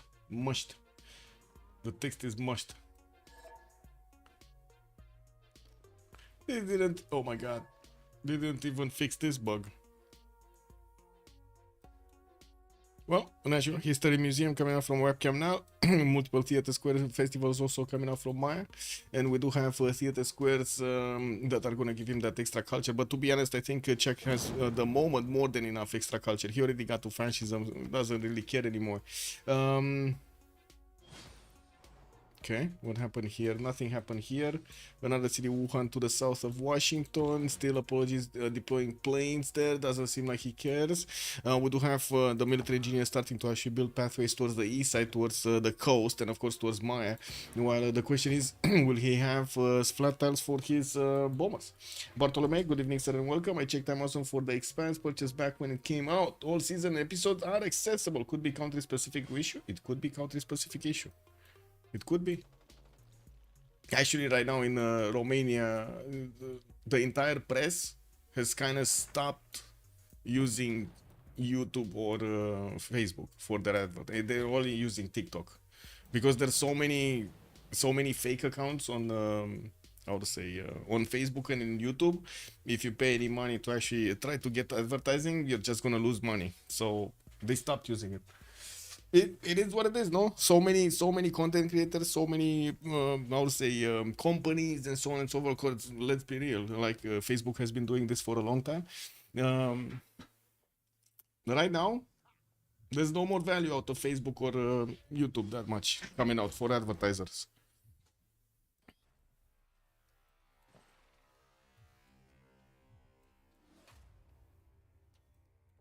It's unbelievable to me that they never actually, how to say, made it illegal. Like it should be illegal. It should be illegal to host, to allow to be host or to host personally any kind of automatic method to increase or decrease viewership. Not to mention it should be illegal also for the companies to do anything to the viewership, anything. I commend them for at least caring about security. Well, I don't know about security. Security, man, what security? Our educational security has been destroyed by both YouTube and Facebook. What do you mean? And not to mention Twitch.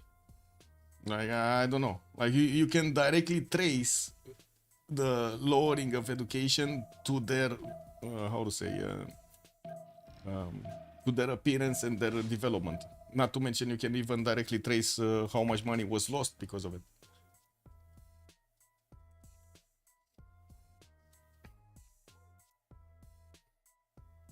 Military cam is coming up in Teotihuacan, commercial hub investment Xochicalco, and of course we're going to need to see if RAM is going to start deploying a lot more fighters on the right side. I do see he just got his biplanes over here, which is kind of surprising because I was expecting him to actually want some more experience points on those, so definitely upgrading them into fighters and actually keeping them on the offense always every turn against Mongolia's units would have been quite helpful. I think it's against regulation to use bots on those primes, but it's not easy to detect them. What do you mean? It is easy to detect them.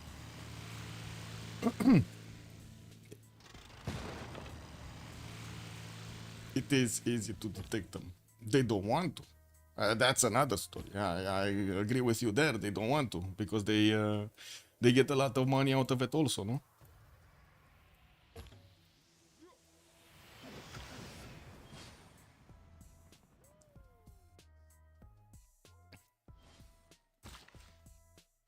And yes, I do have to agree that it is, how to say, it is against the TOS, but it is not an enforced TOS. So basically, it's nothing. It's just some words scribbled. It's like you see on the, how to say, on the walls of buildings, you know, people drawing graffiti. That's basically the TOS of YouTube and Twitch. They don't enforce it. Ordo coming up in Cordo, and yes, we do have quite a few calves coming around also from Mongolia deployed to the western side. And do see Maya did bring his first two fighters here, and at the moment Aztec doesn't have any anti-air guns next to this infantry army. He does have this battleship fleet, and of course it is staying next to the encampment, but it's too far away to actually apply anything. There are good AI looking like humans.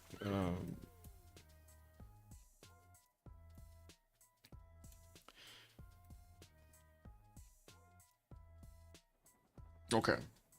There is only a certain amount of IP ranges that you can use for those, and there can only be a certain amount of traffic that is also being sent.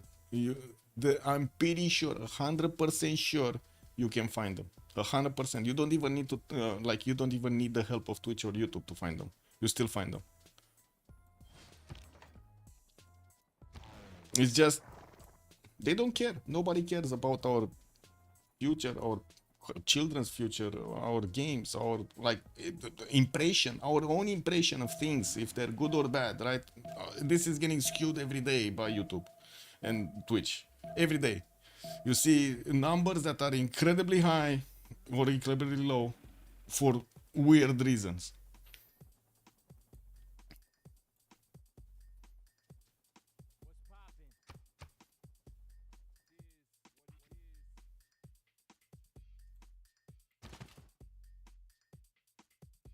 How long until Aztec's funny coastal city?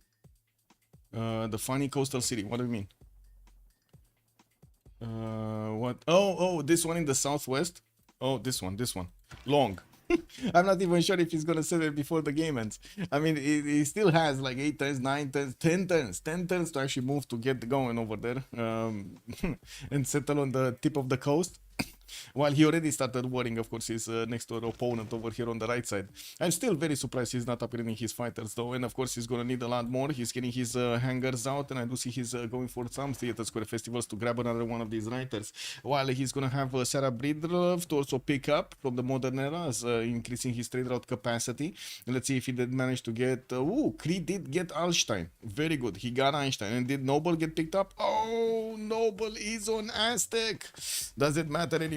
It does not matter anymore. Noble got picked up by Aztec. Wanted to deny it from Mongolia over here. Ooh, I think they did a mistake. I mean, it doesn't matter anymore. The 16 turns we're gonna probably see anyway them getting another 2 points. Is there a chance? Is there a chance that they won't get those 2 points? That's what I'm questioning, right? Is there a chance with so much Diplo favor on the side of Freritos de la Vega? They have like what, 800, 900 Diplo favor on their side? Is there gonna be enough for the Sharks to actually get their points? Because it doesn't look like the Diplo favor on the Sharks is actually getting that much higher. They're actually giving away their Diplo favor every time to Air1 and Joe CO6, which are not actually losing any Diplo favor here. Apology and Ram do look like they're losing this Diplo favor battle. Jet Bombers coming around from Civ6 can attack a coup, and we're going to need to see how quickly he can actually put them on the job. He's getting a settler. Okay, he's getting a city to the east side here. I mean, this is probably the best placement, no? On this 5-foot tile. I really hope he's not gonna get closer, because he doesn't have flat tiles. This would actually have 3 flat tiles. 4 flat tiles. 1, 2, 3, 4. So he can get his airstrips down and get an aerodrome down also. Anyway, there's a tank army moving also with the settler and the helicopter in the front. We do have some fighters showing up from Maya to actually pick up the defense here, and of course Aztec's infantry is not gonna hold for long. More shows from the fighters also in the north. Maya is taking out these weak units of Aztec that are sitting around his city centers, and of course forcing Ram to actually get some more on the border. I do see Tupac Amaru is going to be the next channel. We do have Sarah Breedlove that did not get picked up by Aztec. Looks like he's ignoring it. Maybe he didn't see it. Sina Shahjahan on the engineer screen. Probably nobody's going to want that. And taking a look at this, we don't know exactly what's... Okay, I think it's Jet Bomber. Rocketry for Apology. Ideology coming up in 2. Looks like he does want to go for space also.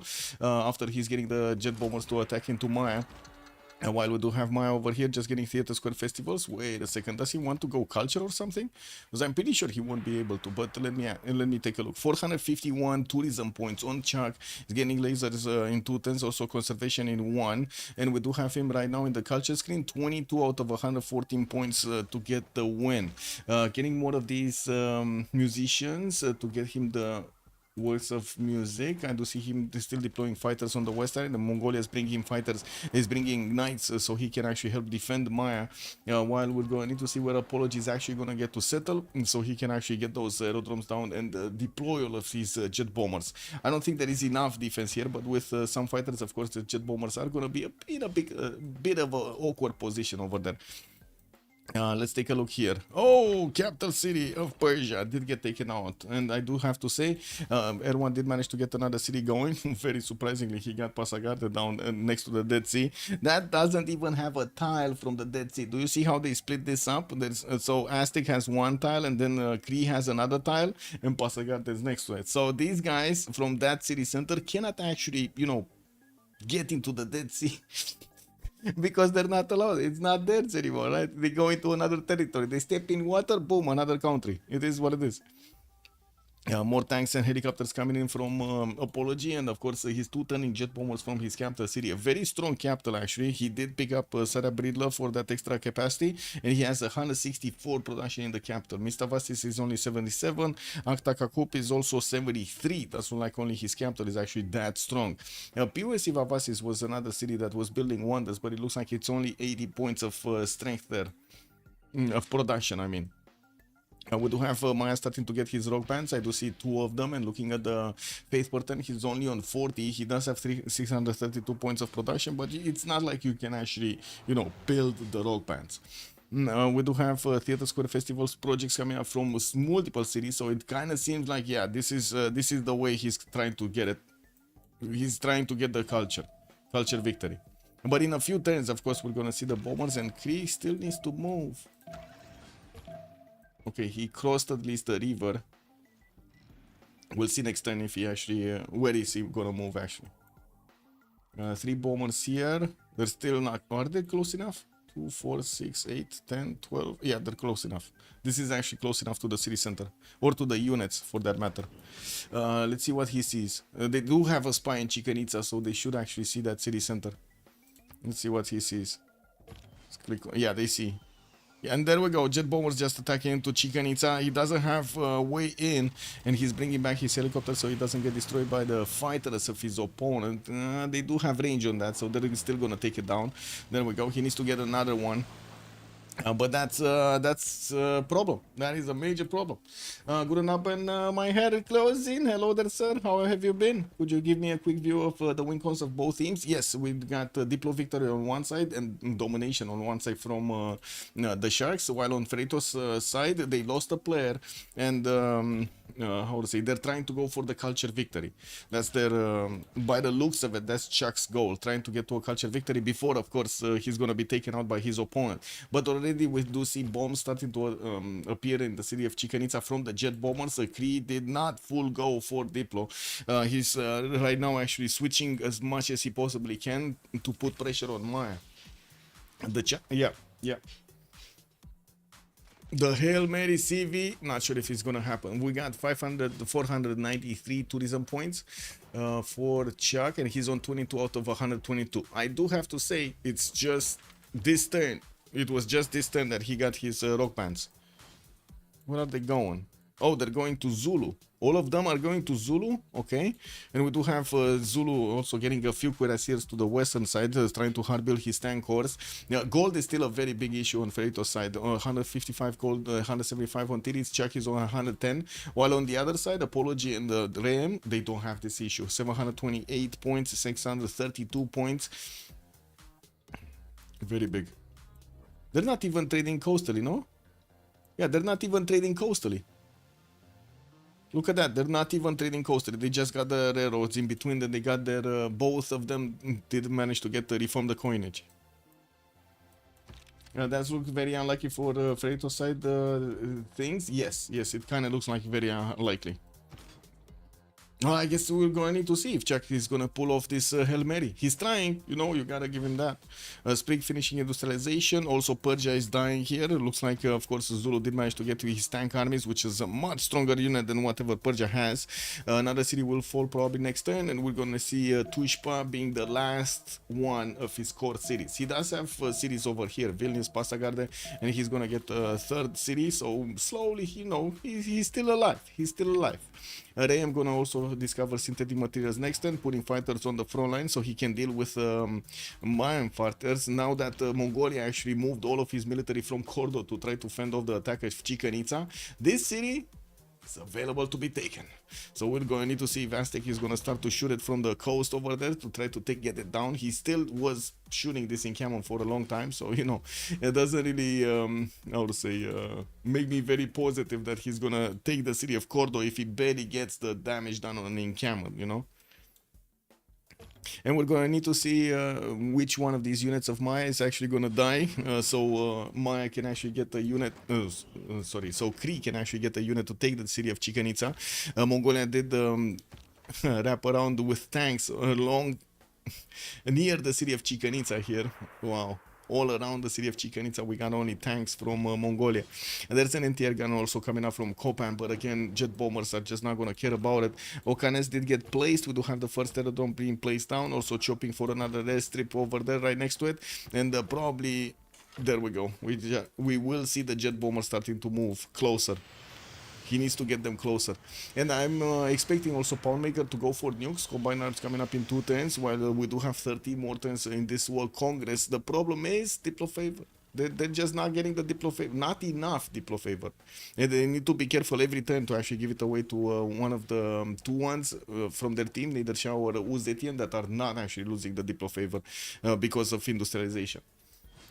It's great that they don't CC this game. Long games are often a joy to watch. Yes, sir. Yes, yes. Yes, and sometimes, of course, a Hail Mary actually happens, which is amazing. Like, yeah. Yeah. Okay, rock bands are starting to get into the side of Zulu here. We did have Susa being taken out, and it does seem like Zulu does need to clean up some of the units of Persia from the coast over there on the right side, while Mongolia doesn't really have a military on the right anymore. More tanks coming out from Mongolia. Rapa Nui is getting attacked also by Ray M. This might be... Oh... He's still gonna get the Diplo favor, actually, no? He's still gonna get the Diplo favor. This is another 100 Diplo favor. Possible 100 Diplo favor. Yeah, but there is no other city like that. Like Chichen Itza is still here. Okay, jet bombers, 3 of them did get moved. We got another 3 here. So a total of 6 jet bombers are appearing over here for Kree. 6 jet bombers. He does have a helicopter that will allow him to actually do some damage, but I think he needs a few more fighters to take on the Mayan fighters and drill away towards the city of Chichen Itza. Drill into the city of Chichen Itza. Okay, another helicopter here. And more bombers also coming around from Aztec. He's gonna start bombing Mongolia soon while he's upgrading his helicopters. He did get to deploy some of his fighters. The fighters are doing amazing work against the tanks of Mongolia. He does have a +6 intel on his opponent movements and a +8 from his luxury attack bonus. Wait, why does he have double the damage? Or is just, I think that's only visual bug? Like he has +8 luxury attack bonus and then another +8 luxury attack bonus. That must be visual bug, right? He doesn't have +16.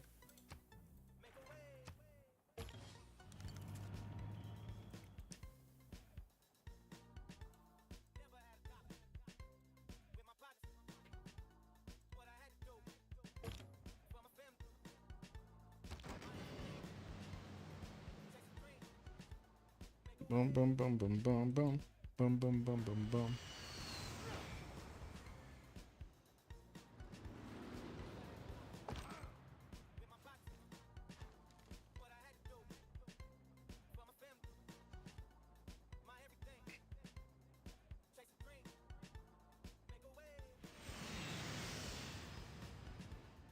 So, is he attacking or not? I'm waiting for these jet bombers to actually do anything.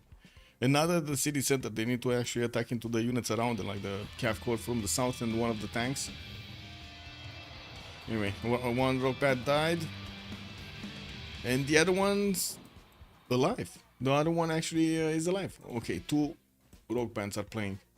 That's it, 2 rock bands. At least he did manage to get all of the railroads connected on the right side. And I do see Kopan. Okay, so Kopan is the one that is getting under attack next.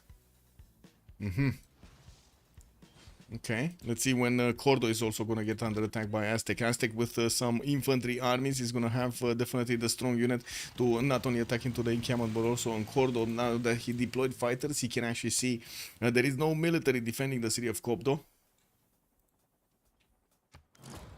Okay, Tushpa getting pushed. The tankers are gonna go through the walls like they're butter. They're just not gonna care about the units either. And I do see he's bringing some artilleries to the party. Zulu was also sending some of these cuirassiers, pre-built tanks, towards the western side to maybe help out the defense here. While we do have Kree is still getting his helicopters next to Okanese city that just got placed here, and it needs to deploy a few more of these units, a few more of these air force units. We do have at least one tank army and one helicopter that could turn into an army. That doesn't really seem that it's that much. Spaceport coming up in Civ6 in 5/10s, and I do have to say Chuck did not get that much defense, that much offense on the tourism. He's on 29 out of 126 points, and I do see him on 619 tourism a turn. He's definitely making a lot of tourism per turn. That is pretty good. Okay, what's happening here? Can they do this? He has a bomber, no? He actually has a bomber. Okay, and tier gun did get taken down. Aztec helicopter moving in. I'm pretty sure I saw a bomber being built or deployed somewhere. Okay, bomber next turn from Xochicalco. Then I also getting a bomber in 2 turns. I think he moved one. Let me see. No, I don't see a bomber anywhere. Yeah, I don't know. I'm pretty sure I saw. Oh, I see. Never mind. It's here. It's in the south of Texcoco. Okay. We do have also Aztec starting to get his helicopters in his opponent cities, while we're going to see Tlacopan. Well, the tanks, man. Tanks are stopping it from taking out, and this helicopter just didn't have enough movement. Neither did this one, but this one might actually be taken out by the fighters and the tanks of, yeah, it is gonna be taken out. And of course that it just means Kree is gonna need to get more fighters, that's what is needed here. Kobdo is also starting to be attacked by the planes at the moment. The Aztec fighters attacking into it, and from what I do notice, they still did not actually poke Rapa Nui. Rapa Nui did manage to upgrade one single line infantry, and it went to double his amount of strength in the city center, while Mongolia's army is getting taken down here from its borders. Looks like there's a single wild Keshe Corps that is moving to the western. Tushba has been taken out. Purchase units are still available here, and probably they did see I'm pretty sure they did see that he has more cities on the western side, while we do have the rock bands here in Zulu's territory playing. Looks like this one did manage to get 40 album sales, and the other one I have no idea where it is. I'm pretty sure 2 of them played, but I think 1 died and 1 played, and it was here. The second one was here.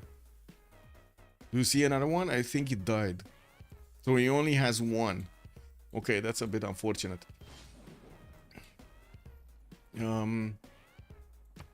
Where is he? 760 rapid deployment, so he's close to environmentalism. He's also getting lasers, so he can upgrade his fighters into jet fighters, which is going to be extremely useful. We don't have yet jet fighters for Kree. We do have nuclear fission coming up for them in 2 turns, also fascism in 1, while apology is going to be 3 turns away from fascism. He's also going to get his first spaceport out in 4 turns. Probably the first mission is also going to come out in the 3 turns after, or something like that, because that city is very productive. Mikisiv watching.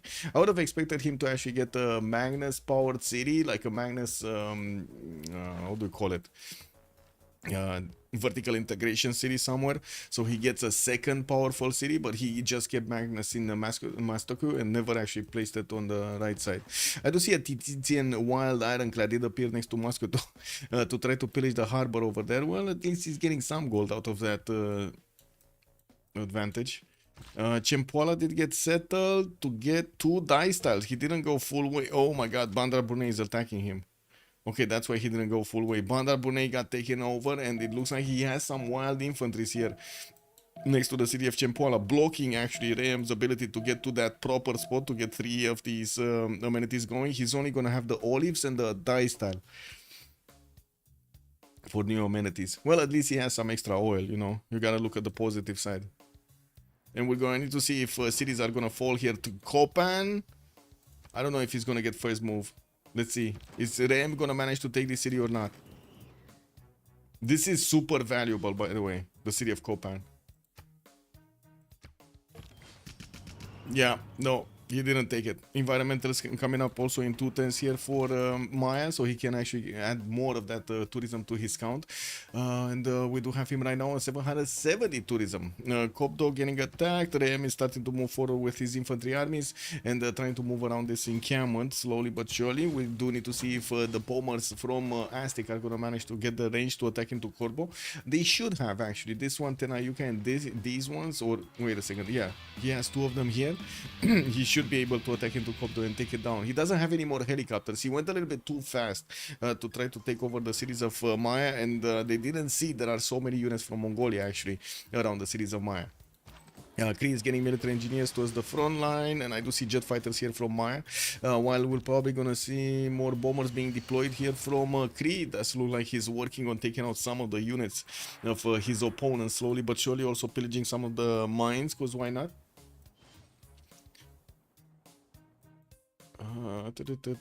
Tank armies, tank armies, tank armies. This little jacket rock band did manage to get to 120 album sales. Interesting.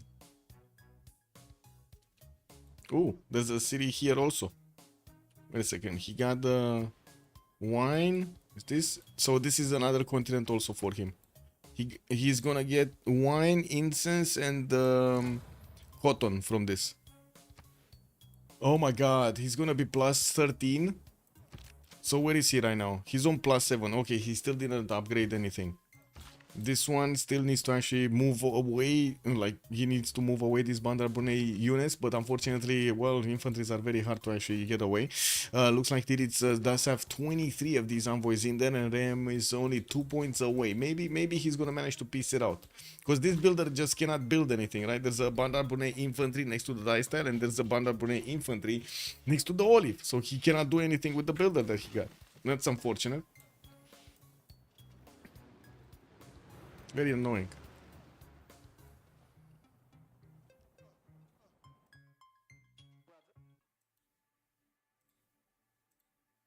Oh, Tiana, good evening, sir. Good morning, actually, sir. Who died? It was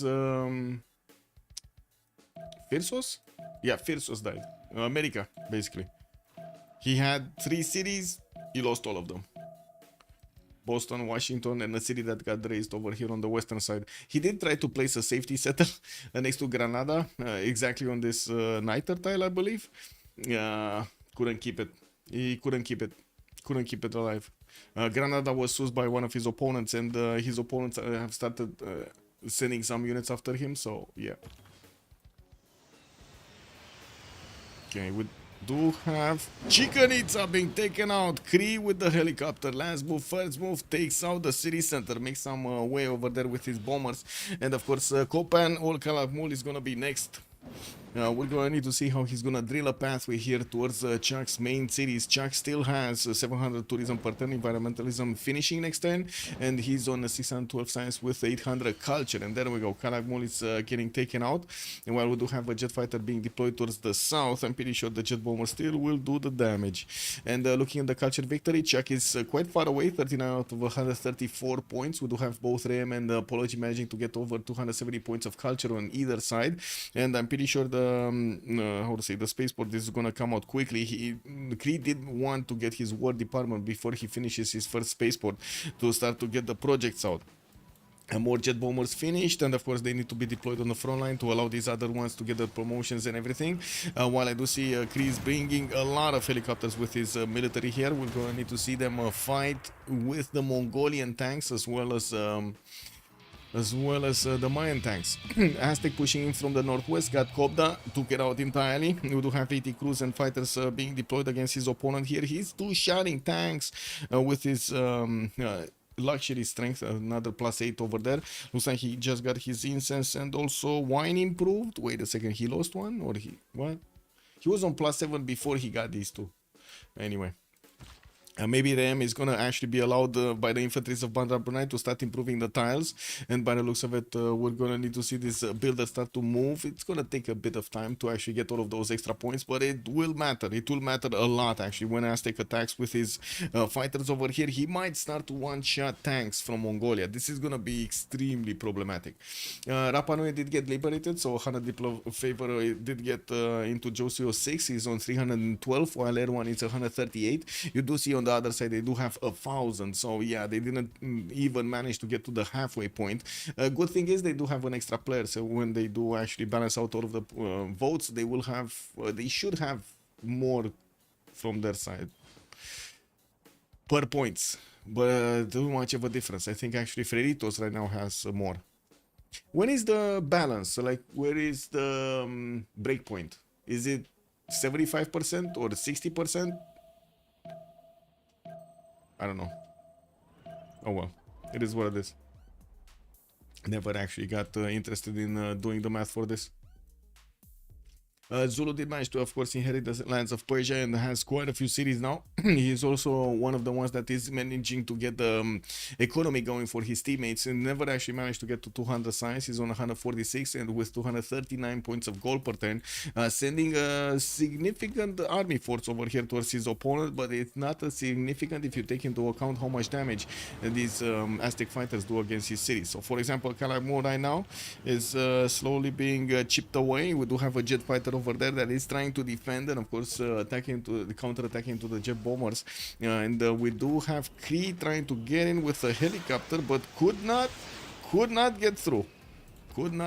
He has another helicopter, but this jet fighter is just blocking the ability of those units to actually get next to the city center and take it out. Direct attack on the capital city over here of Chak, and of course we do have Tirits still deploying multiple units on the western side. Chak is in trouble, big trouble. 800 tourism with 46 out of 136 points. I think his only rogueman that was playing in the lands of Aztec either got taken out or he needed to actually move it towards Mongolia, because we don't really have that many tiles over here for Zulu to play in. No? Yeah, we don't have that many times from Zulu. Like some wonders or stuff like that. Like good campuses, theater squares, entertainment complexes, and so on. Ooh, jet bombers also coming out from Aztec. We do have him also starting to get privateers. This will allow him to actually get his nuclear submarines. Montezuma is electricity next turn. Will Apology getting his nuclear fission. Still no spaceport finishing Mikisiwachik. His war department did get finished, so now whenever he's gonna take out a unit, he's gonna also get some health back. And I do have to say he needs an air force of jet fighters or something to actually go through the Mayan air force. Can he get around? Maybe he can get around. Like get this here, and then next turn move around to Calakmul. Tirits will need to shift enter his unit on the copper and on this farm. Let's see if he does it.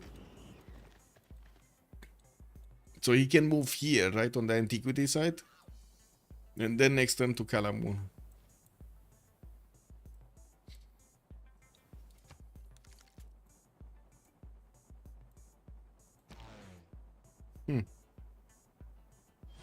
Okay, I had a project coming out in 5 turns also from Tenochtitlan. And more jet bombers coming out from his city centers, trying to also take out Karakorum. He's gonna slowly start to drill through Mongolia's cities by the looks of it, since he will have a significant amount of jet bombers deployed on the north, as well as these ones in the south. He already has 4 of them deployed to the south of Texcoco. 5 of them actually, because there's another one here. Yeah, there's another jet bomber here in Tenayuka. So that's more, I think that's more than enough to actually take out the military of Mongolia alongside the city centers. Okay, so yeah, there we go. Apology did manage to move this one out, and we do have Tirits trying to shift enter. You see he has his waypoint set on that copper. He's trying to shift enter.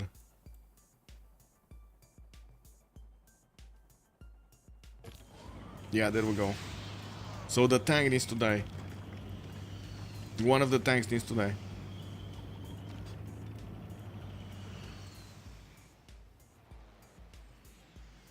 No! How did that happen? How did that happen? Did you see what happened here? How did that happen? Wow, he moved on and then for some reason the helicopter moved away. Wow, wow, wow. That's just Civ6 pathing right here. The game is still ongoing, yeah? No CC. Lancer, welcome back, sir.